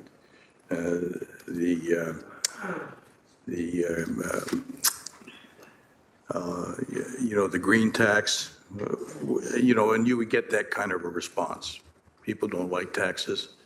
I don't mind paying taxes, but I want to get value for my taxes. So that's on the expense side. Councillor Francis has raised that appropriately. He's always can be accused of doing his job, which I appreciate. There are expense sides, and we have the power to with some control there. We ought to be looking at that systematically and aggressively all the time. And I think last round we did a pretty good job of that. We came in at 14 something and ended up at 3.52 municipally generated. It could have maybe been a little lower, but who knows? So the issue is revenue, and I'm serious. I think if we were to poll Hamiltonians or others in the province and say, look, we've got some tough choices to make. And those tough choices include discerning as wisely as we can the appropriateness of the various revenue tools. If we were to raise, for example, $200 million, which some of the people I've been speaking with who from a previous lifetime say would be optimal, I got another minute. We could raise $200 million. That's 19.3 points on the tax scale. We could theoretically, not theoretically, we could practically freeze or even reduce property taxes. And if we went to the people, I think you were making this point, Councillor Danko, with that kind of proposition and said, you know, do you want to embrace something that arguably is a more progressive tax, does bear some resemblance to one's income and ability to pay, and be rewarded with that kind of a commitment? I think those figures that in the research would be skewed the opposite way. I think for every person you would tick off in the city, and there'd be a lot of them, you would have 25 to 50 people thanking you for what you did, potentially. Now, I realize we don't have the authority to do that on our own. We're going to have to petition the province should we decide to go there. We're not there today, but at some point we're going to have to make that decision. And I hope when we do it responsibly. Thanks. Thank you, Councillor McMeekin. Councillor Wang. Thank you, Deputy Mayor. Councillor Maureen Wilson had asked in her remarks what was AMO's sort of position on this. And in particular, there is a massive push on the AMO's municipal finance and revenue tools and essentially looking at it from a fiscal framework. So AMO, with its 444 municipalities across Ontario, are all advocating on behalf of a new fiscal framework. And I'm just going to read briefly on the overview and then just some of AMO's position. Ontario municipalities manage nearly $500 billion worth of infrastructure, including roads and bridges, water, wastewater, recreation facilities, social housing, public transit, and more. In 2022, municipalities invested almost $65 billion in annual revenues on local services and infrastructure. AMO estimates that Ontario municipalities are planning for between $250 billion and $290 billion in capital investments over the next 10 years, with $100 billion of that related to growth. While adapting to future needs like climate change responses or the increase to the cost of infrastructure, not investing in the future would cost more. Municipalities rely primarily on property taxes to generate the revenues needed to conduct their business. Ontarians currently pay the second highest property taxes in the country, and in part because municipalities deliver the broadest range of services in the country and own and operate the majority of public infrastructure. So AMO's position is that municipalities face increasingly complex challenges. Property taxpayers, including people on fixed income and struggling small businesses, cannot afford to subsidize income redistribution, investments for those most in need, and significant capital investments. And since Ontario is planning on historic growth with a housing target of over 1.5 million homes, Ontario municipalities planning to meet this challenge and significant capital expenditures will be needed over the next decade, which cannot be funded by municipalities alone. AMO is calling on the provincial government to sit down with municipalities to work together on a joint review of municipal finance, including a detailed analysis of Ontario's infrastructure investment and service delivery needs. So I hope, Councillor Wilson, this kind of explains AMO's position on asking the provincial government on a new fiscal framework, because as we have heard both from Councillor McMeekin and other councillors that have already been stated, the current way of how we are funding investment and growth on the backs of property taxpayers is just completely unsustainable. And we need to find opportunities. And I believe that 7.4 in this report was at least a glimpse and at least a thought process and at least a brainstorm as to what is the art of the possible. Thank you. Thank you, Councillor Wang. Councillor Kassar. Thanks, Deputy Mayor. And I just wanted to speak broadly about the report, not for or against anything in there, because that's really not what this report is about, which is what Councillor Wang had just said. Just to start off, one of our delegates this morning spoke quite passionately about their derision for council even, considering this today. And I think it's just for the public record to clarify, there was a motion asking staff to bring a report forward on a number of topics, and that's why it's here. So we're not actually considering implementing, as has been made clear by many others. This is our process. Staff are directed to report, so they should not receive any negative will or ill will for doing their jobs. I just wanted to put that out there. All of us around the table here want to minimize property taxes, and that's what this is about. It has been said many times, so I won't belabor the point, but we have costs like housing and homelessness and others that have been mentioned that we are having to finance, and we cannot finance. We cannot continue to ask the property taxpayer to fund. Eliminating costs is something that we absolutely need to do wherever possible. Each budget so far this term has done that, and we need to continue looking at that, but we're not going to save our way to affordability. As GM Zagaric pointed out, the costs are up some 56%, whatever the number was, and things are getting much more expensive out of our control. It's been mentioned that the province is not helping and doesn't support a new municipal fiscal framework. So what we need to do as governors here is to look for new ways, alternate sources of revenue. I mean, that's what this is about. So we can debate the merits of those at another time. That's not what today is about. But I think that's our duty, to be at least looking at options. And I think that's a good thing to do. Councillor McMeekin pointed out that some revenue sources could have an astonishing impact, both on property tax affordability and then investment in our city. Things like playgrounds and sports facilities and road maintenance and road safety. So that's not on the table, but there are options that we could decide if we were to have more revenue, whether it's from the province or whether it's from our own doing through something that we move here at this table. That's what I think we need to do. That's our role. And all the while maintaining affordability for property taxpayers, because I agree, we don't want to continue to put significant increases out there. And we're spending a lot of money on housing. Private developers are not building the housing that we need. We heard that today from the West End Home Builders Association. The market is not in the worst spot it's been in a generation, I think is what I heard. The province is not coming to answer the call that we need more funding. They're saying their historic investments are being made, but that's kind of underwhelming and hollow when they don't come close to actually what we need. So we're left to try and figure things out. That's what this is about. I'm going to leave it there, but I think it's just important to put in context here. We're not trying to implement something. We asked for some options, and we got that report back, and that's what we have. Thanks, Deputy Mayor. Thanks, Councillor Kassar. We're going to move to Councillor Pauls on the big screen.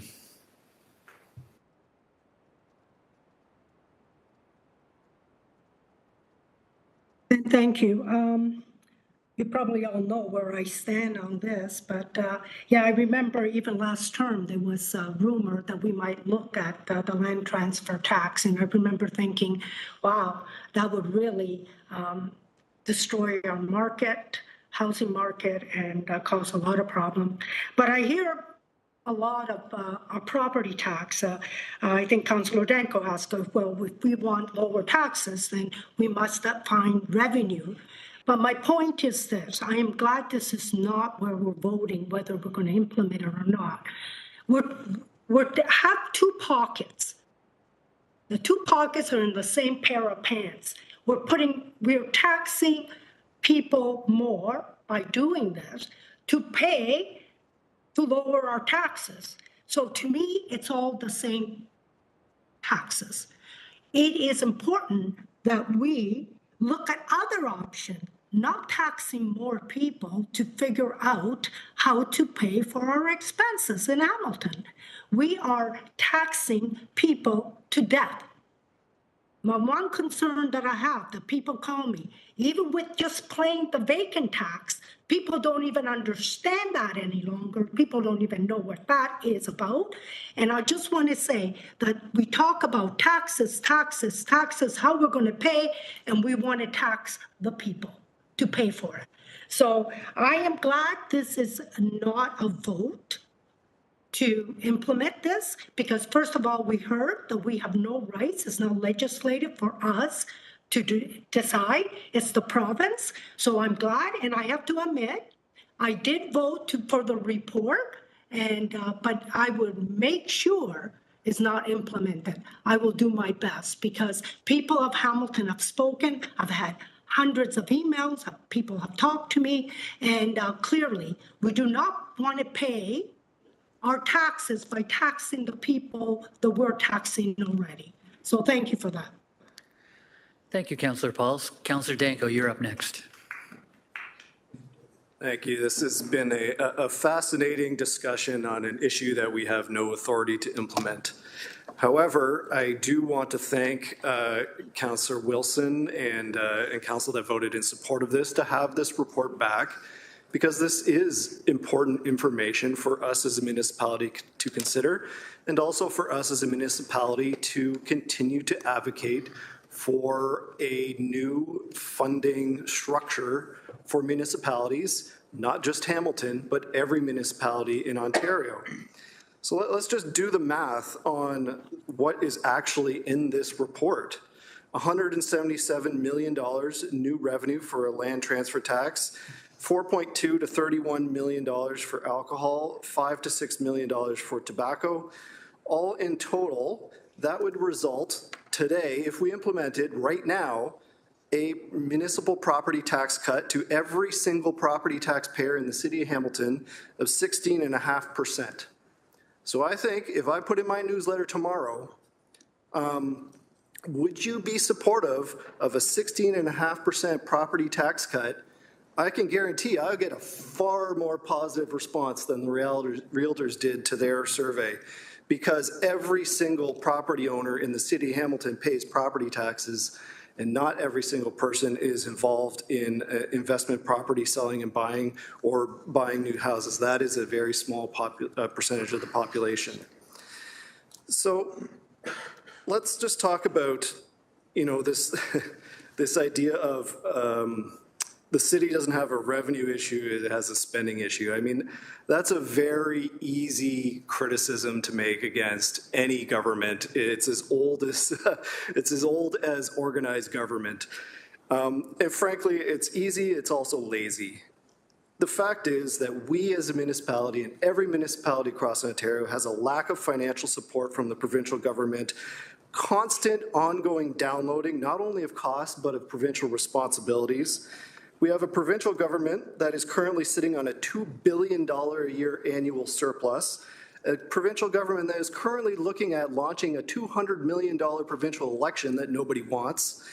And I think it's beyond rich for our local representatives from the provincial government to admonish this council for the hard decisions that we are forced to make as a result of provincial decisions and provincial inaction and provincial downloading, and not having provincial representatives who are advocating on behalf of municipalities and instead advocating against the interests of their own residents. Thank you. Thanks, Councillor Danko. Councillor Spatafora snuck in there. I don't know that I'd call it sneaking, Deputy Mayor Taddison. Just, Apologies, I'll retract that. Thank you. I'll make it quick. I just have one comment. I know we've talked a lot about the municipal land transfer tax brings the possibility of raising hundreds of millions of dollars, and then our taxes can go away, get frozen, get cut. We have one example to go by that is real, and that example is Toronto. And that example has been proven. They have a land transfer tax, and they still have property taxes. They did not cut, they did not reduce, they did not eliminate, they didn't freeze. One example, a true municipality that has a municipal land transfer tax, and what they've been able to do is have 3 increases over the last 3 years that are all over, I believe, 7 or 8%. None of them went down, none of them were frozen, none of them were cut. That's the only data that I have. Now, if there's other municipalities that have implemented it and have reduced, removed, or frozen property taxes, then we can look at it. Thank you. Thanks, Councillor Spatafora. Councillor M. Wilson for a second time. Thanks, Chair. I'm never going to give up an opportunity in which to advocate on behalf of the residents of this community for a fairer, more sustainable funding model with senior orders of government. One of the delegates used the term equity, and of course, we've heard about affordability. And if I could, Chair, through you to Mr. Zagaric and/or Director Weaver, we've heard property taxes referred to as a regressive form of taxation. And in documentation that is received year after year after year by this body, there is reference as to illustrate why property taxes are regressive. So my first question is through you, if I could ask either of those two individuals to help me understand, what does regressive taxation mean in reality? Thank you. Gia? Through the Deputy Mayor, property taxes are set on two simple factors: assessed value and a tax rate. The tax rate, for the most part, exclusive of some area rating services, is the same tax rate that's applied to every property within a class, irrespective of the owner's ability to pay or income. So if a senior were to be residing in a home that has a assessed value of $500,000, they're going to pay the same tax rate on that assessed home as a household with two earners who are equally residing in a $500,000 assessed home. The regressiveness is that that tax burden does not capture or reflect ability to pay for those property owners. Thank you. So each year, I think it's every year, could be every other year, this body receives a competitive tax report. And in one of the appendices to that report that you've all been supplied with, there's documentation which talks about this very issue: property taxes as a percentage of income. So for those who are interested, in Hamilton, we're deemed to be extremely high, meaning we have lower incomes, but we have our expenditures are the same as everyone else, but maybe our need is more acute. We've talked about housing today. So property taxes as a percentage of income in Hamilton is 4.6%.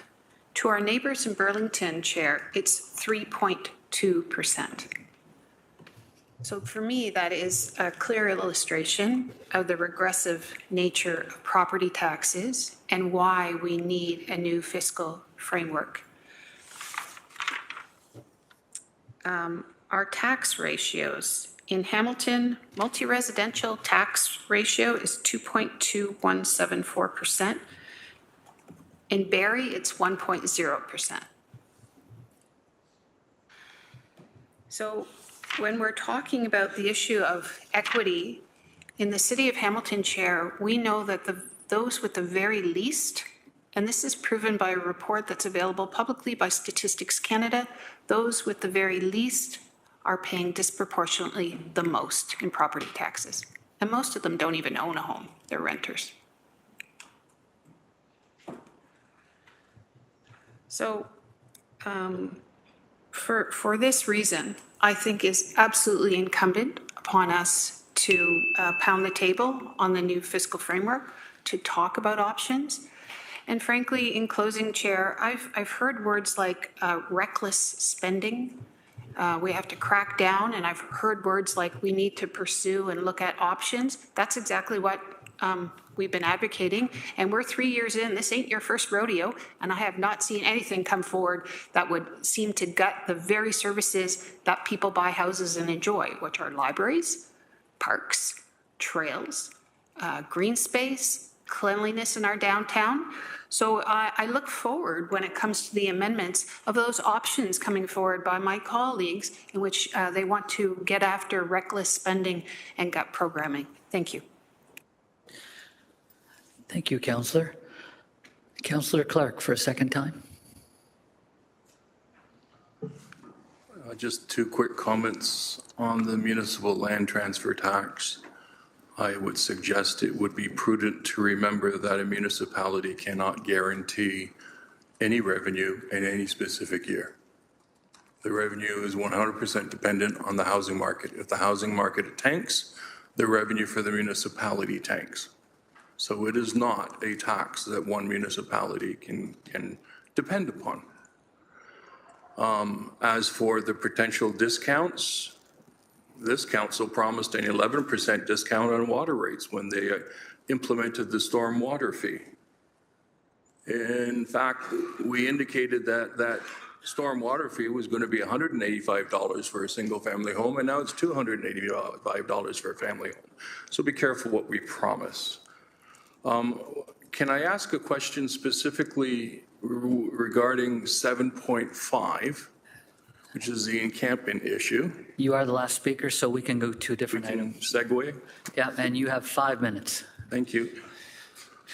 God bless you. I like this chair.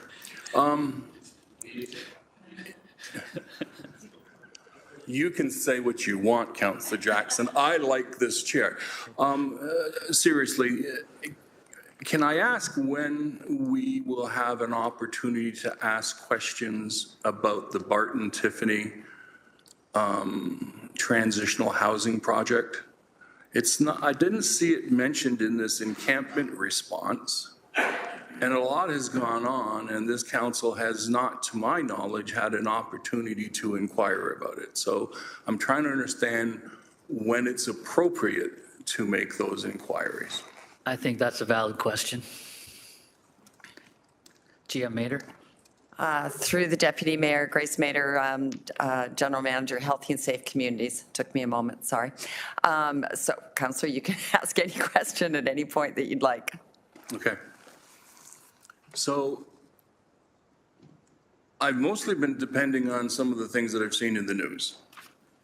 And if I understand it correctly, staff entered into a procurement agreement with a company that had only been registered 3 weeks earlier.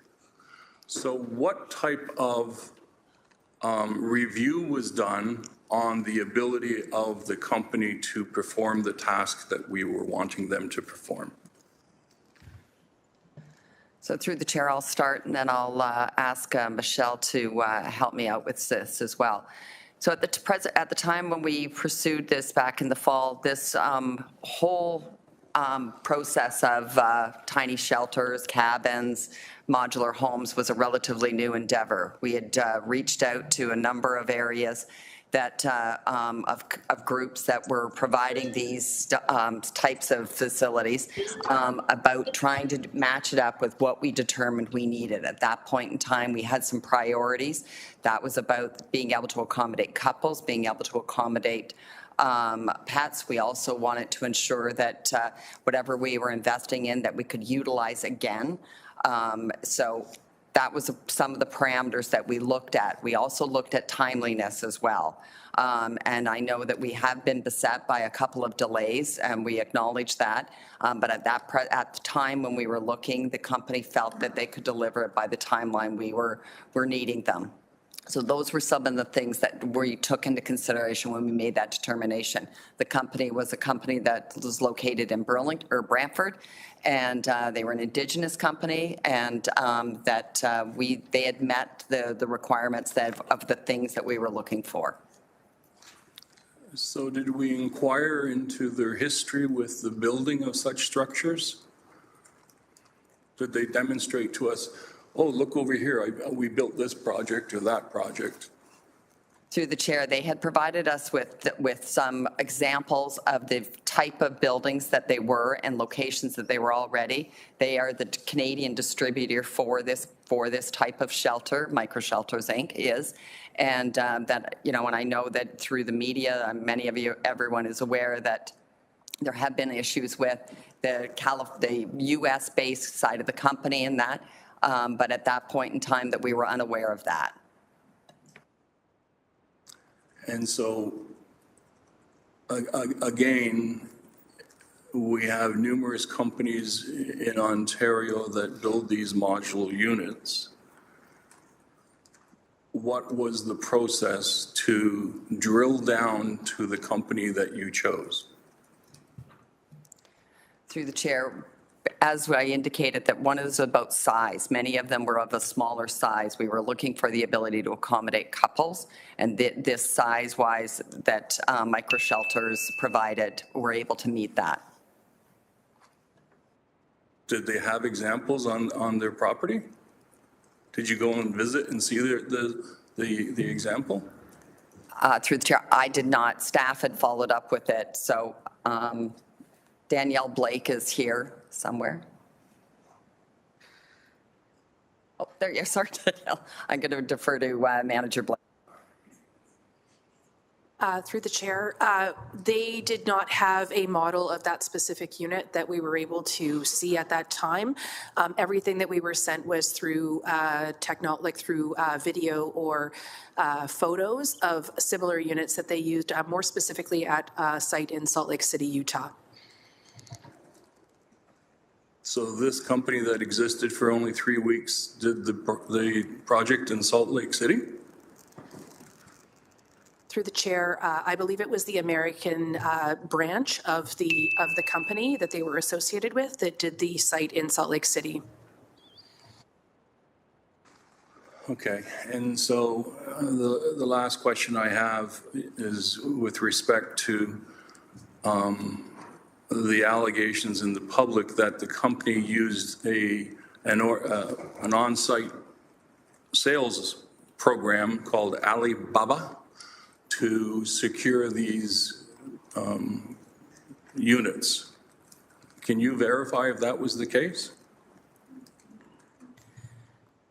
Through the chair to the councillor, no, I can't verify that that is the specific purchaser that they obtained the units from. So do we know where they obtained the units from? It came overseas, so. The company that I'm aware of that they received the units from is called Global Access, LLC. And so they brought units from China to house people here in Canada. And it was a company that was created only 3 weeks prior to working with the city of Hamilton. And we don't know how they came to the decision to purchase those from China. Is that my understanding? So through the chair, my understanding is that it was an existing relationship between the fabricator of the units and the microshelters company that we were dealing with. So there was already an existing relationship. The intent from microshelters, which is the company we obtained them from, was to work with this particular provider of these shelters overseas. So we agreed to purchase the units from China. We purchased the units from microshelters. Okay, but they purchased them from China. Were we aware that we were agreeing to purchasing units from China? I am not 100% sure that we knew the exact origin of where the units were going to be fabricated at the time. It was a very quick turnaround in order to meet expected timelines on this project. So we had to move very quickly in order to get agreements signed and so on and so forth. We were given direction by council or permission by council to be able to single source these units. And this, as Grace had previously mentioned, this provider was able to provide the units within a time frame that was acceptable to us, and the style of the units was acceptable to us. Beyond that, the process of procurement moved very quickly, and I'm not sure that we had every detail of information that we now have regarding the company or the origin of the units. Thank you, Manager. And GM Mader, were you going to chime in? Thank you through the chair to the councillor. As Danielle has indicated that, in hindsight, we were not able to get all of those details. And with everything that we purchased, though, I don't know if we drill down to that level through everything we order as it is. So if we failed to do something that we should have, that would be on me. It just raises in my mind a question of how careful this council has to be when we agree to sole source something. We need to clarify very clearly the parameters in that sole sourcer prior to giving that authority. And I'm concerned about the things that I've heard. I am hoping beyond hope that these units will fully comply with the building code in Ontario, the fire code in Ontario, electrical safety code in Ontario. Those are the things that we need to ensure that these units that were built outside of Canada may not have met any of our Canadian Standards Association codes. And so we need to make sure that the buildings, when they are built and up, that they are fully inspected to ensure that they meet all of those codes. Thank you for those cautions, Councillor Clark. At this time, I'd like to hear the confirmation that they're going to do that. Through the chair, yes, we are working with the building department, with the fire department, with the electrical, and they will be signed off and approved before anyone will be utilizing the units. Thank you very much. thank you, Councillor Clark. Are there any more items? Councillor Pauls? Thank you. And I just want to follow up what Councillor Clark was talking. I had quite a few phone calls and emails stating that our micro shelters are costing us over $7 million. Can you tell me how much does it cost for one shelter, one unit? And you said they have to be built. Aren't they shelters like containers? Through the chair, yes, they're prefabricated buildings. They pop up basically, and that the cost per unit was $35,000 that would provide accommodation for 2 individuals. So where does the I don't know, I have to do the multiplication. Does that equal $7 million? No, Where's the $7 million coming from? The $7 million included all of the cost regarding the purchase of the units through setup, also through the operating. The operating of it, so it's $7 million. We've been criticized, I know, that we did not do diligent, of course, where we bought them, the cost and all that. And I'm just wondering, now that's Canadian money, right? $35,000, not US or... That's Canadian money. It's costing us $35,000, and then we have to erect them, and we have to put electricity and all that, right? Through the chair, yes, that's correct. It is Canadian. It's Canadian. So $35,000 is just the containers. Do we have to make sure they're insulated? There's electricity. Do we have to add to that cost? So it's just $35,000. Period. Stop. And through the chair, that includes a heat and air conditioning unit as well. Okay. I also have had a lot of questions. I don't know what happened with the tiny house. They were only going to cost us, I think, $5,000. Was that? I don't know where we landed there. Why were we considering that instead of spending $35,000 or $5,000? Did we did not consider that at all when we were doing procurement and realized it was going to be $35,000 a container? A container? Somebody said you could get them for $5,000 or even less. Through the chair, as I'd mentioned before, Councillor, the rationale as to why we chose those units. Yeah. Why did we choose those units? So that's the question, Councillor Pauls, and I think the answer was that we were looking for shelters that could house couples. Thank you. Couples, not just tiny homes. Okay, there's a lot of questions out there. There's a lot of publicity that, is very negative towards that. So I just wanted to be clear that we have to be careful when we do procurement and to make sure we're getting the value of our money. So thank you. Well, thank you, Councillor Pauls.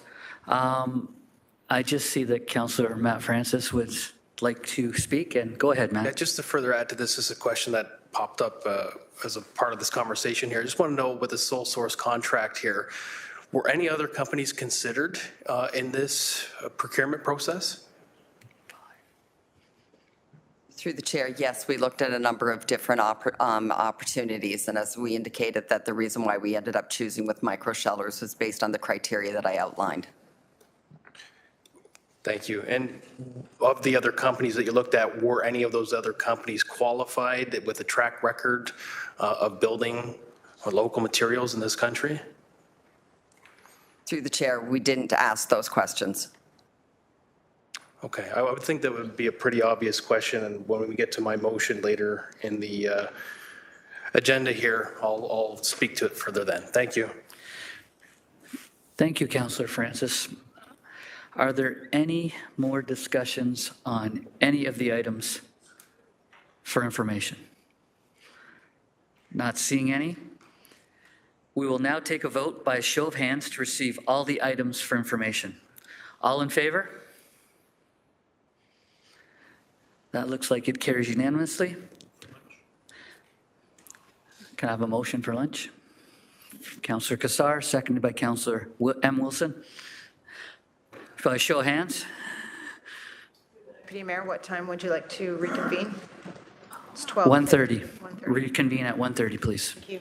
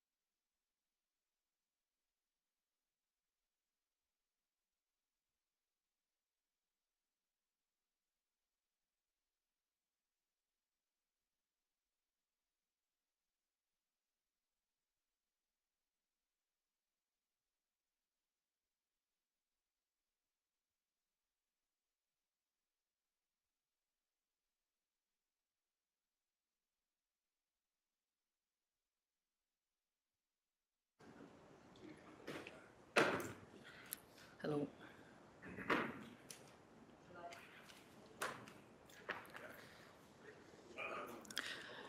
We're returning from lunch. We're beginning the meeting for the General Issues Committee. At this time, I'd just like to inform the councillors that we will be moving to electronic votes for items for consideration. We are now on item 8.1, Business Improvement Area Subcommittee Report 2408, November 12th, 2024. May I please have a mover and a seconder to put the report on the floor? Councillor Wang and Councillor Kretsch. Is there any discussion on this item? Not seeing any. We will now require an electronic vote to approve the recommendations. Please indicate your vote when it appears. Vote is up.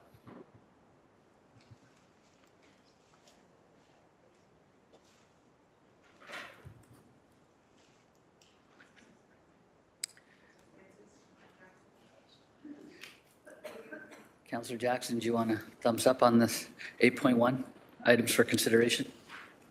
Thank you. My apologies.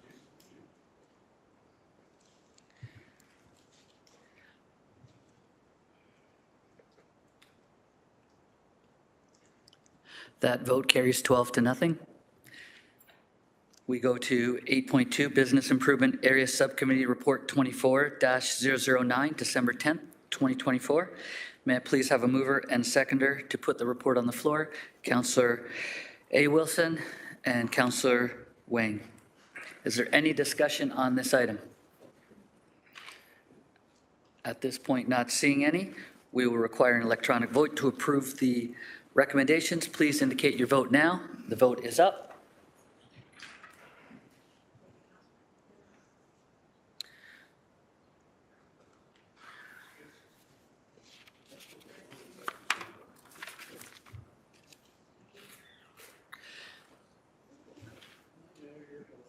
That vote carries 13 to nothing.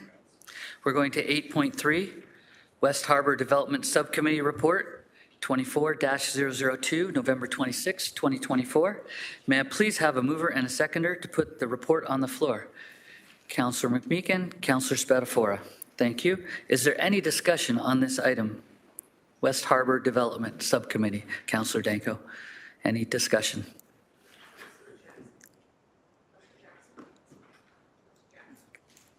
Councillor Jackson?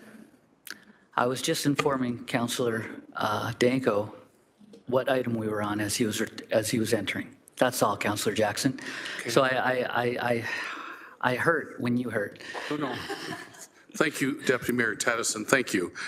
You know my self-esteem is fragile. Okay, through you, please, to is manager, there he is, Manager Chris Phillips. So if I'm reading the West Harbor Development Subcommittee report correctly, it basically is further exploring additional opportunities to provide parking down at the West Harbor between existing development, what may be revised development, phased development. As you know, Deputy Mayor Tedison, this body, I'm sure, is well aware that if you want to bring tourists from beyond the North End neighborhood, which I'm very respectful of and the wonderment of what's happened there over the years, but if we want to bring tourists, it's going to be hard for them to come from the mountain or suburbs to cycle and to walk that incredibly long distance.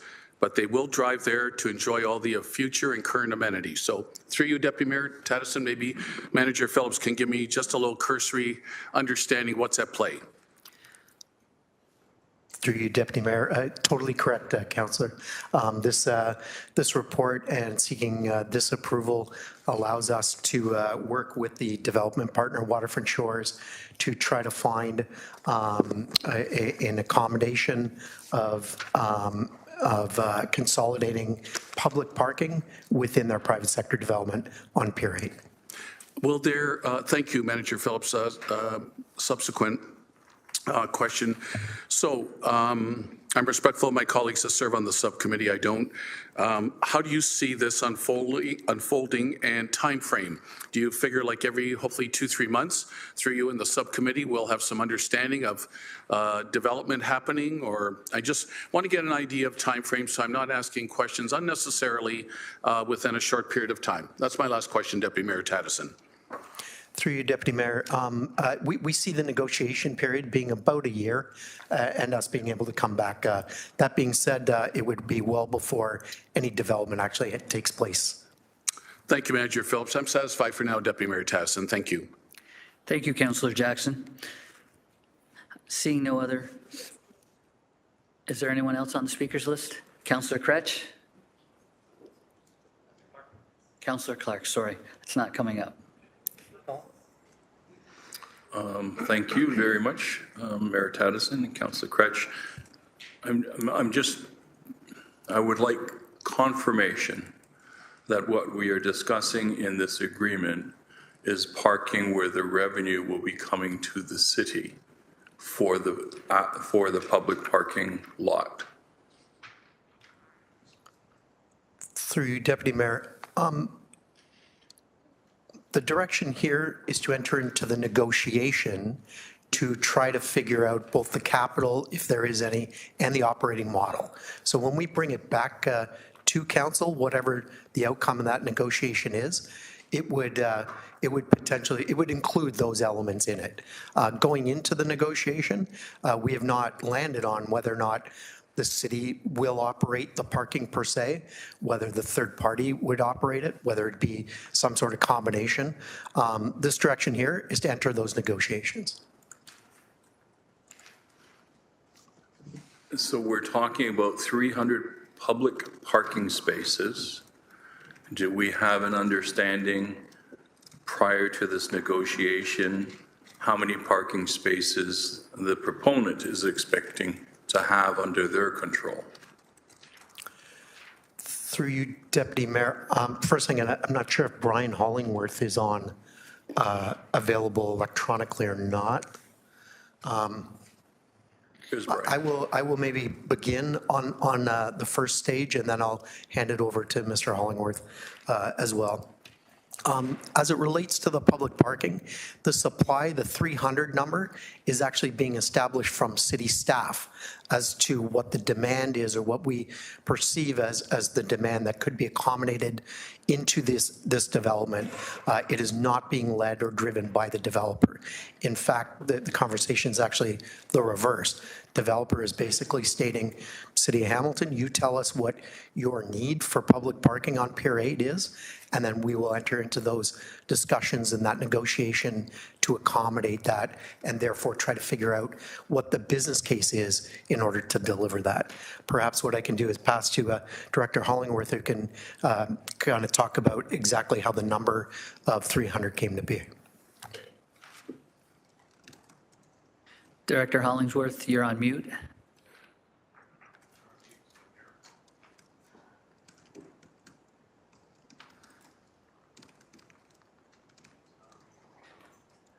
We can't hear you.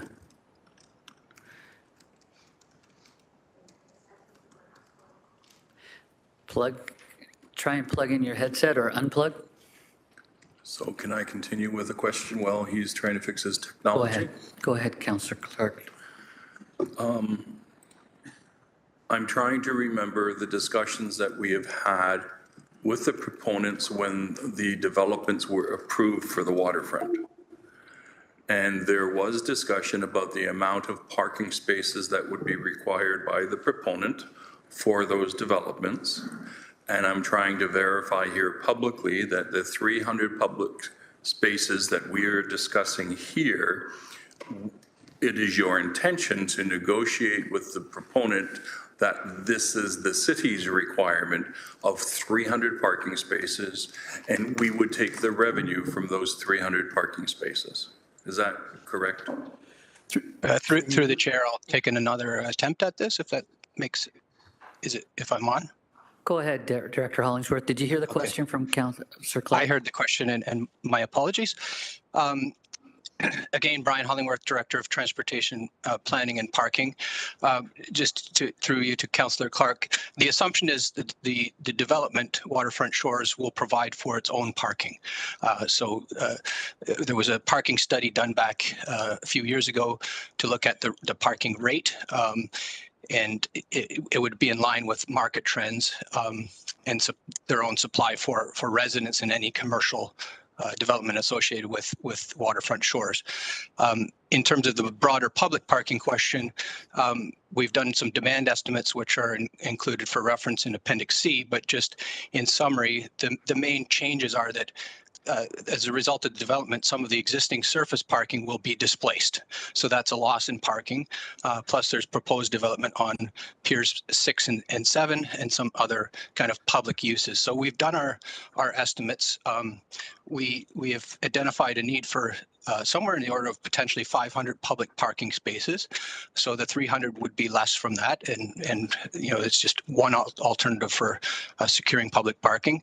And with respect to the question about who will operate, as Director Phillips mentioned, it's still up for negotiation, but our thinking is that it would be public parking operated by Hamilton Municipal Parking System if there's a model that allows us to make revenue off that. Thank you. I just wanted to verify that that was the case. Thank you very much. Okay, thanks, Councillor Clark. Councillor Cratch. Thanks, Deputy Mayor Taddison. So I won't belabor the point. Just wanted to add maybe something I think that was the main discussion we had at the committee, the subcommittee, was around the fact that what city staff's trying to do is actually amalgamate some of this parking into one space. That's the big story here, I think, and the thing we should be taking away from it is that previously, and I think this has been a challenge in Ward 2 for a very long time, is there's too many surface parking lots here. So when we incorporate parking into new developments, what happens is we reduce the need for surface level parking, which simply just sits there, adds to the stormwater management issues we have, and so on and so forth. And so the plan here is to try and use the underground parking that we've got as part of the development to expand our own parking offerings as a city, number one. Number two is to look at how we can increase transit to these spaces, look at shuttles, those kinds of things to help people from other parts of the city to reach these amenities. When we talk about that, I've had conversations with transit at a really preliminary stage about what it looks like to get to other places, right? In our city, other recreation areas like Dundas Valley Conservation Area, those kinds of things from different parts of our city. What does it look like to do that activity? So this is all part and parcel with that discussion as well, trying to make sure people can get easy access to the waterfront without making it an urban nightmare. What I mean by urban nightmare is urban heat nightmare, because the North End neighborhood is the #1 neighborhood in this entire city with the highest urban heat impacts according to a CBC study. So we want to make sure we do everything we can to make it greener, less hot, and more enjoyable for everybody who spends time there. Thanks. Thanks for that background, Councillor Cretch. At this point, I don't see anyone else, so we will require an electronic vote to approve the recommendations. Please indicate your vote now. The vote is up. It's electronic vote.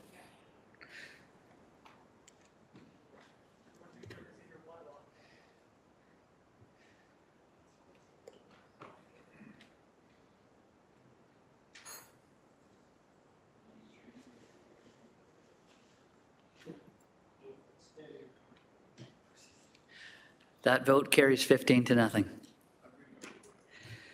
We're going to 8.4, non-union compensation subcommittee meeting or minutes, NUCSC 25001, January 10th, 2025. May I please have a mover and a seconder to put the report on the floor? Councillor Wang, I saw you adjust your hair, so that's good for me. And Councillor A. Wilson, thank you. Is there any discussion on this item? Surveying, not seeing any. We will require an electronic vote to approve the recommendations. It's up now.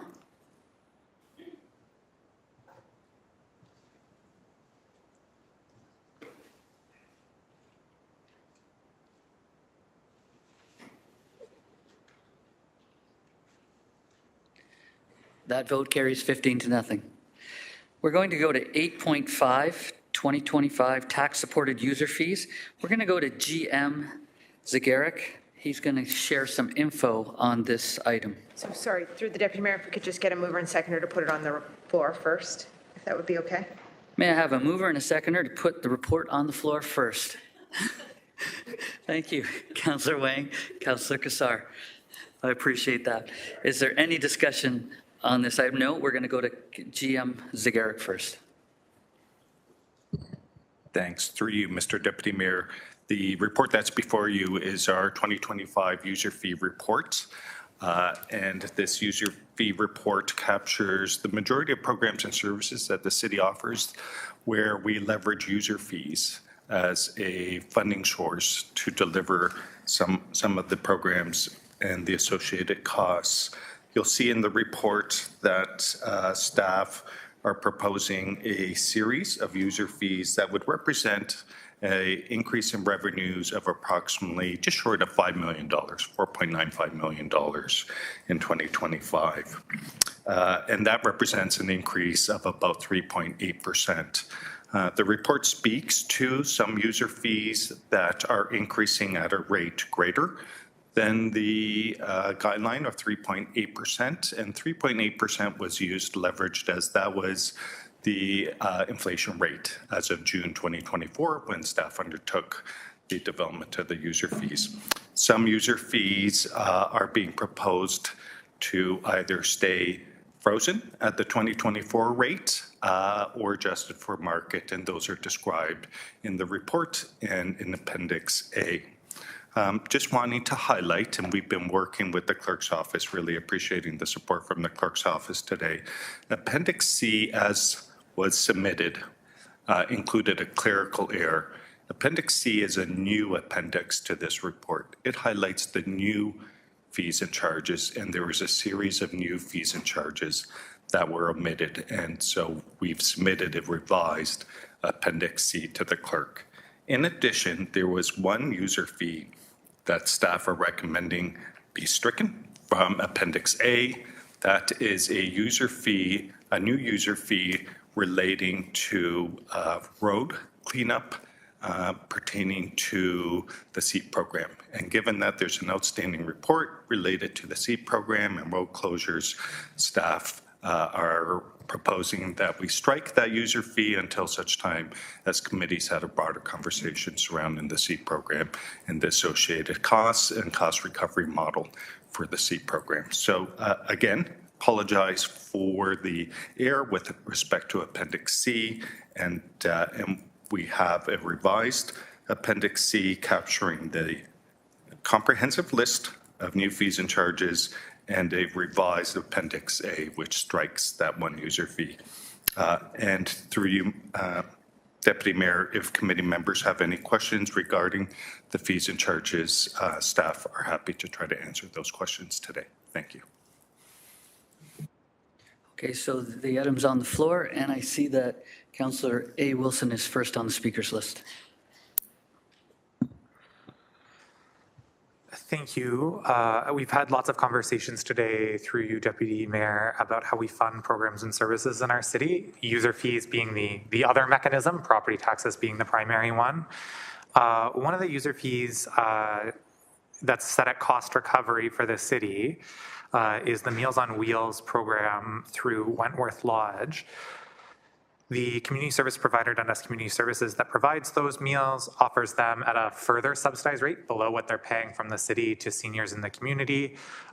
Just pointing out that this is cost recovery for us. We're not formally subsidizing this program, but any fee increases are either a cost increase to the seniors relying on that program, a reduction in the meals guaranteed, or an increase in the subsidy the nonprofit has to put in.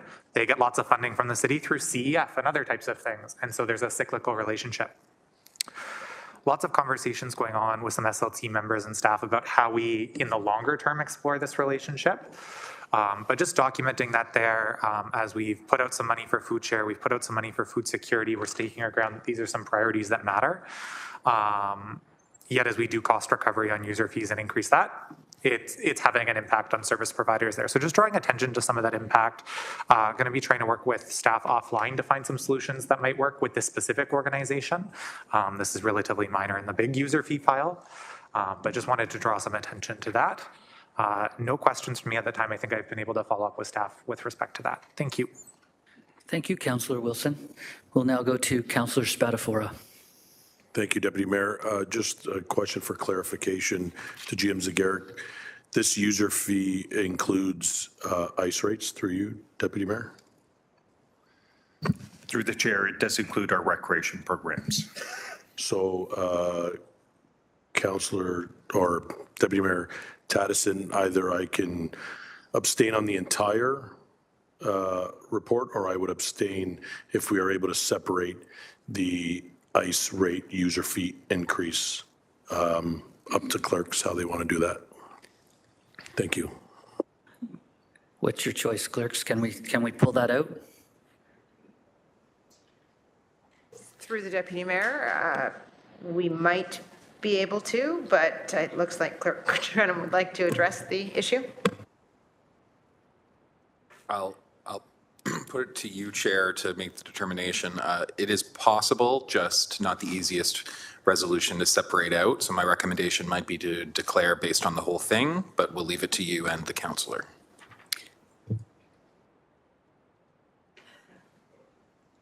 Okay, so you'll abstain? I'll abstain on the whole thing, but knowing publicly the only reason I'm abstaining is for ice yes. user fees, not anything else. Understood. Okay. Are there, Councillor Jackson. This is becoming a habit. Oh, Councillor Jackson. That's okay, Deputy Mayor Taddison. Thank you. My main concern always with user fees is on the recreational side.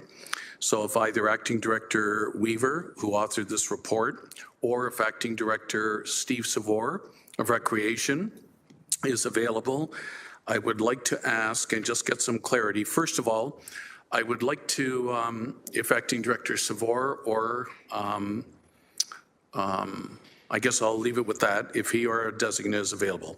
I want to get a general understanding, because I've always been very conscious and considerate about what I call the 3 A's for all of our recreational programs for everyday families, and that is accessibility, affordability, and availability, that they can use, taxpayer paid for arenas, rec centers, playground equipments, etc.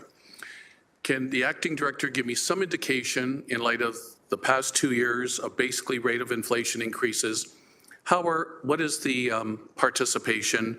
Is the user amount basically holding its own? The last thing I want to hear is that there's been a tremendous decrease due to potential user fee increases. If you get the gist, Deputy Mayor Taddison, of what I'm asking, please. I've got the gist. Thank you.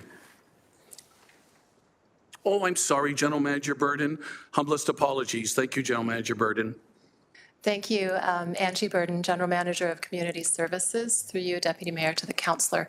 My understanding is that user fees or user rates continue as per usual and has not been significantly impacted by the incremental increases in user fees. We also want to make sure that Council is aware that there is a recreation assistance program for families that fall below the low income measure, and there are opportunities for free participation passes for drop-in programs, free passes and opportunities for drop-in public skates, discounts off registered programs, 90% up to $150 per child, and 50% discount off affiliated minor sport league registration, and 65% discounts off camp programs. So we are really well aware of the affordability challenge and strive to ensure that our programs are as accessible as possible to our residents. GM Burden, that is music to my ears, raises my comfort level. Thank you. That was going to be a subsequent question about subsidization programs that are still in place for those with the least amount of disposable income.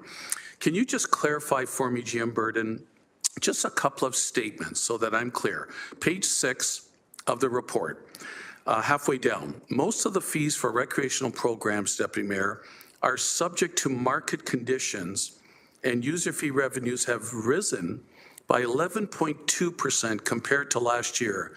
Can you give me some explanation what that means about market conditions? That wording just threw me off. Through you, Deputy Mayor Taddison. GM Burden. Thank you. Through you, Deputy Mayor, to the Councillor. So when we look at non-municipal operated programs in the community, we are conscious that we continue to subsidize many of our programs. And so staff look to strike a balance between what it costs to operate a program. Recreation programs are not full cost recovery in many instances. And so you will see that while many user fees were increased by 3.6%, across the board, we're looking at 4% increases, marginally above that 3.6% to reflect some of the increase in costs. There are certain fees, for example, in camps, there was a huge increase in transportation, so our camp fees have increased by 10%. Still is not full cost recovery, but we're really trying to strike that balance of reflecting those increases so that it's not borne on the taxpayer exclusively, but really is a user, there's a ratio there where users are paying. Thank you for that explanation and very informative. I just had one more question, Deputy Mayor Tazin, may I please? Yes. Thank you. GM Burden, on Appendix A, page 53 of 91, again, just help me understand the language. You spoke to some will be above the 3.8% guideline. Here's one, adult fitness aqua spinning program, 1 hour class, increase above the 4%, it's at 5%. To account for increase in, quote, direct service delivery costs. Again, can you explain to me what that means, please? Because to me, the programs, swimming otherwise, are all at our rec centers that the municipality owns. Maybe you can just explain that, and that's my last question, Deputy Mayor. Thank you. Through you, Deputy Mayor, to the councillor. I will have to get back to you on that specific example, and happy to do that afterwards. Thank you, councillor. Thanks, GM Burden. Thank you, Deputy Mayor, and overall, I'm supportive of this report. Thank you. Thank you, Councillor Jackson. Councillor Wang. Thank you, Deputy Mayor. I have two questions. Reading this 91-page Appendix A has been a joy. Thank you. One of the items that kind of stuck out was we are charging $15 for floppy disks for the record search. So I just wanted to understand, like, for floppy disks, I'm pretty sure to even get a floppy disk, it's like $35 now. So I wanted to, the crux of my question is, when do we do this type of like sort of evaluation?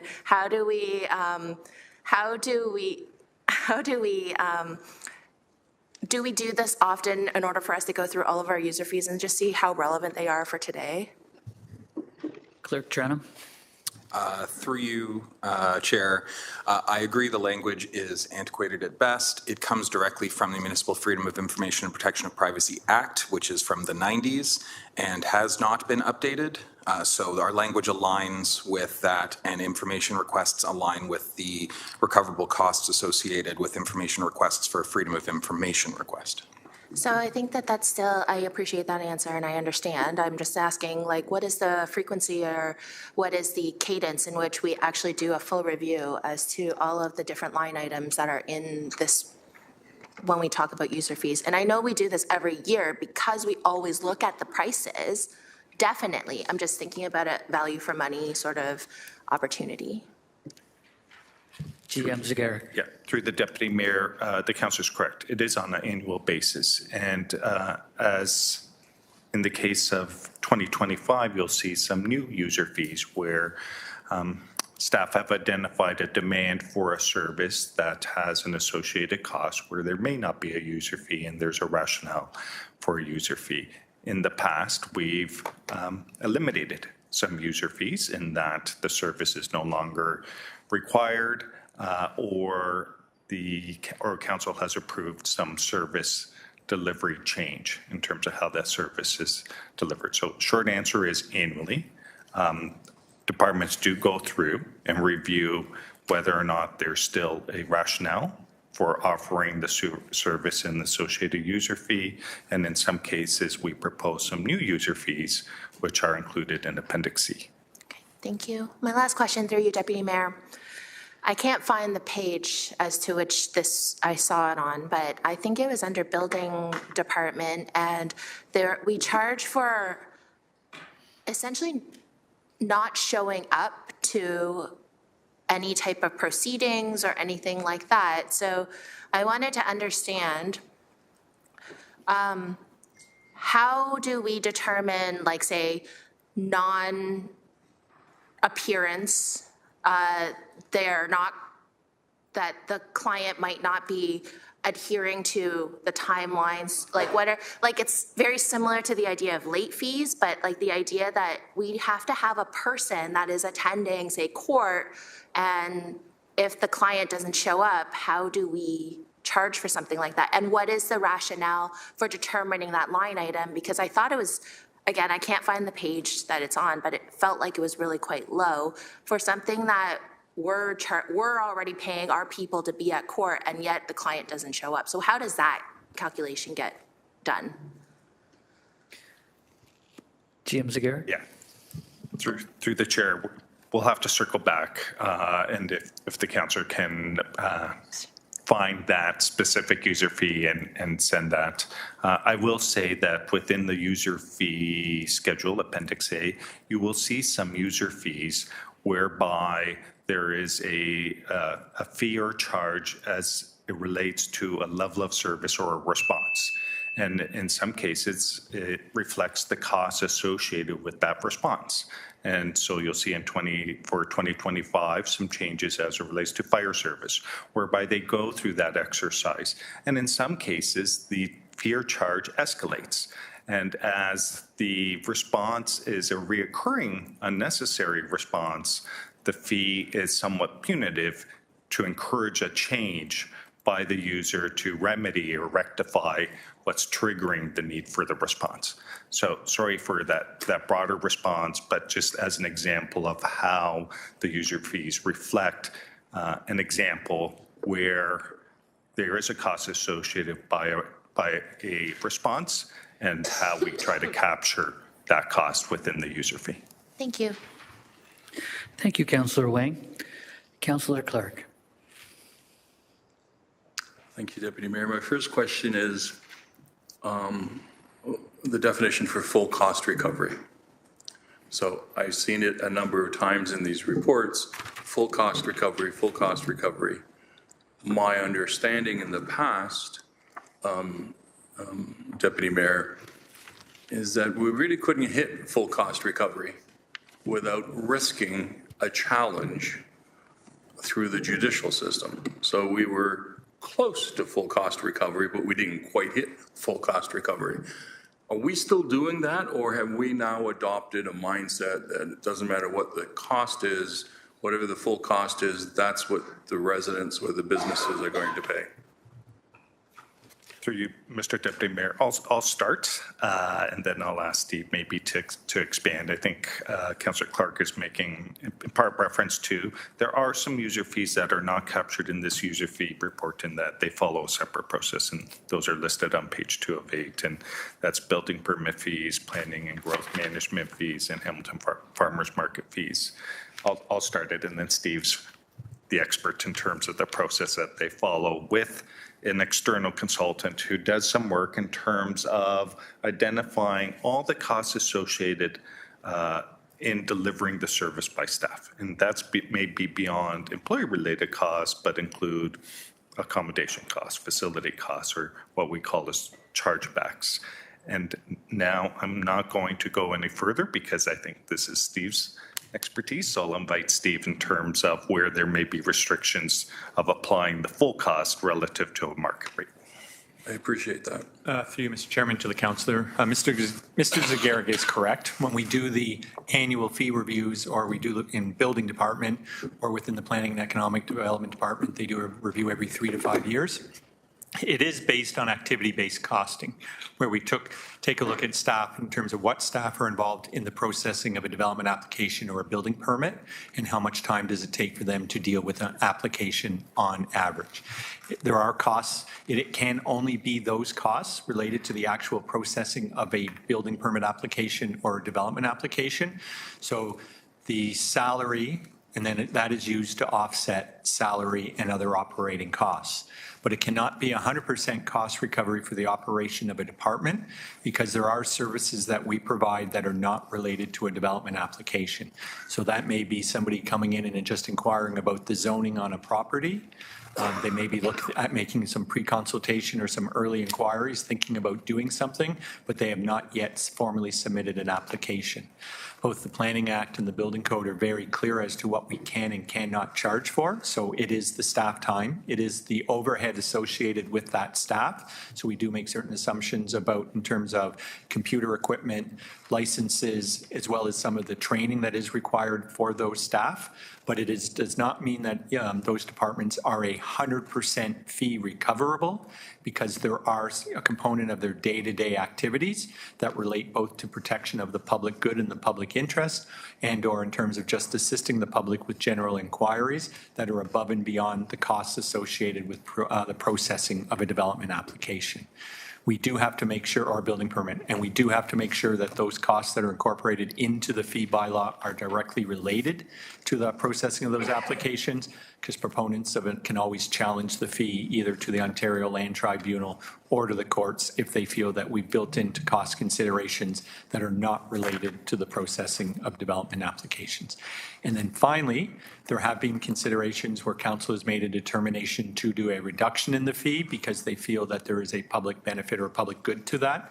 So for example, a couple of years ago, they had reduced some of the fees around secondary dwelling units while we were in the process of updating the zoning if somebody had to go for a minor variance, because they knew that the long-term objective of the city was to address some of those zoning bylaw regulations that were currently seen as a barrier at that point in time, and they would need to go to the Committee of Adjustment for relief in knowing that the direction that we were proceeding. So in those cases, the fees are reduced until such time as we catch up with the zoning bylaw changes, which would then eliminate the need for people to be going to the Committee of Adjustment for those elements. Thank you.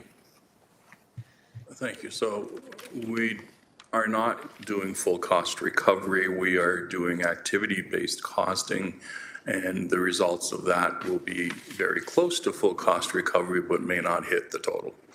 Because we're, in essence, we're using our own staff to do some of this work. Through you, Mr. Chairman, that would be a correct summation of the way that the fees are calculated. Thank you. Thank you. Another question, I heard the ding. Appendix A, page 1 of 91, routine disclosure of building division records. Now, in the past council, we approved policies about routine disclosure to ensure that the public could get access to certain records that should be routinely available to the public. If I'm reading this right, we're suggesting an 82% increase in the costs for a routine disclosure application for the first 15 minutes, and after that, it would be $25 for every 15 minutes. So can I get clarification? I was under the impression that when we made that decision to have routine disclosure, that anyone from the public could reach out to the city and say, I'd like to take a look at that building permit. And that building permit was going to be available. Now it looks like you can get it, but you got to get it by paying money. Can I get clarification? General Manager. Through you, Mr. Chairman, to the councillor, I will have to confirm with the chief building official, but it was my understanding that this cost is essentially the staff cost to retrieve the record and or to make a copy of that record so that it would be made available to the individual.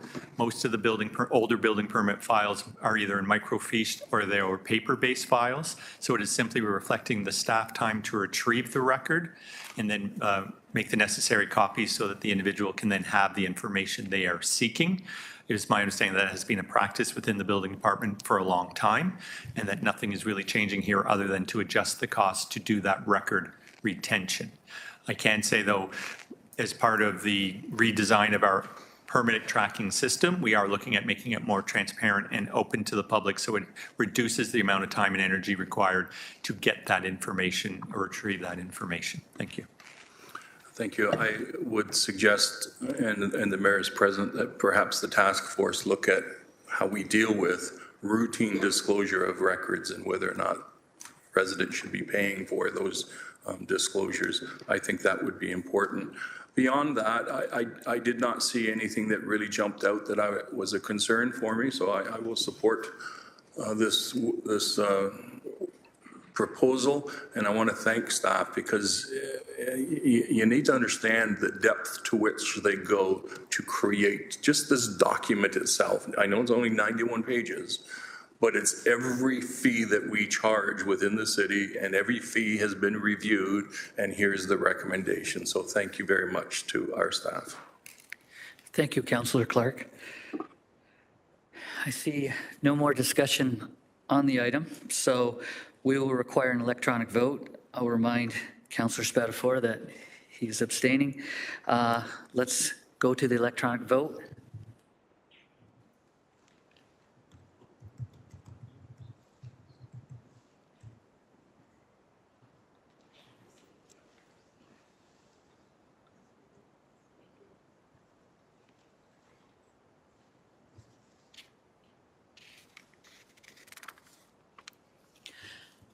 That vote carries 14-0 with 1 abstention.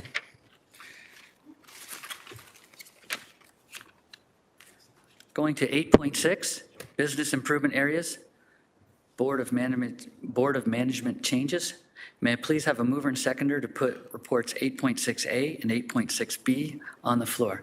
Councillor Wilson, A. Wilson, and Councillor Spatafora. Thank you. Is there any discussion on the items?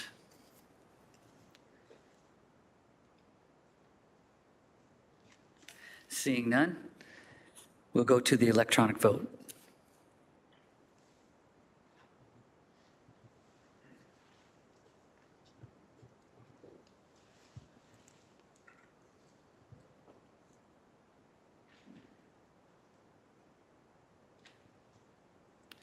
That vote carries 15-0.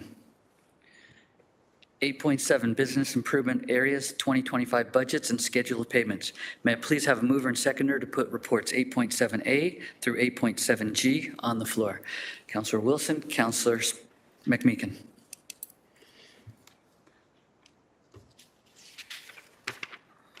Are there any discussions on those items?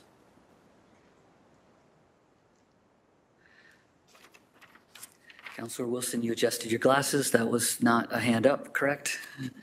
Thank you. Okay, so we'll go to the electronic vote.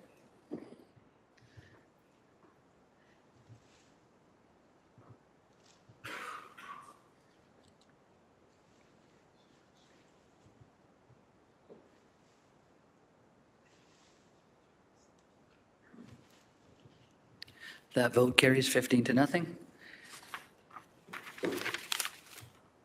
I believe we're on 8.8, Climate Change Advisory Committee, Citizens Committee Report, December 17th, 2024. May I please have a mover and seconder?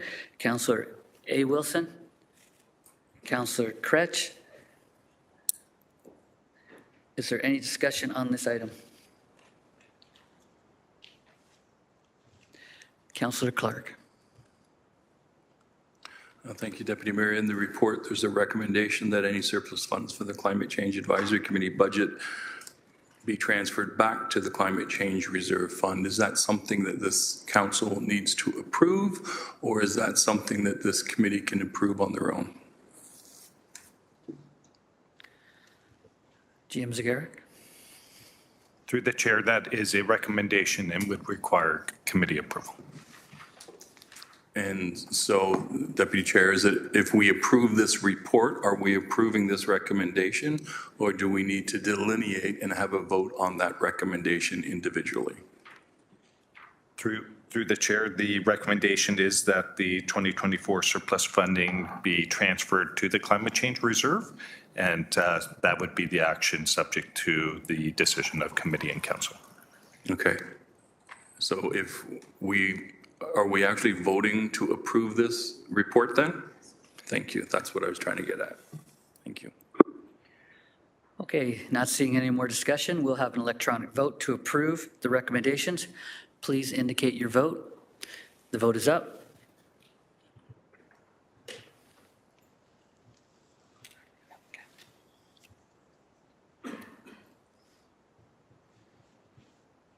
Councillor Pauls, are you able to vote?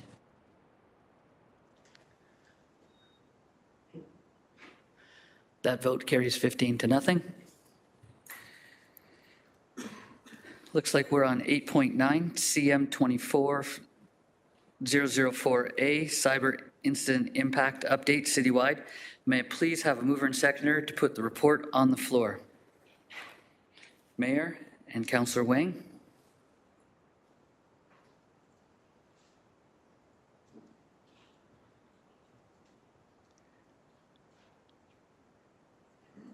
Is there any discussion on this item?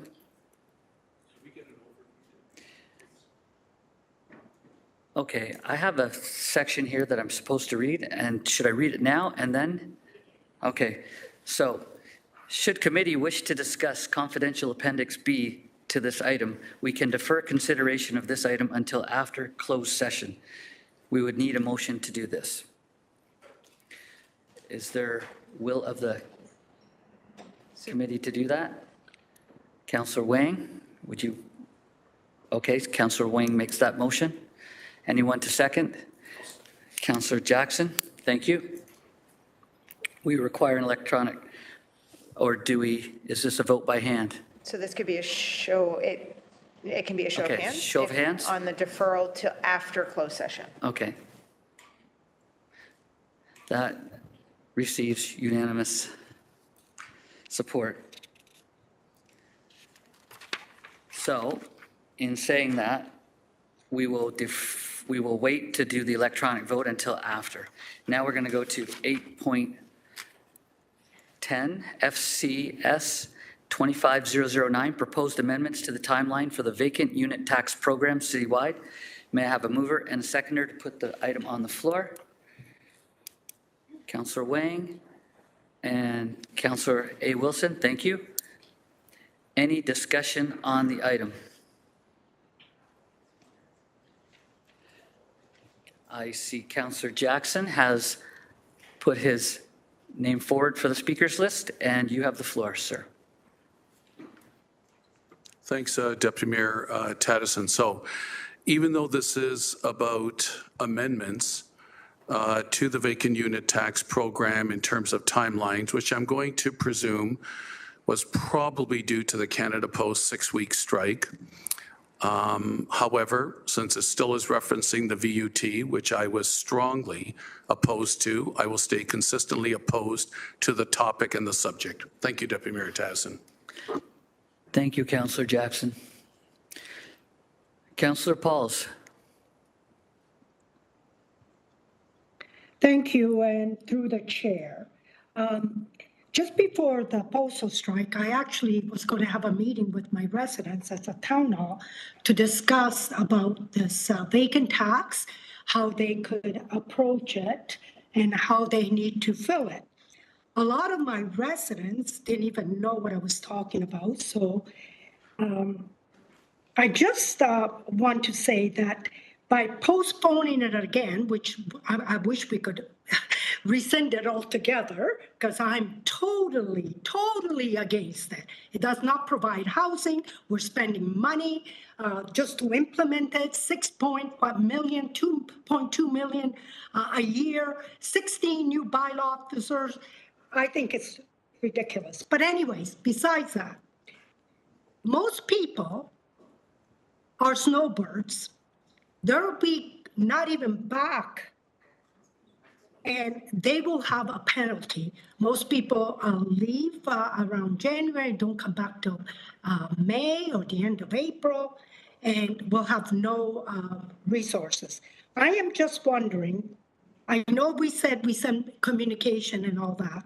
Is there any way we can let our snowbirds know? Because a lot of them have been in their homes for many years, and they can't even fathom the thought that every year they have to say they live in their home and it's not vacant. It just doesn't make sense. Matter of fact, I want to ask one question. Do we have a record how many people have been in their home for 20, 30, 40 years? And should they even apply for it? Councillor Paul, that's a multifaceted question. 2034, did you have a date or a year that you want specified? Listen, I've lived in my house for 45 years. Okay, do we have? And then I would have to say, I'm still in my house. Like, I'm just asking, doesn't the city have a record of all the homes that people have lived in their house for many years that maybe they don't need to declare? Councillor Pauls, we have a point of order called from Councillor M. Wilson. I don't see the point of order. I'm just asking a question. Do we One have second, a system? Councillor. Well, respectfully, it's listen. not your ruling to see it or not, it's the chair's. The analysis that went into this report, whether you deem it valid or not, whether you agree with the recommendation that was taken by the majority of these members or not, the analysis is available. And I don't think it is the point at this juncture to revisit the methodology, the numbers, and the analysis respectfully. Thank you. Okay, and can I answer that question? Can I? If somebody comes back from holiday, hasn't done it, has a $250 penalty, how are we going to mitigate that? How are we going to defend ourselves? They've been away, they haven't received it, they're not even at home. Councillor Pauls, let me just throw that to the bench. What's the process for, an incorrect or unfilled out sheet? Snowbirds. Thank you. Through the chair, I'm going to invite Director Pereira to provide a bit of a summary to the report, because the report really touches upon the impact that the postal strike had on the timelines for declaration as relates to the vacant unit tax. It's not a revisiting of the vacant unit tax. Staff are recommending a customer-centric and compassionate approach because of the postal strike of waiving the late penalty of $250,000 for this declaration year and extending some of the lines. So I'm going to ask Director Pereira to summarize the report for committee. Thank you. Through you, Deputy Mayor. This is my first meeting over here as capacity of Director Pereira, so welcome. I get the anointment. Thank you. In reference to this report, as GM Zagarik just mentioned, the timeliness of this report was primarily due to the postal strike, where letters were going to be going out to residents to advise them of the launch of the vacant unit tax program within the original timelines. With the postal strike delay, we are now recommending that we push the timelines in order to allow residents to declare for the 2024 year. And in an abundance of caution, we are also looking to waive the late declaration fee for the first year of the launch. Okay, thanks. I think that handles that. Councillor Pauls, are you satisfied with that answer? I am as chair. Obviously, I'm going to vote against it, not because of the timeline, but because I disagree with the whole thing. But I'm just, I think implementing it around where people go on holidays, where people are snowbirds, they're not home, was problematic for myself. And also, I want to tell you, we're going to have a problem by the end of the year. And my last question is, by the end of the year, or even once this is declared, will we have a report back what the result was? How many people applied? How many people will well, they're not going to be penalized the first year, but how many people actually declared it? Will we have a report this year? Okay, thank you, Councillor Pauls. GM Zagarik. To the Deputy Mayor, short answer is yes. We'll provide regular reporting with respect to these changes. We'll work with our communication colleagues, and we'll have to do some additional media buy to communicate these changes. And to the councillor's question around timing, in part this is driven by the distribution of tax bills and the timing of tax bills in the spring. And so like other municipalities that have a vacant unit tax, the timelines align with that sort of that spring end of first quarter timing as it relates to tax bills. Okay, thanks for that explanation. Thank you, Councillor Pauls. Thank you. I always appreciate your answers.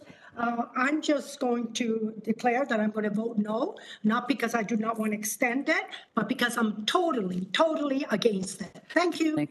Thank you, Councillor Pauls, for voicing your opinion.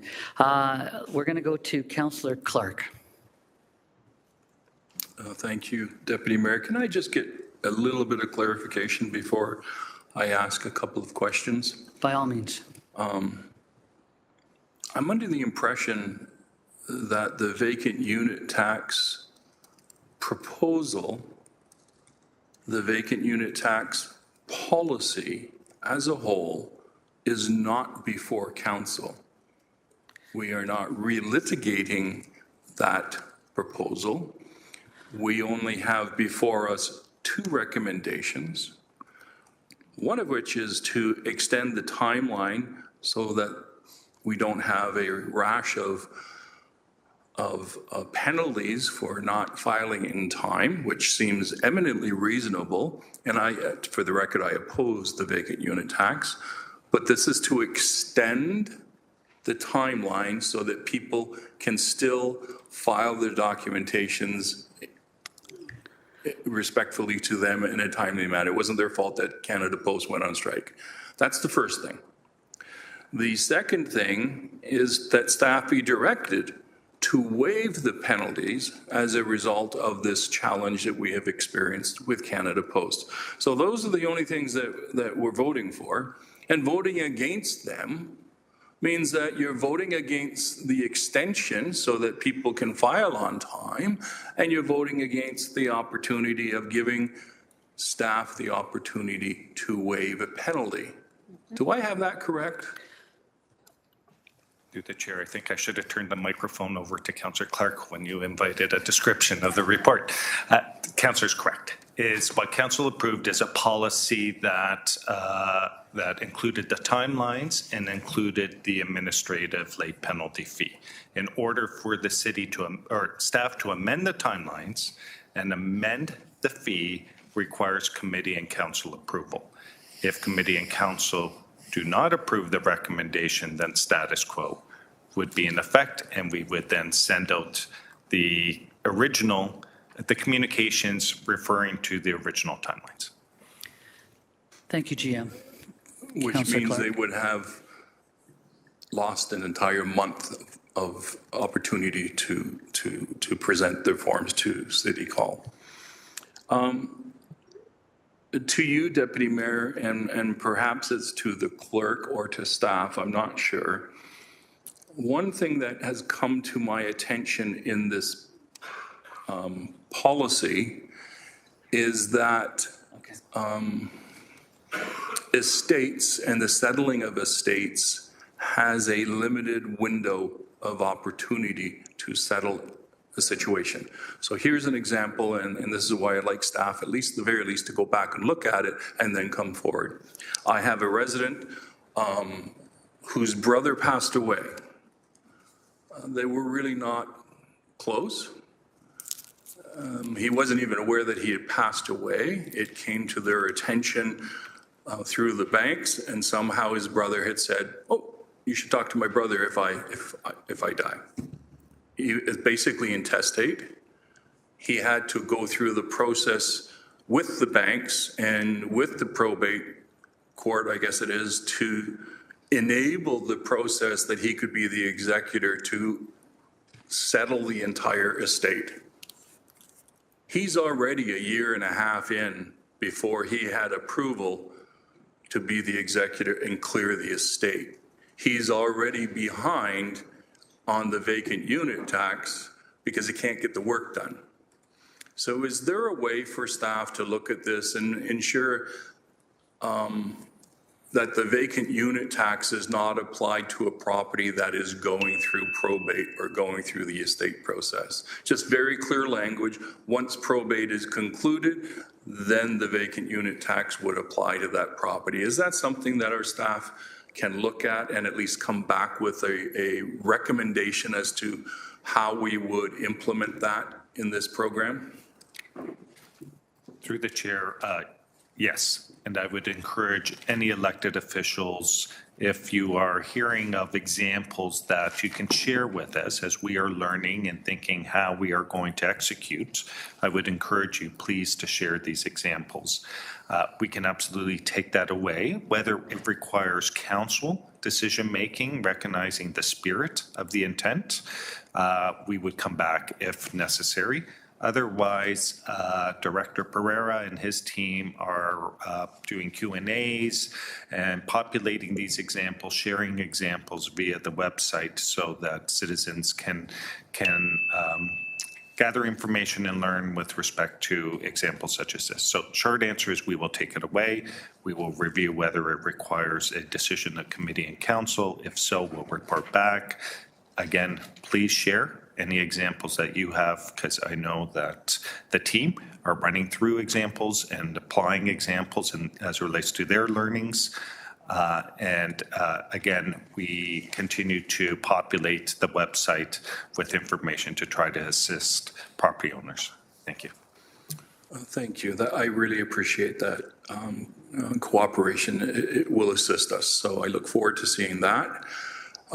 The other issue is with regard to snowbirds. I can tell you, Chair, that I wish I was a snowbird. Generally, I'm more of a cuckoo than a snowbird, but regardless, the majority of citizens are not snowbirds. It is a small component of the municipality that is snowbirds, and it is a small component of the municipality where these snowbirds have already left Hamilton and are now staying wherever they stay, Florida, Cuba, Costa Rica, I don't know them all. They may not be aware of this at all because they're not home. So how do we treat them as it relates to filing on time? It's likely they wouldn't be back until May or June. Are they deemed to be in default? Through you, Deputy Mayor. So this is obviously a new program, and with the newness of the program, there are going to be instances where challenges such as snowbirds may not have that opportunity or may not have even seen some of the communications that have gone out. Given that we are putting this in front of committee for the waiving of the late fee, will give us that opportunity to then have them declare at some point when they're back. And then what we will do is we will have this as an education lesson for the following year. And again, I think this is just going to be an ongoing opportunity to educate and learn as this program is just coming to fruition this year. Thank you. So to be clear, Deputy Mayor, item B in this recommendation is delegating authority to our staff to waive exemption fees when they feel it is appropriate or in order. And if they find that someone who is living offshore and comes back in May or June, and they can demonstrate that they were offshore, then our staff can waive that penalty fee. Correct? Through the Deputy Mayor, yes, for the 2024 declaration period. Okay, so we've covered the snowbirds and we've covered the estate. I didn't support the vacant unit tax, but these recommendations make sense, and it enables this process to help snowbirds and to deal with some of these issues that are popping up. We can correct them in the first year of the program. Thank you for your time. Thank you, Deputy Mayor. Thank you, Councillor Clark. Always appreciate the clarity. Mayor Horvath, you're up. Thanks. Thanks, Deputy Mayor Tattison. With apologies to my colleagues, I didn't get onto the agenda quickly enough, the speakers list rather quickly enough to declare my interest, my disqualifying interest in this item, and so I'm doing so now. Thank you. So noted, and there's no other speakers, so we'll require an electronic vote to approve the recommendations. Please indicate your vote as they come up.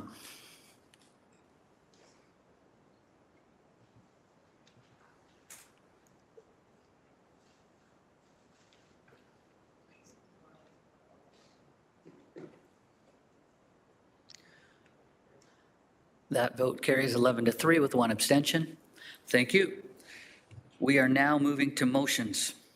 9.1, adherence to the encampment protocol as revised and approved by Council June 2024. Councillor Danko, would you like to introduce your motion? Thank you, Chair Taddison. This motion was put on the table prior to the Justice Ramsey court decision. So it is no longer relevant, and I believe all our focus should be on the subsequent motion to rescind the protocol. And also incidentally, thank you to Clerk Trenum that this direction is not actually in order in the first place, as it directs staff to do work that we've already directed staff to do. So with that, I'm withdrawing this motion. Thank you, Councillor Danko. And with you withdrawing, we will now move to 9.2, rescinding of City Hamilton Encampment Protocol revised. Councillor Spatafora, would you like to introduce your motion? And you have a seconder. Thank you, Deputy Mayor Taddison. It's moved by myself and seconded by Councillor Tom Jackson, rescinding of City of Hamilton Encampment Protocol. Whereas Justice Ramsey, Ontario Supreme Court judge, issued a ruling on December 23rd, 2024, dismissing the claim of 14 applicants that the City of Hamilton's bylaw preventing encampments in city parks was a violation of applicants' Canadian Charter of Human Rights and Freedoms. Whereas in the ruling, Justice Ramsey wrote, I was reminded by counsel for the applicant that while the legislature represents the will of the people, the court holds the moral compass that is often the only protection for the most vulnerable. I observe that the most vulnerable includes not only the homeless, but also the elderly person and the child who want to use a sidewalk or a city park without tiptoeing through used needles and human feces. The life, liberty, and security of the applicants are not put at risk by enforcement of the bylaw. They are put at risk by homelessness. Encampments contribute to this risk. They are lawless, dangerous, and unsanitary.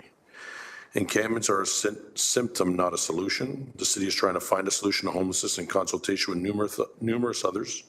It has attempted to address the problem with the old protocol, the encampment process, and the new protocol. It has limited resources and a duty to its host constituency. I think I'm well advised to leave them to it without interference. Micromanagement by judges will not be productive. Therefore, be it resolved that the City of Hamilton Encampment Protocol be rescinded as of March 1st, 2025, that the General Manager of Healthy and Safe Communities, Planning and Economic Development and Public Works report back at the February 5th, 2025 GIC meeting with the necessary resources and staffing needed to transition from the current encampment protocol to the City of Hamilton Parks bylaw. And that housing services staff be directed to continue working with local social agencies to find shelter space for those living in encampments. That municipal law enforcement and park staff be directed to dismantle all encampments as well as clean and restore parks to inviting, safe, and green recreational spaces they once were, to be enjoyed by the City of Hamilton taxpayers and their families. Deputy Mayor Taddison, I just want to add a little bit, and then I'll move on. So the one thing that I want to make sure everybody's clear is that this city, the taxpayers of this city and the staff of this city have put money, effort, and time into helping with homelessness. $125 million, 2024 in the homelessness and housing file. We, as well as myself, approved the 192 new shelter beds that should all be online by the end of January or close to that. And I think it's not talked about enough of the work we're doing. In saying that, we need to balance that. We're balancing the work that I think staff's done a great job of doing with the resources that we're limited to, because we can't spend the amount of money that's needed because we just don't have it. And we continue to wait for upper levels of government to help us through that. But I don't believe we continue down this path of investing money to help with shelter increases, to help with rent supports and all those things, $125 million worth, and at the same time continue to allow what's happened in our parks and on our streets without enforcement, whether that's drug use, open drug use, whether that's defecating in public, whether that's the violence or the crime. The balance needs to be there, and I believe this is the balance. I only have one question, then I'll wrap it up. And I don't know if GM Mader can answer this or if Superintendent Hennick is here, but I want to ensure that in the report back that Hamilton Police Services also include, if any, additional resources would be needed. I'm not saying there will be.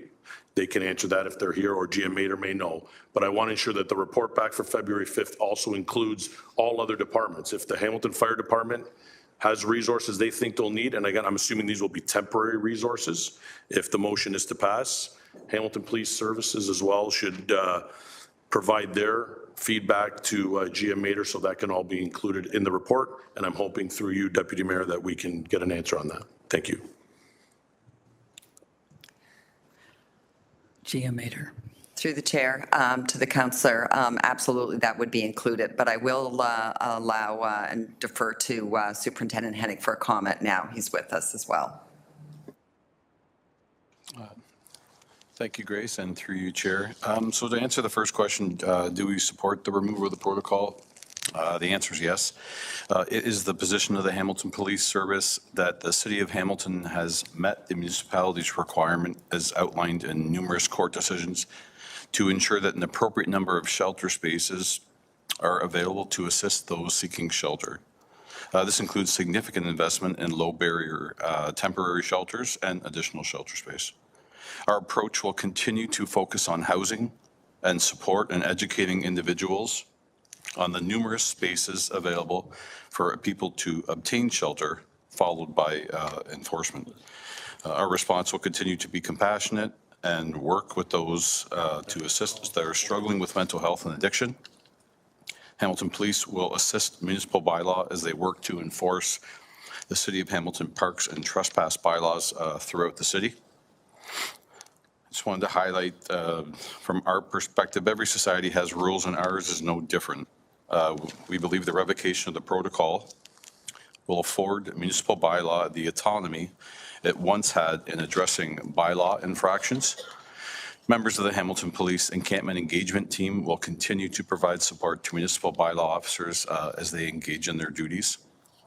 It is believed that this approach strikes a balance between ensuring that those who are unhoused and seeking shelter have a safe place to find refuge from the elements, and brings order to the numerous parks and public spaces in our community. It will end the practice of unhoused citizens lawfully being able to erect shelter in parks and return the parks to the community as a whole. But our work doesn't end there. While this work is ongoing, members of the Hamilton Police, our mobile crisis rapid response team in partnership with St. Joe's, our COAST team, our social navigator team, and most recently, our rapid intervention and support team, which works so closely with numerous community agencies in our city. They will continue to work together to support those who are most vulnerable in our community. To answer the question about staffing, so yes, it's our position that we would require additional staffing for a short period of time. What we're believing is that we are seeking an additional 4 officers for a period of 6 months, and then to have those, the efficacy of those efforts in partnership with bylaw and city staff reevaluate at the 4-month mark to determine the impact and effectiveness and the need for that staffing commitment to continue. So subject to any questions, I believe that answers both the questions and the points that were raised. Okay, thank you. Thank you, Deputy Mayor, and thank you to GM Mader and Superintendent Henning for that information. Okay, thank you. We're going to go, is there any discussion on this motion? I see Councillor M. Wilson, you're first on the list. Thank you, Chair. Certainly not intentionally wanting to disrupt good public discussion and debate on the motion. Chair, I was a strong proponent of ensuring that we stayed the course in court, and I don't like to use the word fight, but we had an obligation, in my opinion, to uphold our bylaws, our public bylaws. I did not waver, and I would not deal. But at this point, I would appreciate an opportunity if we could go into closed, because we have not had an account from our legal services on what Justice Ramsey's ruling means in their opinion. And I would not want to do anything at this juncture that would upset or injure the public interest, which I think we have an obligation to uphold. So at this time, I think it's your will to go into closed session to discuss this and not to make a determination until we hear from legal. If I may, and I know Elsie McCrae has her hand up, but if we could refer or defer consideration of the motion until we are in receipt of that closed session, Council. Thank you. Okay, so we're going to defer till after closed. Okay, so we have to take a vote on this. So that vote can be by hand. Correct? For the Deputy Mayor, that is correct, but I would need a seconder first. Okay, so Councillor Clark will second that. And those all willing to have this determined after we come out of closed, raise your hands. So, Is there a speakers list on the deferral? hang on. One sec. Clerk Trenum? It's not, So I'll advise that there really isn't a speakers list associated with the deferral unless you'd like to discuss the instructions, which in this case, you're really just holding off on additional discussion until after closed session. So you can't really debate the deferral motion, and it's not a debatable item in that respect.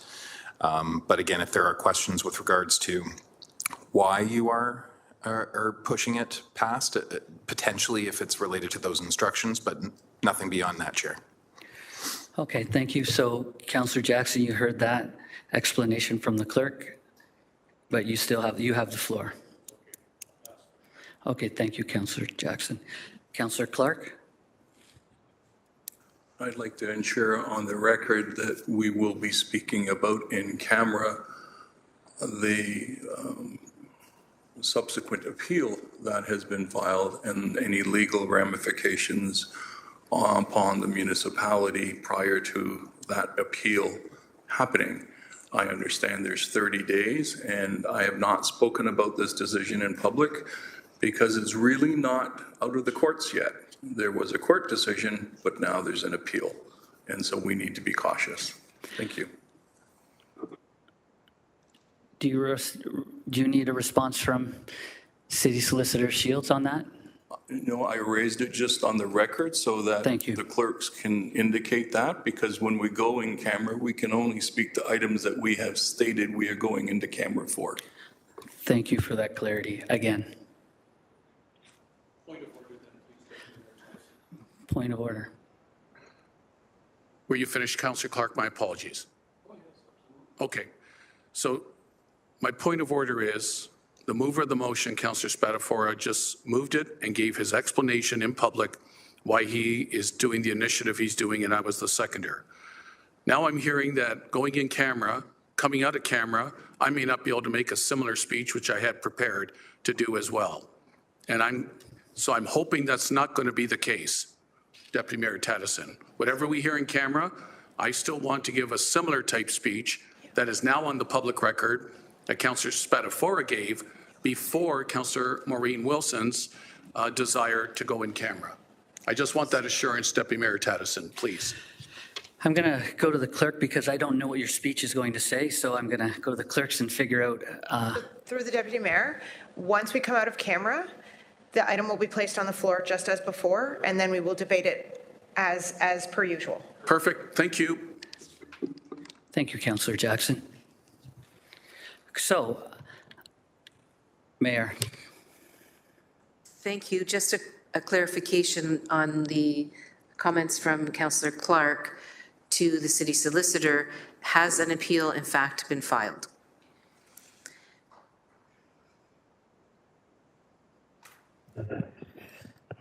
Through the chair, Lisa Shields, city solicitor. No, there hasn't been an appeal filed. Okay, thank you.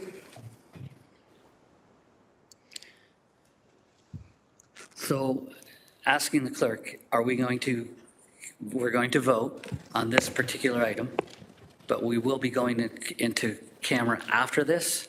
So through the Deputy Mayor, there is a motion on the floor to defer consideration until after closed. Right. If that motion passes, we will move on to item 9.2, which is to receive the correspondence on the item. We will go through the remainder of the motions and notices of motions and the closed session minutes. From there, we'll move into closed to discuss all closed session items, rise from closed, discuss 8.9, 9.2, and then the balance of the in-camera decisions. Okay, thank you. I think I follow that now. So we're going to have that vote right now to put this item into closed session. So all those in favor of going into closed, sorry. Councillor Clark, help me. Thank you. So I appreciate the mayor's question to the city solicitor, but the municipality still needs to ensure that we have our best case if we are appealed.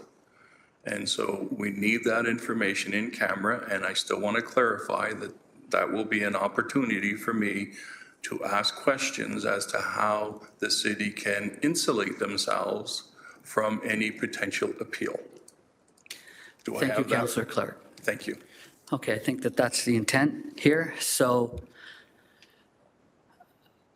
Councillor Pauls, this has to be on the instructions. Yeah, the instruction. There's no appeal. I feel like we're being handcuffed with the court ruling. We were waiting. Councillor Pauls. Councillor Pauls. Waiting for the court ruling. We're only allowed to debate or raise about the instructions here. This can wait. There's no need to go in camera. You'll have a motion after. You can speak after this. Thank you. Yes, go ahead, Councillor Francis. Sorry. Apologies.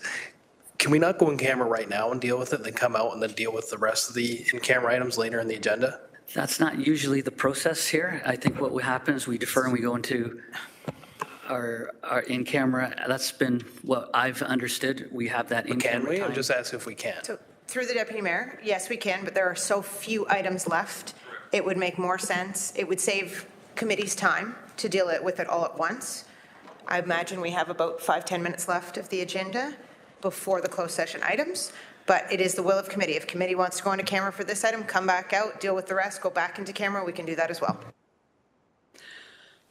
The only reason I'm saying this is I suspect the cybersecurity update is going to be very lengthy.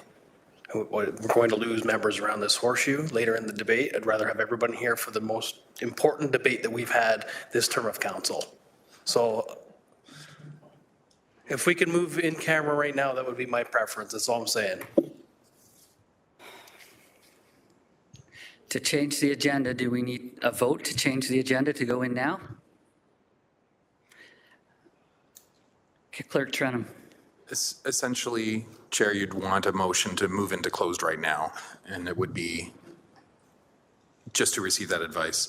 You're not really changing the agenda, you're just moving into closed to receive advice on this item or on an item related to it before you have that open discussion. So you would still just need a vote to move into closed now. But what I would ask is if the mover and seconder of the motion are amendable to going now versus going later. Okay, that seems to work. So thank you, Councillor Francis, for that guidance. Good points made. So voting to go into camera now, based on this, getting information about this. Thank you. Put your hands up if you are in favor of going in camera at this time. Okay, that carries.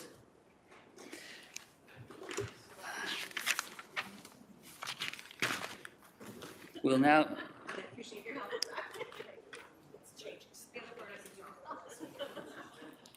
Okay, so I should have to read this.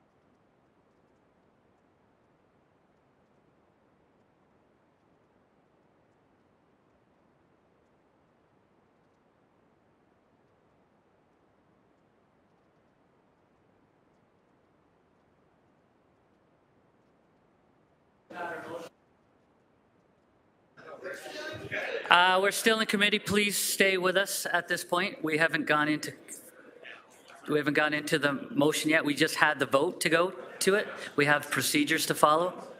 So I'm going to let the clerk read the first part of the procedure, where I'll pick it up after that. So the motion would be to go into closed session for item 9.2 pursuant to section 9.3 subsection F of the city's procedural bylaw 21-021 as amended, and section 239.2 subsection F of the Ontario Municipal Act 2001 as amended, as the subject matter pertains to advice that is subject to solicitor-client privilege, including communications necessary for that purpose.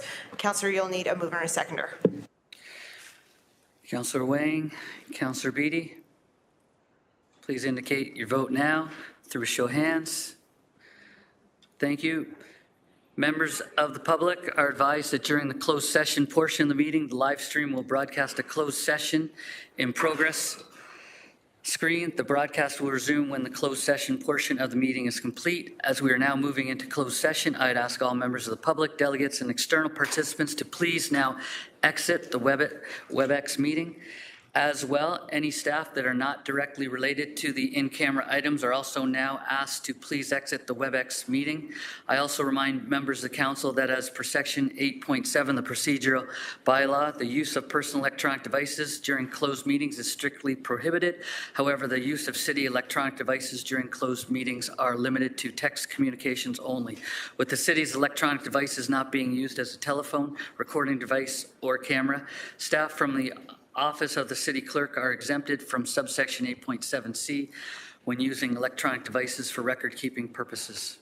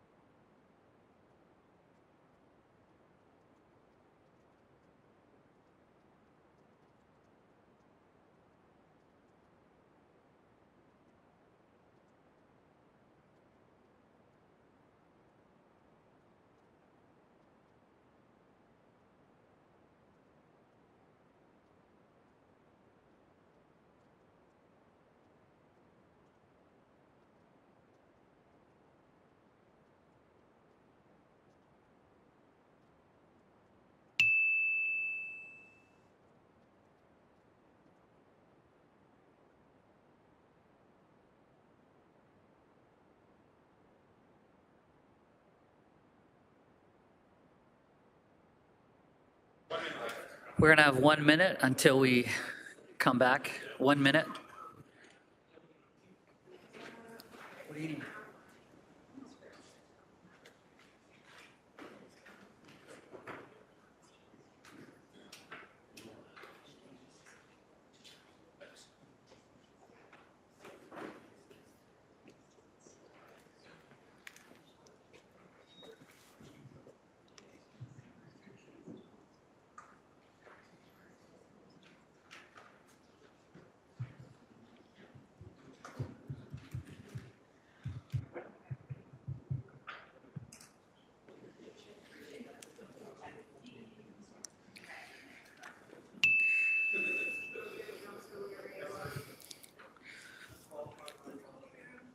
Okay, we're coming back into session now.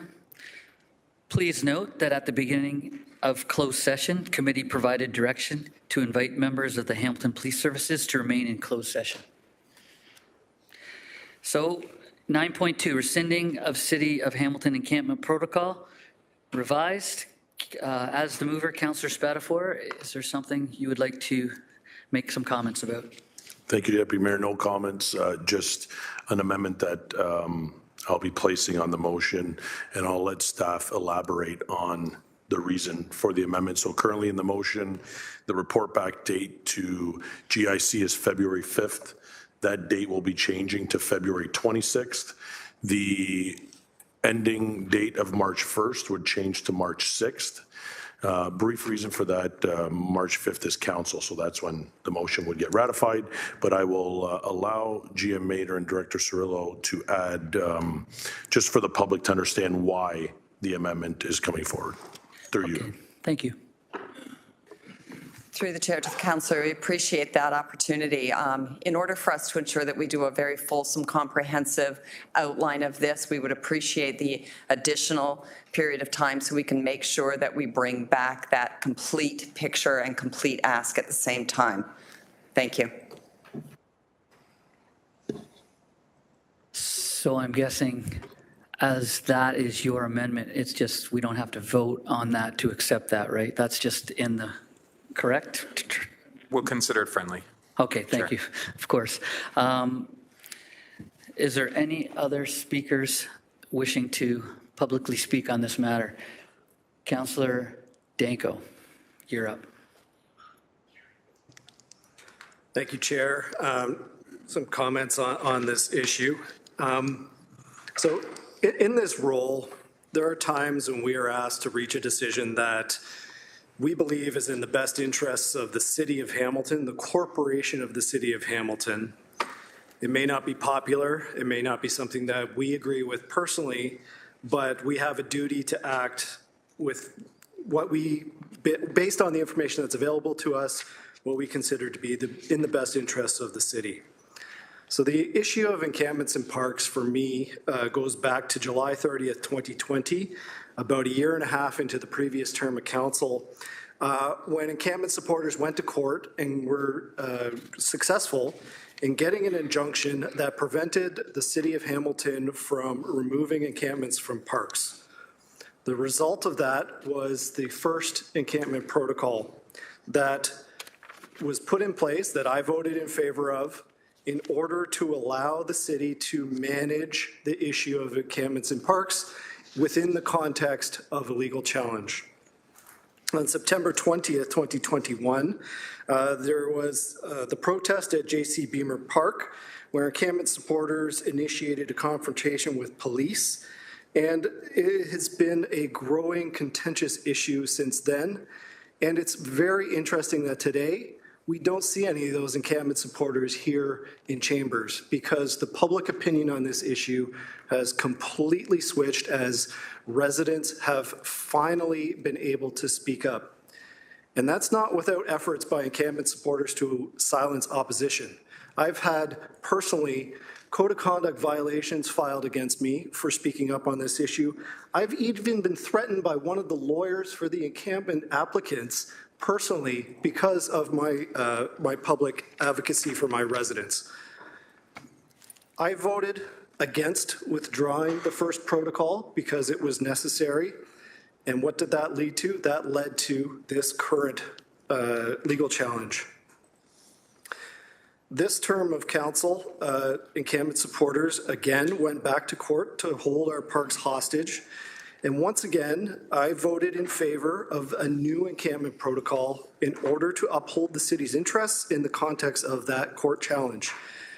It's been 4.5 years, and I believe my voting record and my positions on this issue have been the same, and that the encampment protocol has been necessary to protect the interests of the city and taxpayers, and I understand it's not popular with residents, but my genuine opinion is that it was necessary.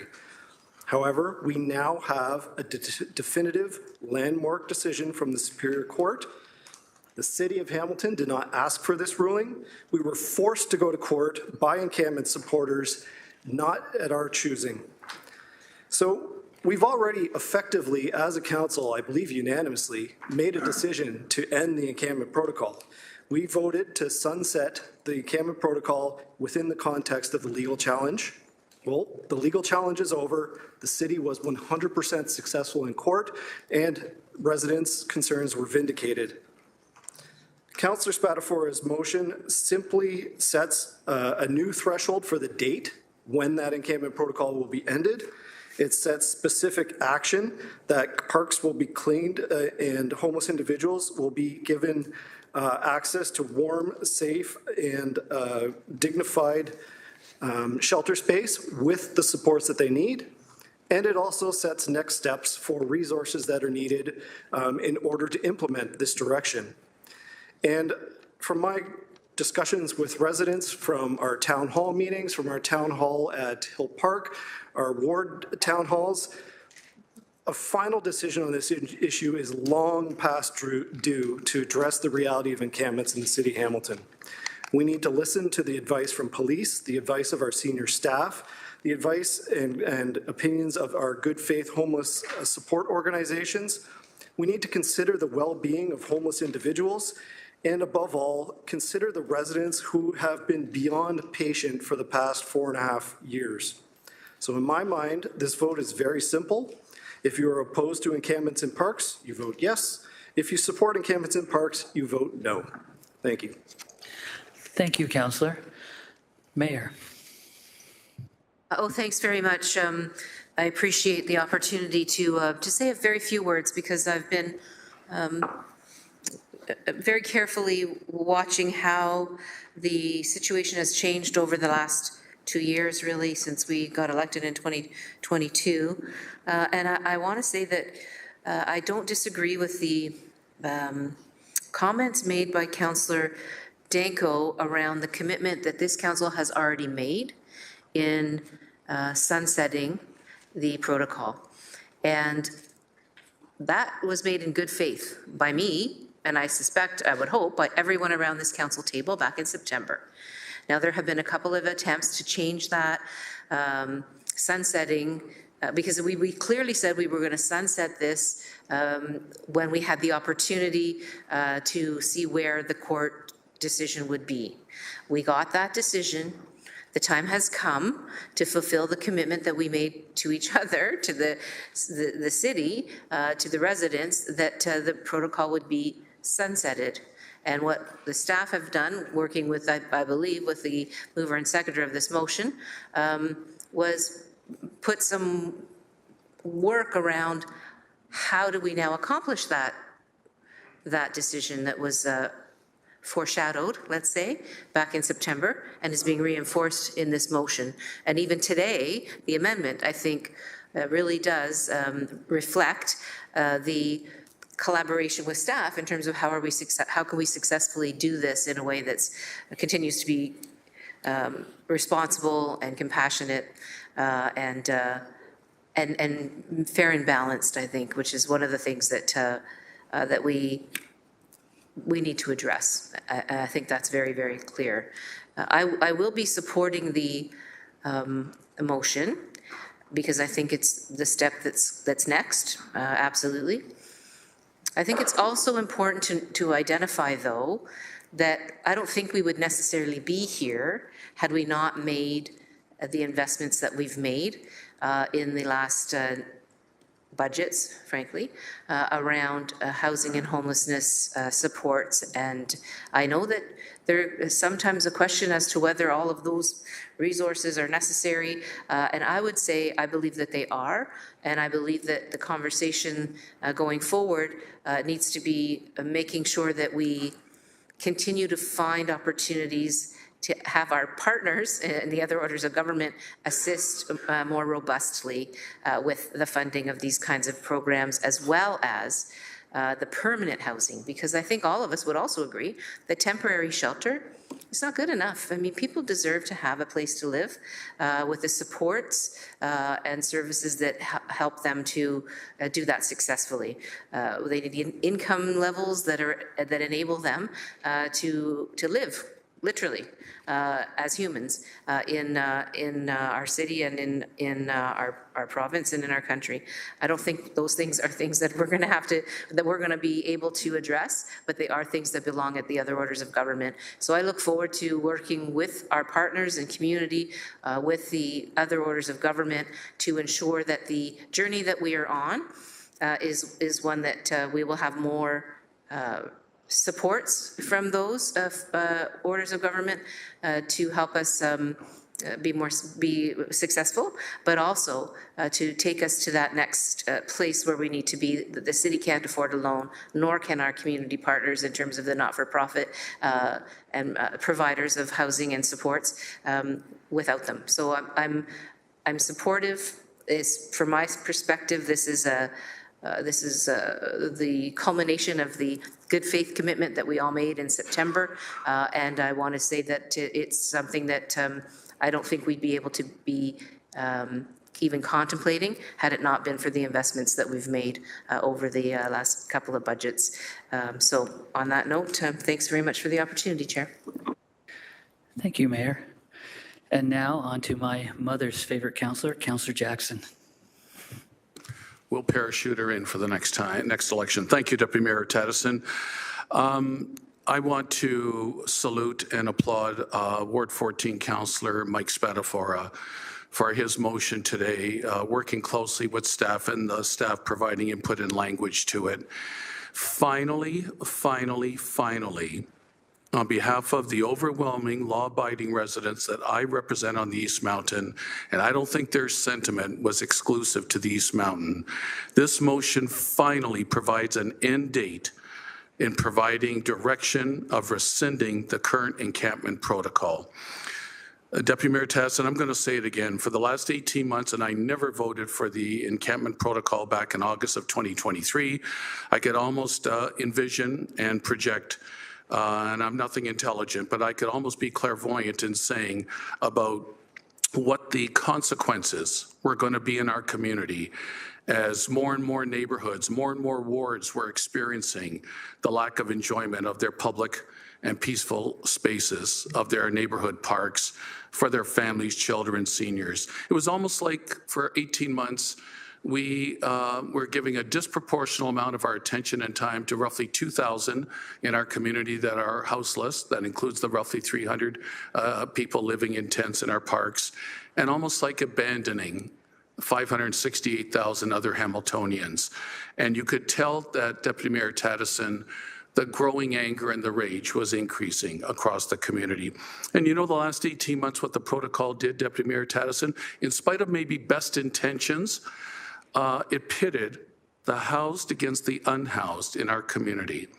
And all the results of increasing amount of urination, defecation, narcotics, weapons, bonfires, just caused a backlash and an outrage in our community and across neighborhoods and across everyday families that normally had great sympathy for those most in need. But it just extended to a breaking point, that sympathy factor. Parks should never have been a solution to homelessness. The protocol enabled it. None of my colleagues created homelessness, I agree, but the protocol, in my humble opinion, enabled it. So this motion, in my opinion, gives staff a new leverage with hopeful support that a majority today and a ratification next week, if it comes to that, will give staff a new leverage. And on staff, Deputy Mayor Tattison, I want to say publicly, I feel very badly for our housing staff working under General Manager Grace Mader, with Director Baird, Manager Blake, Director Rob Mastriani, and their teams. They have been absolutely amazing and, in my humble opinion, underappreciated and have borne the brunt of the growing anger across the community. They were simply doing their best to enact and deal with and implement the direction of council with the protocol. And I could sense that they were taking it on the chin, unfortunately, because they were the frontline staff and the first ones to respond in outreach to our neighborhood parks. Sadly, the more lawlessness and criminality started to increase and take over the neighborhood parks. We heard some delegates today still repeatedly, several coming in on a regular basis, begging, pleading, imploring us to help them get back to normal lives. Ramsey's verdict, Justice Ramsey's verdict, is our springboard now at this time. And the protocol, even the title, Encampment Protocol, in 18 months, has given a negative connotation to that word. You can't mention protocol wherever I go because people immediately know the negative connotation of it. So to conclude, Deputy Mayor Tattison, I hope that any tepidness by some members of council over the past months, Tom, we've got to wait for that court decision. Tom, I get it. You know, parks are not, but Tom, we've got to wait for that court decision. Ramsey's verdict, at least amongst my community, the responses I've received, they said to me, Tom, Justice Ramsey gets it. And so let's springboard off that. Let's not be tepid about any worrisome down the road. And let's never forget, Deputy Mayor Tattison, that our parks bylaw says there's no overnight camping unless you have a permit. I highly doubt any 10 people asked for or acquired a permit. I'm strongly supportive and happy to second Councillor Spatafor's motion. Thank you, Deputy Mayor Tattison. Thank you, Councillor Jackson. Moving now to Councillor Clark. Thank you, Deputy Mayor. Before I provide any comments, can I ask a quick question of our staff? With regards to the shelter spaces that currently exist and all of the changes that we have made, can you please enunciate publicly how many shelter spaces that we have created? What's the grand total of all of our shelter spaces? Director Baird. Through you, Councillor. So the spaces that we created that Council supported, there are 192 temporary shelter beds in addition to the existing permanent beds. The temporary shelter beds right now, there are 50 of those 192 remaining to be brought online, but the others are live and operational. In addition to that, you supported the onboarding of 80 temporary outdoor shelter beds at Tiffany Barton. And those particular beds are meaningful because we do hear from folks that parts of the reasons they sometimes don't want to go to shelters is because they want to stay with they're a couple, so they're in a relationship, or perhaps they have a pet that they don't want to leave behind. So those 80 beds are low barrier and will allow us to accommodate those folks in shelters. And that's the first time for us to be able to do that. And then in addition to that, we have our permanent beds as well as our overflow beds in hotels for families. So at this point, in fact, Council has supported increasing our shelter system by 80%. And so the grand total of all the shelter beds available, temporary and permanent? We're doing quick math here.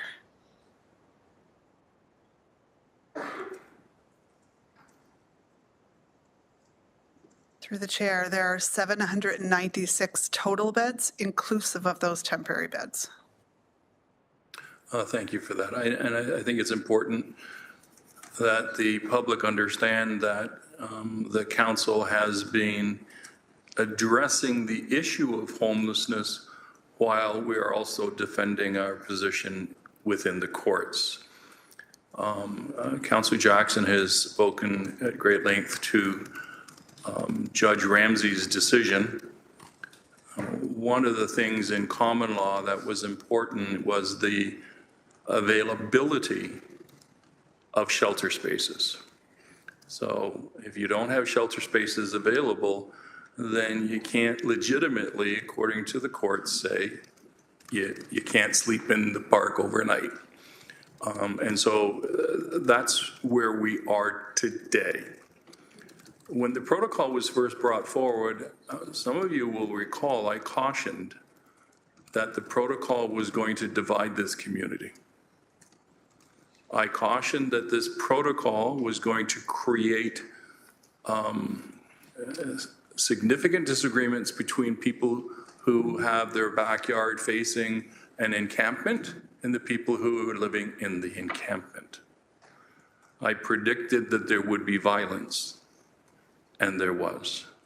I predicted that there would be challenges within the encampments and an increase in crime, and there was. The challenge that we have been faced with, and I think the courts really addressed it, is the balance between what the public would expect through the Charter of Rights and Freedoms in terms of their personal enjoyment of their private property and the rights of individuals who don't have a home and are tenting. We struggled as a council to find that balance, and I believe that we have. And it's important that we ensure that the public understand that. This may change. 2 years from now, we may find ourselves deluged with more unhoused individuals who are really, truly struggling, and we may need to modify our programming again. But the fact of the matter is we didn't approach it from a hard line. We approached it from what we could defend in the courts, and we approached it from how we could help those who are finding themselves unhoused. What is missing in all of this is funding from the province of Ontario and funding from the federal government. That is what is missing from this. And I understand, and I have no problem sharing our receipts, if you will, with the MPP from Upper Glanbrook or whatever the case is, by all means. We're fully available for an audit to show you exactly how we spent that money. But what that will show is that there is a complete imbalance in terms of how much money was being invested by the province of Ontario and how much money was invested by property taxpayers. And that in itself has been unfair. Thank you. Thank you, Councillor Clark. Very salient points. Next, we're going to go to Councillor Francis. Thanks, Deputy Mayor Taddison. Just a brief comment from me. Sorry, this decision to repeal this encampment protocol, in my opinion, is the most important decision to date in this term of council. With Justice Ramsey's crystal clear decision, the time to move forward has come. We need to move forward with clean parks, free of drug paraphernalia, free of crime. The days of giving the impression that Hamilton public spaces are a free-for-all for folks from surrounding municipalities to come and act lawless and camp needs to end. And by repealing this protocol, we will finally head in the right direction for our residents, and we can focus on getting Hamiltonians housed. So I want to thank Councillor Spatafor for bringing this forward at the first opportunity. I want to thank legal staff for their hard work on this file, and thanks to Justice Ramsey for laying it all out in black and white for everyone. Thank you. Thanks, Councillor Francis. Councillor Wang. Thank you. I wanted to harken back to some of the comments that Mayor spoke of and also to what Councillor Clark had also spoken of. It's been, since being elected in 2022, it has been probably one of the biggest challenges that this council has faced. And as part of that, this council was also provided a roadmap by actually at the time very new incoming Director of Housing, Michelle Baird, and it was about ending chronic homelessness. So I wonder, Director, is there, perhaps you can give us a quick overview of how are we doing, where are we at? Because I think that that'll require a bigger conversation. I don't expect you to give a presentation at all, but I think that there's a real opportunity to speak out loud that now we are at the midpoint, we are exploring what is the possibility with Councillor Spatafor's motion, I don't want to discount the amount of work that has been in front of this council and by city staff. So I wonder if you could just speak on that very quickly. Through the chair, thank you for the question, Councillor. And you're right. Back at probably at the outset of this term of council, we came before this council to talk about the issue of homelessness, chronic homelessness in particular in Hamilton, and we laid out a plan of where we needed to invest and what we would recommend in order to address the issue within our city. And over a period of 2 years, council has invested in a number of those strategies. And so things have moved forward. And I think it's a valued question because I think we spend a lot of time talking about our efforts with respect to encampments. And that's certainly a piece of the homelessness issue in Hamilton. However, it's a small piece, but I think it's quite a visible issue, and that's what we end up seeing. The majority of our budget, in fact, is not necessarily spent on encampments, and instead we invest in things like social housing units.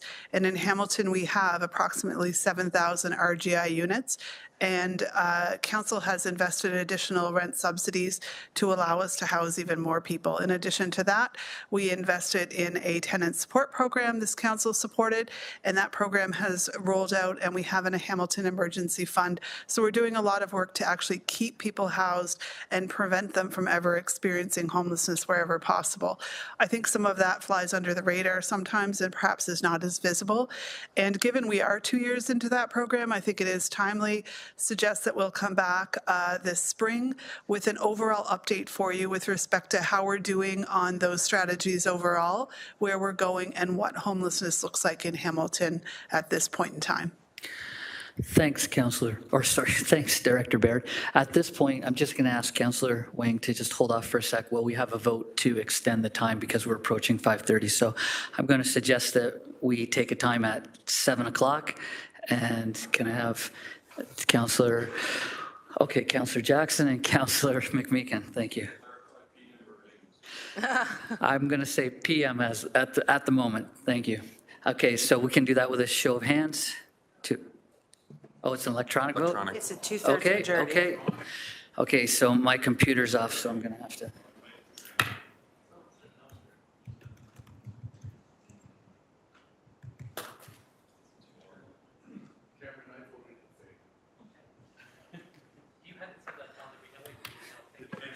Councillor Pauls, are you able to vote?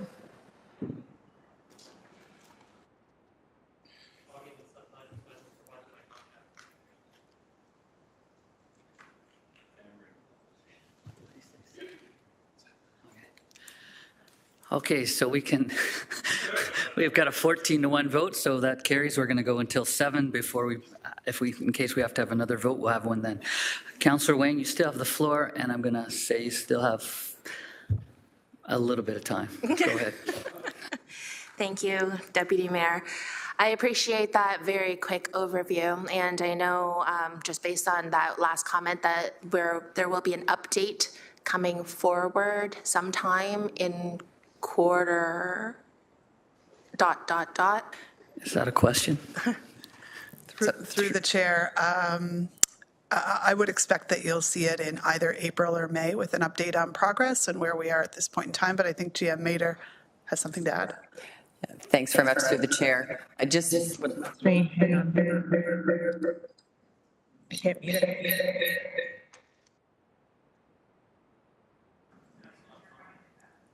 try it again. Through the chair, I just would like to add too, though, it's not only in the investments that this council has made through to the homeless population and to all the supports under the housing services umbrella, it's also the commitment that they made through the housing and sustainability investment roadmap and about that next phase of housing in order for us to prepare as people move along the continuum. And I think it's really important that we bring those two pieces together because it's not just about the reaction to the crisis, it is about that longer term solution. And Justin Lewis and his team has been diligently working on that as well. So I think it's really important that we balance that and that everyone understands that as well. Thank you, General Manager. All this is to say that as much as we are debating the encampment protocol today, and I am thankful that we are now looking at potentially a way forward in terms of a date, in terms of a process, and in terms of just additional direction, This is one piece of the greater challenge of homelessness, chronic homelessness, and it's also something that is not just only suffered by us, the city of Hamilton. It is suffered across the entire province, entirety of this nation. And it is something that we as a council are being extremely mindful and extremely prudent in terms of how we are spending taxpayer dollars. So I do want to acknowledge that I am thankful for this motion coming forward, but I am also extremely thankful for the good work that our staff, our team, Hamilton Police Services and beyond has been doing this work on behalf of our residents of the city of Hamilton. Thank you. Thank you, Councillor Wang. Councillor Alex Wilson. Thank you. Through you, Chair, I believe it was Councillor Clark who asked about shelter bed availability. Through you to Housing Services staff, can we guarantee or how confident can we be that come March 6th, there will be sufficient shelter space for the unhoused or population requiring shelter in the city of Hamilton? If we can't guarantee, based on the 800-ish beds, what's our relative confidence level that there'll be sufficient shelter? Through the chair, thank you for the question, Councillor. So at this point in time, we do have some vacant beds within the shelter system. I think the more important piece is that we continue to have a shelter. The shelter capacity overall is quite a fluid situation. And at this point in time, we do have people that are coming into the shelter daily, but we're also having people leave the shelter daily. We would say there's flow in the system, and that's not a problem at this point in time. And so can I say confidently that's the case on March 8th or other? Not necessarily. However, it's been consistently the case over the past while, and so we would expect that's what we'll continue to see. Thank you. Really appreciate that answer. Following up, I believe the motion speaks about a forthcoming report back moved to mid-February with then council ratification on March 5th, talking about additional resources required to enact this change. Through you, Deputy Mayor, to our corporate services team, are those being referred to the budget process if they're coming in mid-February? Are those in your asks? We don't know what those resource requirements are right now, but just wondering, where does paying for them come from? Through the Deputy Mayor, if the requests are brought before committee through the budget cycle, through the 2025 budget cycle, it could form part of the deliberations. If they come forward after the budget is approved, it could form part of some in-year considerations for committee and council. Based on the dates in the motion, do we have a sense of which process that's likely to go, or we're just not sure where our budget process is going to wrap up, so either are possible at this moment in time? Through the Deputy Mayor, that budget process window would be somewhere between February 12th and March 9th, so subject to that window and the timing of the report and decisions by committee and council. Thank you. So it's possible the timeline will line up, and it's ultimately our decision as council and committee where we're looking for funding sources. I think that's it for my questions. Through you, Chair, just a couple of comments from me. I have some concerns with this direction. I think my biggest concern, though, is we're ending something today. We're saying we will transfer to something else. We don't know what. We'll figure out what that something else is in mid-February, how much it costs in mid-February. We'll have one meeting to talk about it. We'll confirm it the next week at council. And then the very next day, that's the policy that will be in place come March 6th, guiding this. I don't know what that policy is. I don't know what those resources are. I don't know anything about what that actual plan will look like. And so it makes me very, very uncomfortable saying, I support this formulation of a plan, but we don't have the plan in front of us yet as to how the actual process for enforcing this will look like, what are the resources required. And so for those reasons, I'm deeply uncomfortable with moving forward with this direction today. I don't necessarily have a concern with the ultimate direction of coming up with a new plan, revising our encampment protocol, or winding it down in light of new decisions and ensuring there's a new system in place and new resources in place. without seeing that second plan that we're transitioning to and making a decision between two, there's just no way in good conscience I can vote in favor of winding Plan A down in favor of Plan B without knowing Plan B. So for those reasons, I'm not able to support the motion today. Thank you, Councillor A. Wilson. Let's go over to, on big screen, Councillor Pauls. Thank you, and I won't be long. So I think we waited patiently for the court ruling, and now it is time to end the encampment. We will always have legal challenges in the city, always. But we as a city must take a stand, and that stand is to end encampments. You know, we talk about housing. We know we need housing. We know that we have shortage of housing. We know we need more affordable housing. But what the residents saw was people living in parks, taking drugs, doing crime, fire, and this is a big divide between people who really need housing and people who need rehab. And until we address that, until we know how many people live out in the parks that really need help with rehab, we need to invest more money on rehab, and because that's what people look at homelessness. People that have emailed me about homeless, they're not saying they can't afford a house, they can't afford an apartment, because surely we could subsidize people that if it's just housing.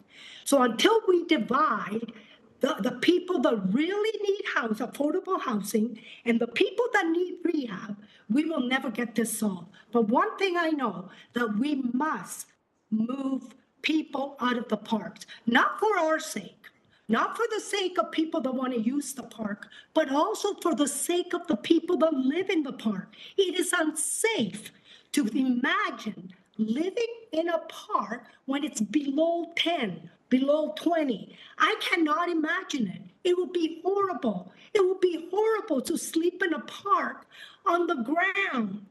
I have a bed, I'm comfortable, but I cannot imagine people were leaving them in the park saying it's okay if that's what you choose. No, they need help. We need rehab. We need to put our money where there is solutions. And we need to make sure we have money for rehab. So like I said, this is, we waited patiently. I have put a motion a month ago, and it didn't go through, but I'm glad that this will go through, because we need to help them get out of parks, and we need our parks, not just for ourselves. Like I said, remember, it's not safe to live in parks. Thank you. Thank you, Councillor Pauls. Councillor Kretsch. Thanks, Deputy Mayor Tadison. I agree with what Councillor Alex Wilson said earlier, but I have a few more comments to make. We know there's not enough shelter spaces out there, and we know that there are people who will be deprived of housing and homeless in our community, regardless of what we do here with a piece of paper. I've had a chance to talk to staff about this at more length than probably anyone ever wanted to. Questions and answers and talks about this and that in Barton Tiffany. And really ending the encampment protocol isn't going to change things or change outcomes for people who are deprived of housing. It's not going to do anything. It doesn't propose a solution. It doesn't solve a problem. And it suggests to me, in the absence of anything in front of us, that what we're going to do is go back to a very enforcement-based model that we had before, right? So we're going to say, okay, let's rewind the clock back to a time when the prevailing public sentiment was that people were being chased from park to park. People called it moving them, but they were being chased from park to park. And since that time, we've seen many studies come out saying that doing that activity, actually doing the activity of chasing homeless people around the city, is harmful, and for some people leads to their death. So that's where I think about this. It's not as easy as saying you either support encampments in park or you don't support encampments in parks, because that elides the human beings in the parks. It's not about encampments, it's about people, and about whether or not they have a right to live somewhere. They have a right to exist as far as I'm concerned, and the way this is going and the way this is headed, especially when we have nothing in front of us, suggests that we don't think that as a council they have a right to exist. in situations where we don't have adequate and safe housing. We don't have adequate and safe shelter for people. And staff have told us that ad nauseum. Everyone in this room knows that we don't have those things. And knowing that means the decision we're making is putting people in harm's way. And I'm not going to support that. To this point about a good faith discussion about sunsetting the encampment protocol, I'm going to read the last part of the motion, which I think if we'd stuck to this motion, I could have supported that because I voted in favor of it. Councillor Spatafora's motion is not that motion. It says that we'd sunset the current encampment protocol to ensure that the city is in compliance with the charter and current case law, and that staff be directed to report back in Q1 2025. Let them do it then. We don't need this motion. Staff are already going to report back on the situation. We have these decisions in case law now, and there's no problem at all with staff giving us that report and us making a decision. Want to put the cart before the horse and now rescind the protocol before having the stuff in front of us? I can't support that. Doesn't make any sense. Staff already had direction from us on this exact topic. All this is to me is politics. This is not about anything to do with us standing together trying to solve this problem. This motion already let us do that. It's in black and white. So that's where I stand on the subject. I won't be supporting this. Okay, thank you. And remember, please be respectful of everyone who's speaking. Thank you. I understand that, but you didn't have the floor at the time. Thank you. Okay, so we're going to now go to Councillor McMeekin. Thanks, Deputy Mayor. I have a confession to make. I came into this this session today determined to vote against the motion. I've fallen off my donkey on the road to Damascus. There's no biblical reference there for Councillor Bowles. It's been a long and winding road and a very uncomfortable road for all of us. But, well, I don't want to be Mr. Butt. However, we've all managed in our own way to be seized with this issue. We haven't always agreed on the protocol. In fact, we've had an evolution of protocols. And I want to say that's been good to be able to do that and to learn from that and to mature from it. And when we heard 60 some odd people come and say what we really need is a substantive move to a gated community with protocols that better guarantee the safety and the provision of surround services that are needed. That was where I've been for a long time. Started a while back with the whole HATS initiative. You know, they've been ready to go with something like this for a long time. Anyhow, so we've been doing what we can, frankly, with the tools that we have, which aren't as extensive as some governments have. And that's something that we need to continue to wrestle with. And I'm convinced, Deputy Mayor, that around this horseshoe, we will continue. We will continue to wrestle with this. And I want to say this isn't just about simply about ending the protocols in parks. As important as that is, and the safety around that. It's about serving with integrity all those who, for whatever reason or combination of reasons, find themselves in a tough spot. And I'm willing to travel down the road, trusting the process. I'm optimistic that we cleared some of the speed bumps. Speed bumps are popular in our city, right? And that we're speeding a little bit more quickly towards some better solutions.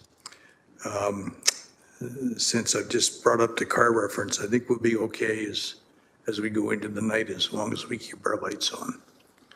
Thanks very much. Thank you, Councillor McMeekin.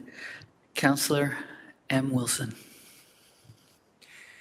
Thank you, Chair. Let me just say publicly, express on behalf of this council, great deal of gratitude to Celeste Shields and the legal team for their practice and performance in upholding the corporation and the public's interest. Hear, hear. I just wanted to, this is a question of moving forward. And so in terms of understanding what to expect from staff through the chair to GM Mater, will the report back will it tell us how your work is going to be prioritized in terms of existing encampments? Through the chair. Through the chair to Councillor Wilson, yes, absolutely. I think, as I indicated earlier too, though, we also know that we've had previous direction and priorities already laid out for us and that we would adhere to those as well. I think I'd also like to just take the opportunity now that part of the report back will also be about, this will take some time, that as we roll this out, that it will be important for council and the community to understand that there will be a process that will go through, that March 2nd, there will not be everyone gone from parks when they wake up, and that, you know, it is important that we manage those expectations as we move along. So we will be working with part of our plan will also be out communications about how we are going to ensure that that message gets out and what is necessary for it to be included as we move forward with it. Thank you. And so in terms of those already previous commitments, that would include our commitment to the 1 kilometer radius around the outdoor shelter spot to ensure that there are no encampments. Through the chair, that is correct. It's very important that we manage those expectations and the intensity of around those locations. We want to ensure that there is not an overabundance of stress on any one area, and that we're living up to that commitment that we made when those decisions were made. Thank you. I appreciate that. And just so that I'm clear, because the numbers were said really quickly, and I think it's an important part of this narrative, if I could, through the chair to Director Baird, just to clarify the number of shelter beds that this council in totality has invested in. You said 410 permanent shelter beds. We have now 178 temporary beds of the 192. I'll ask you to clarify that. We have 40 beds for asylum seekers. We will soon have 80 outdoor shelter beds, and we have 208 beds in the overflow hotel room systems, which are family beds. If I could just seek clarification once more on the public record for those numbers. Thank you. Through the chair, yes, confirming, Councillor, those numbers are correct. I'm just going to clarify on the temporary beds, because I think that's the confusing one a bit. Yeah. There are 178 temporary shelter beds that are open right now. 138 of those are the ones that Council just recently approved. That's the 138 out of 192. In addition, 40 of those beds are for asylum seekers. Thank you. I appreciate that clarity, and I think that investment is critically important for us to underscore. Thank you. Thanks, Councillor Wilson. At this time, I think what we're going to do is we're actually going to take a look at an electronic vote for the rescinding of the City of Hamilton Encampment Protocol as amended by Councillor Spatafora and seconded by Councillor Tom Jackson. At this point, let's have the electronic vote.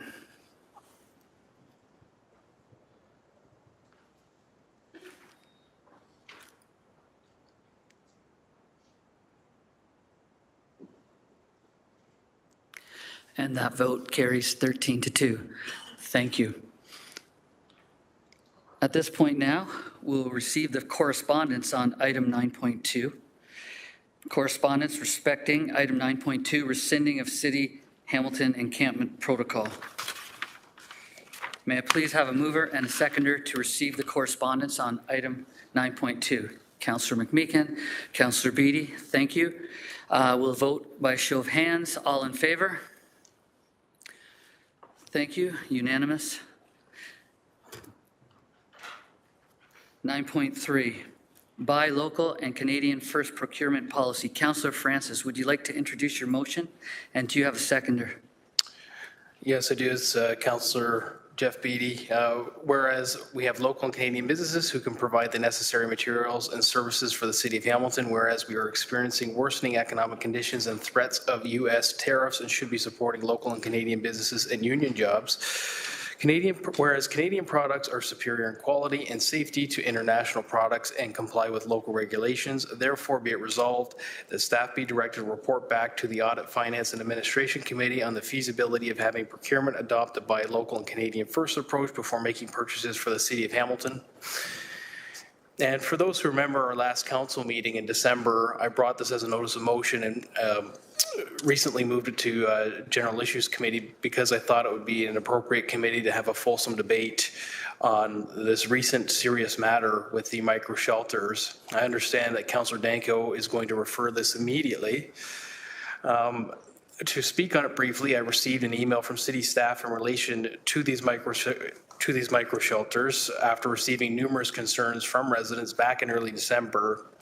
I look forward to fleshing out more transparency on this situation for our residents and improving our procurement policies to support local labor, local jobs, local businesses, especially at the time that they need it most. Thank you. Thank you, Councillor. Is there any discussion on this motion? Okay, I see. Oh. I know, I'm just waiting. Okay, so Councillor Danko, you are the first on the list. I'm sorry. That's what my list says. I saw your hand first, though. Thank you, Chair. I'm going to refer this item to the Procurement Subcommittee. As Chair of the Procurement Subcommittee, I think this is the more appropriate venue to have a fulsome discussion on this issue with the appropriate staff available. And I believe our next meeting is scheduled in March sometime. Seconded by Councillor Alex Wilson. Okay, so discussion on the referral. Okay. Pardon? Just on the instructions. Thank you, Councillor Clark.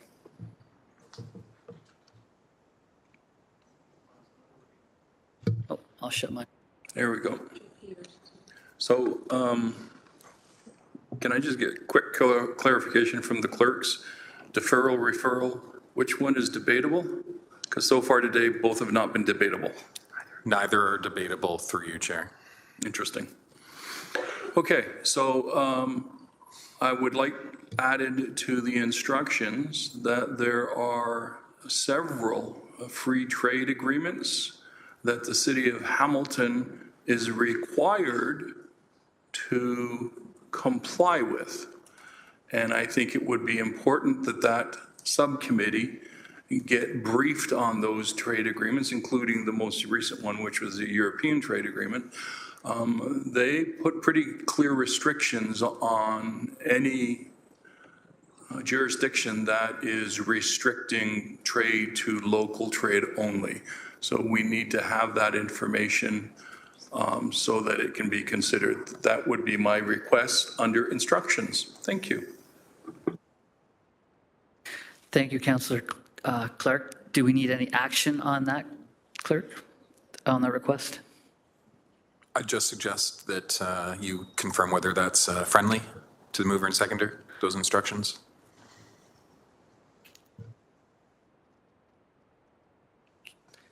I think there are several complex issues with Buy Canadian, not the least of which is the incoming U.S. president and tariffs. So I do definitely take that as a friendly amendment. It'll be an interesting discussion. Okay, thank you. Councillor Wilson? No, thank you. I just strongly support putting this at procurement. I put 12 questions in to ensure that we are fully aware of the intended and unintended possible consequences of this to our own local business community and the ripple effects of similar motions being had elsewhere. Thank you. Okay, thank you. Councillor Beattie. Thank you, Chair, and through you. As the seconder of the motion, disappointed that I didn't push my button fast enough to be able to speak before the referral motion was made with the instructions. Equally concerned in terms of the timeline, pushing this to begin the conversation in March instead of beginning the conversation now, particularly given the changing climate of international relations. I think it is more timely to move more quickly, and I do feel that this is going to end up coming back to GIC anyways. I'm not going to support the deferral motion. Referral. Thank you. And duly noted about going to the seconder first. Thank you. Councillor Jackson. Thanks, Deputy Mayor Tattison. I want to thank Councillor Francis and Beattie for bringing forward a very timely motion in light of everything that's happening within local, national, and North American markets and the politics of it all. I just want to say, I hope with the referral, I hope it just won't end up being a buried exercise between procurement and legal that will basically say there's really nothing we can do. Consequences when it comes to... Through you, Chair, I just want to redirect. I don't mean to interrupt, only that this needs to be specific to debating instruction and not comment on, Chair. Thank you, Clerk. Okay. I hope to the instructions of the... Thank you, City Clerk Trenum. I hope to the instructions of the referral that it goes to governance or procurement subcommittees, that it won't just be an exercise where the matter can be buried because of legal and procurement issues and factors. Thank you, Deputy Mayor Tattison. Little attitude there, Councillor. Thank you. Any other speakers? Not seeing any, so we're voting on the referral at this time, and it will require an electronic vote. Yes? Okay, we'll do an electronic vote.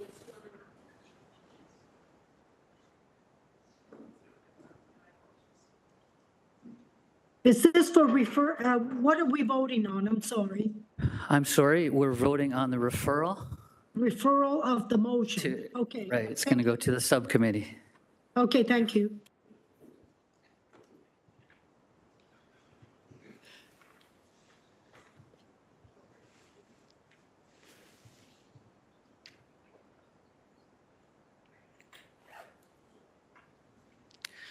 That carries 10-4. So it shall be referred. And we will move on to the next notice of motion. So it's notices of motion now. 10.1, suitable site for a Hamilton Alliance for Tiny Shelters. That's a HATS community. Councillor McMeekin, would you like to read your notice of motion? You know, Deputy Mayor, thank you for that invitation. I'm not going to read it. It's rather lengthy. I think everybody's seen it. I would appreciate it profoundly if everybody would take some time to read it. I think the motion, when it's discussed on the 5th of February, we're going to hold it off, leave it as a notice. Will be timely and an opportunity for us to build on some of the things we've done today. Thank you. Thank you, Councillor McMeekin. Now, the next notice of motion, 10.2, realignment of taxpayer funding to good faith encampment support organizations. Councillor Danko, would you like to read your notice of motion? Thank you, Chair. Yes, I am going to read it into the record in light of today's discussion and 13-2 vote. I think it's of the public interest. Whereas the City of Hamilton relies on many local social agencies, harm reduction, homelessness, and encampment organizations that provide various levels of support to vulnerable populations throughout the city. Whereas in 2024, the City of Hamilton invested a total of $186 million towards housing and homelessness, $125 million funded by municipal taxpayers, which is equivalent to approximately $215 per resident per year. Whereas on December 23rd, 2024, Ontario Superior Court Justice James Ramsey issued a ruling dismissing the claim of 14 homeless applicants that the City of Hamilton breached their right under the Charter to Life, Liberty, and Security of the Person, Section 7, and to equal benefit under the law, Section 15. Whereas paragraph 4 of Justice Ramsey's ruling states, quote, I observe that the most vulnerable includes not only the homeless, but also the elderly person and the child who want to use a sidewalk or a city park without tiptoeing through used needles and human feces, end quote. Whereas paragraph 24 of Justice Ramsey's ruling states, quote, many of the affidavits of the applicants contained boilerplate. Parts were obviously drafted by lawyers, end quote. Whereas paragraph 61 of Justice Ramsey's ruling states, quote, there is a developing false narrative that encampments are a safe alternative form of housing. That narrative appears in the affidavits of some of the applicants' witnesses. From talking to her, which is expert witness Dr. Koivu, patients, it appears that it has been a factor in the decision to leave safer environments, end quote. Whereas paragraph 64 of Justice Ramsey's ruling states, quote, Dr. Koivu's concern about the false narrative encouraging people to leave safer alternatives is supported by the evidence. A member of the outreach team who has observed organized groups encouraging encampment residents to resist options other than encampments, end quote. Whereas residents have reported observing instances where homeless individuals have received organized assistance to set up, relocate, and provision encampments in city parks. Whereas limited taxpayer resources should be prioritized to fund organizations that have a proven good faith community partners that are working collaboratively with the City of Hamilton in alignment with the interests of the city, residents, and the well-being of homeless individuals. Therefore, be it resolved, A, that housing services staff be directed to identify and itemize all city funding allocated to homelessness support social agencies, harm reduction, legal advice, and encampment outreach organizations.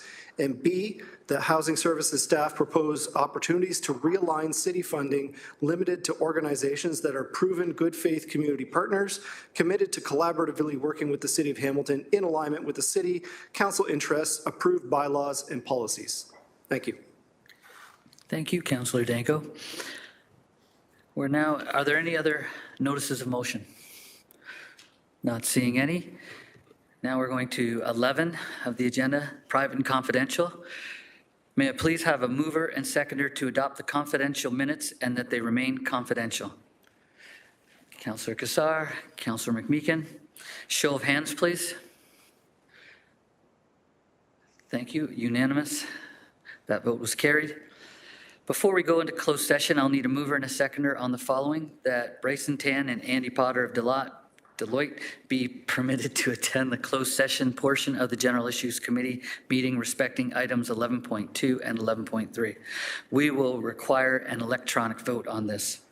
Please indicate your vote as it comes up. I just need a mover and seconder, Councillor. Yes. I'm following the directions from our protocol. So sorry, through the Deputy Mayor, I need a mover and a seconder first. And a mover and seconder? Okay, so didn't I do Cassar and McMeekin? Thank you. Okay, sorry.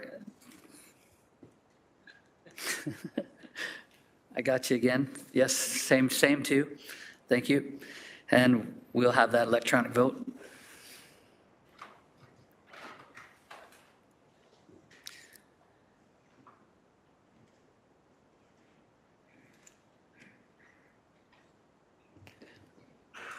I see a thumbs up from Councillor Pauls. Okay, that carries 14-0. So motion to go into closed. Before we go into closed sessions, nope, we have that. So may I please have a mover and seconder? So through the Deputy Mayor, this is for items 9.2, 11.2, 11.3, and 11.4. No, I apologize, not 9.2, 11.2, 11.3, and 11.4. Yes. So we'll now need a motion to go into closed sessions for 11.2, 11.3, and 11.4. Councillor Beattie and the Mayor, thank you for raising your hands. Okay. Is that electronic vote or raising your hand? Sorry, through the Deputy Mayor, we'll do the electronic vote, but I'll also need you to read out the reasons. Okay. As of right now, pursuant to 9.3 subsections A, F, J, and K of the city's procedural bylaw 21-021 as amended, and section 2392 subsections A, F, J, and K of the Ontario Municipals Act 2001 as amended, as the subject matter pertains to the security of the property of the city or a local board, advice that is subject to solicitor-client privilege, including communications necessary for that purpose, a trade secret or scientific, technical, commercial, or financial information that belongs to the city or a local board and has monetary value or potential monetary value, and a position, plan, procedure, criteria, or instruction to be applied to any negotiations carried on or to be carried on by or on behalf of the city or a local board. Here now, we require the electronic vote. Thank you. And it's up. And, okay, thumbs up from Councillor Kassar. Okay, that vote carries 13-0. Thank you.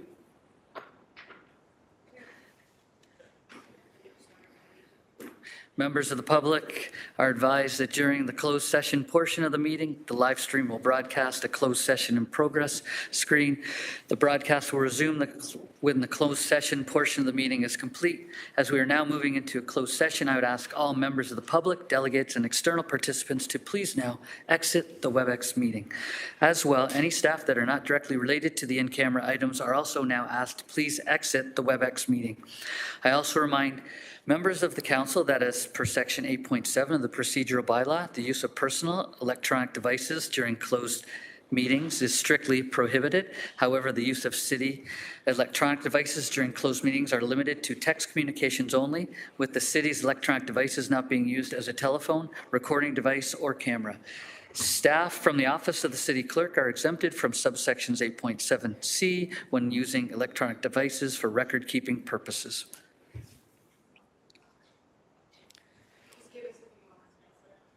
We will take a few moments, and then we'll go into closed.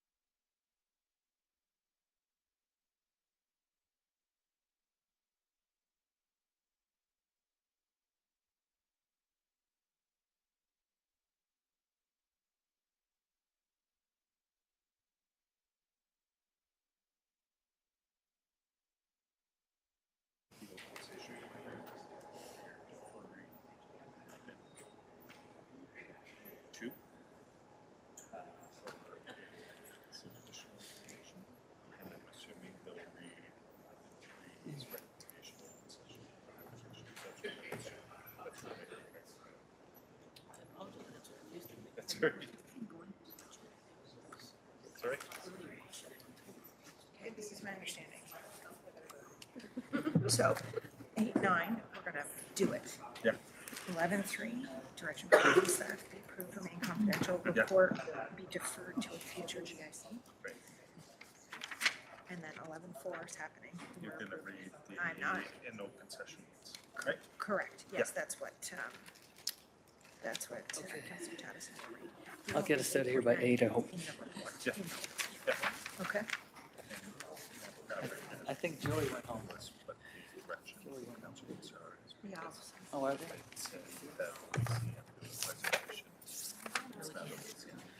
So I can make a few. Not for right now. I'll Not for right now. Okay, so we're doing this one tonight, so? No, no. It's not. 8.9. Correct, yeah, they're gonna approve. Okay, that's my, he's just referring to the budget. Yes, thank you. We don't get to do it.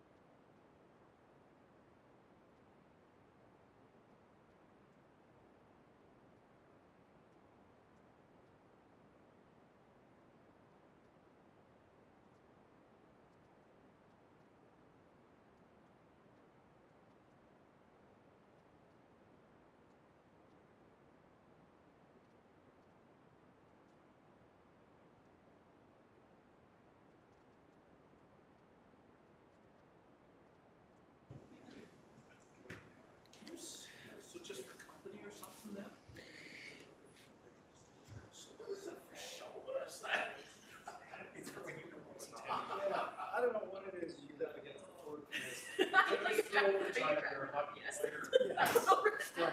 Still haven't had a decision yet.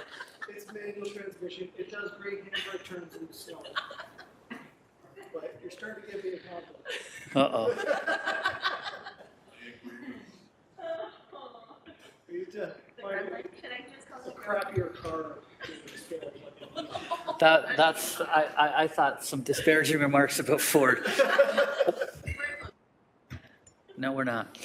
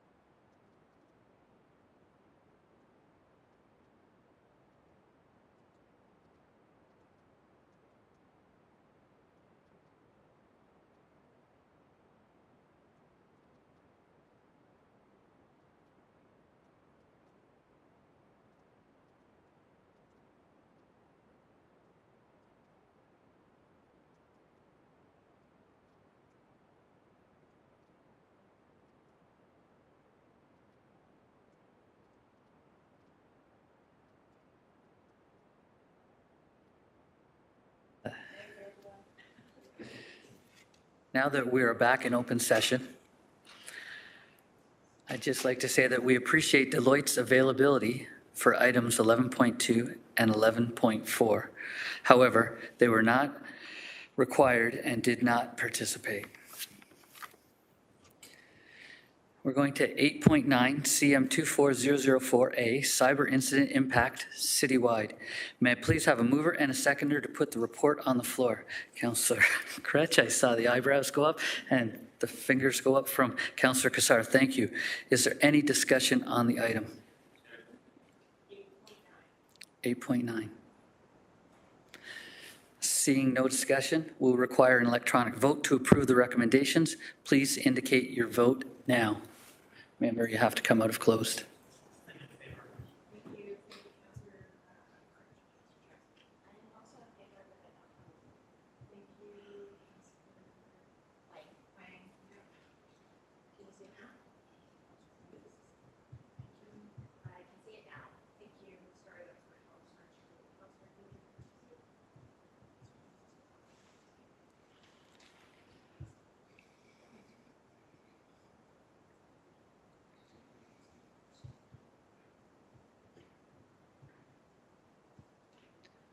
That carries 10-1. Thank you. 11.3 CM24004B, Cyber Incident Impact Update citywide. May I please have a mover and seconder on the following: that direction provided to staff in closed session respecting report 24004B, Cyber Incident Impact Update, be approved and remain confidential, and that report CM24004B, Cyber Incident Impact Update, be deferred to a future GIC. May I have a mover and a seconder? Councillor Cassar and Councillor Wilson, thank you.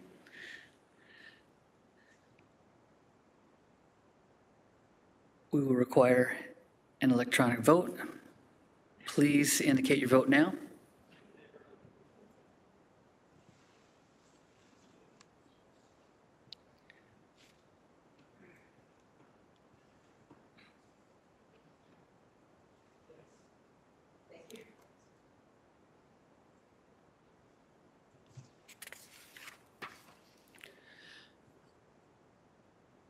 That vote carries 11-0. Thank you. 11.4 CM25001, Cybersecurity Resilience Citywide. May I please have a mover and seconder on the following? I will read it, and then we'll get the mover and the seconder. That the following be referred to the mayor for consideration as part of the multi-year tax budget, that the inclusion of cybersecurity domain project capital costs identified in Appendix A attached to report CM25001 totaling $13.2 million in the 2025 tax budget and financing plans. Item 2, the incorporation of estimated additional cybersecurity domain project capital costs of approximately $3 million in 2026 as outlined in Appendix A attached to report CM25001 into the multi-year forecast for inclusion in the appropriate future tax and rate budget processes. Item 3, that the inclusion of this estimated additional operating costs for 2025 of approximately $3.8 million as outlined in Appendix A attached to report CM25001 in the 2025 tax budget funded through a combination of staffing, gapping savings, capital financing savings, or corporate year-end surplus. The incorporation of estimated total operating costs, including staffing costs of approximately $4.4 million, that's $3.8 million in 2025, plus $0.45 million, plus $0.13 million for 2026 and onward, as outlined in Appendix A to report CM25001 into the multi-year forecast and the appropriate budget process. Item 5. The incorporation of 12 full-time equivalent positions in the Information Technology IT Department for 2025 in accordance with the budgeted complement control policy as outlined in Appendix A to report CM25001, utilizing existing staffing vacancies within the organization. Item 6. The referral of the requested change in staff complement of 2 FTEs for 2026 and 1 FTE for 2027 in accordance with the budgeted complement control policy as outlined in Appendix A to report CM25001 to the appropriate tax-supported budget. Now we're moving on to B, that the city manager be authorized and directed on behalf of council to assume the authority under the budgeted complement control policy to offset the additional 12 FTEs as outlined in Appendix A to report CM25001 through the reallocation of existing FTEs within the organization. C, that the city manager General Manager of Finance and Corporate Services and/or Chief Information Officer or their assigned delegate be authorized and directed on behalf of the City of Hamilton to enter into and/or execute all necessary agreements and ancillary documents on terms satisfactory to the above identified individuals and in a form satisfactory to the city solicitor. And D, that the report CM 25001 and all appendices except Appendix A attached to report CM 225001 remain confidential. May I have a mover and a seconder? Thank you, Councillor Kassar. Okay, thank you, Councillor Wilson. We will require an electronic vote. Please indicate your vote now.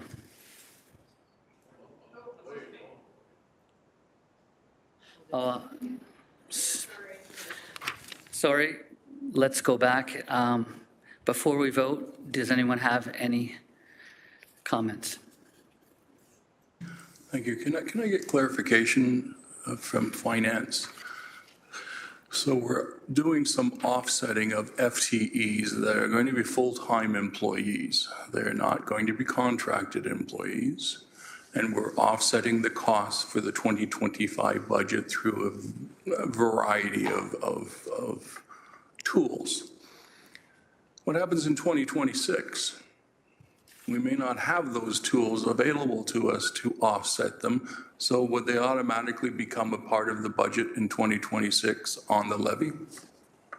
Through the Deputy Mayor, the intent is to offset the staffing costs through some gapping savings for 2025, with the intent to find positions within the organization to restate such that these would not be new positions. We would leverage existing positions and leverage the associated dollars with those positions. So again, that's the intent, recognizing there'll be some one-year costs that will be offset through gapping, but for 2026, the intent is to find positions and associated funding such that it will not be an additional or incremental cost. I only raise this because we have been utilizing reserves and a lot of tools to try to minimize the tax increase. But the fact is we are spending more money. And the fact that we are spending more money means that while we may not show it on the levy in 2025, in 2026 and out years, it will eventually be a part of the levy because these are expenditures that we are making the decision now. So the fact that we have found savings this year, I congratulate staff for finding those offsets. But the reality is we have increased spending in these programs, and as a result, in out years, there will be charges to the levy. Is that not a fair statement? Through the Deputy Mayor, that's correct. There are incremental costs and investments. The HR strategy is to try to reduce some of those impacts through finding existing positions and vacancies as it relates to the staffing. Nonetheless, there will be some operating impacts in future years outside of staffing. Thank you. I just wanted that on the record. Thank you, Councillor Clark. Are there any other comments or questions? Seeing none, let us go to the electronic vote.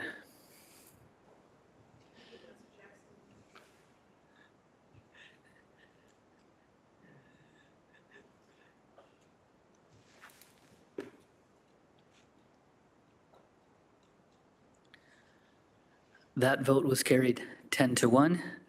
Thank you. I now adjourn this meeting at 7:54 p.m., January 15th, 2025. Thank you.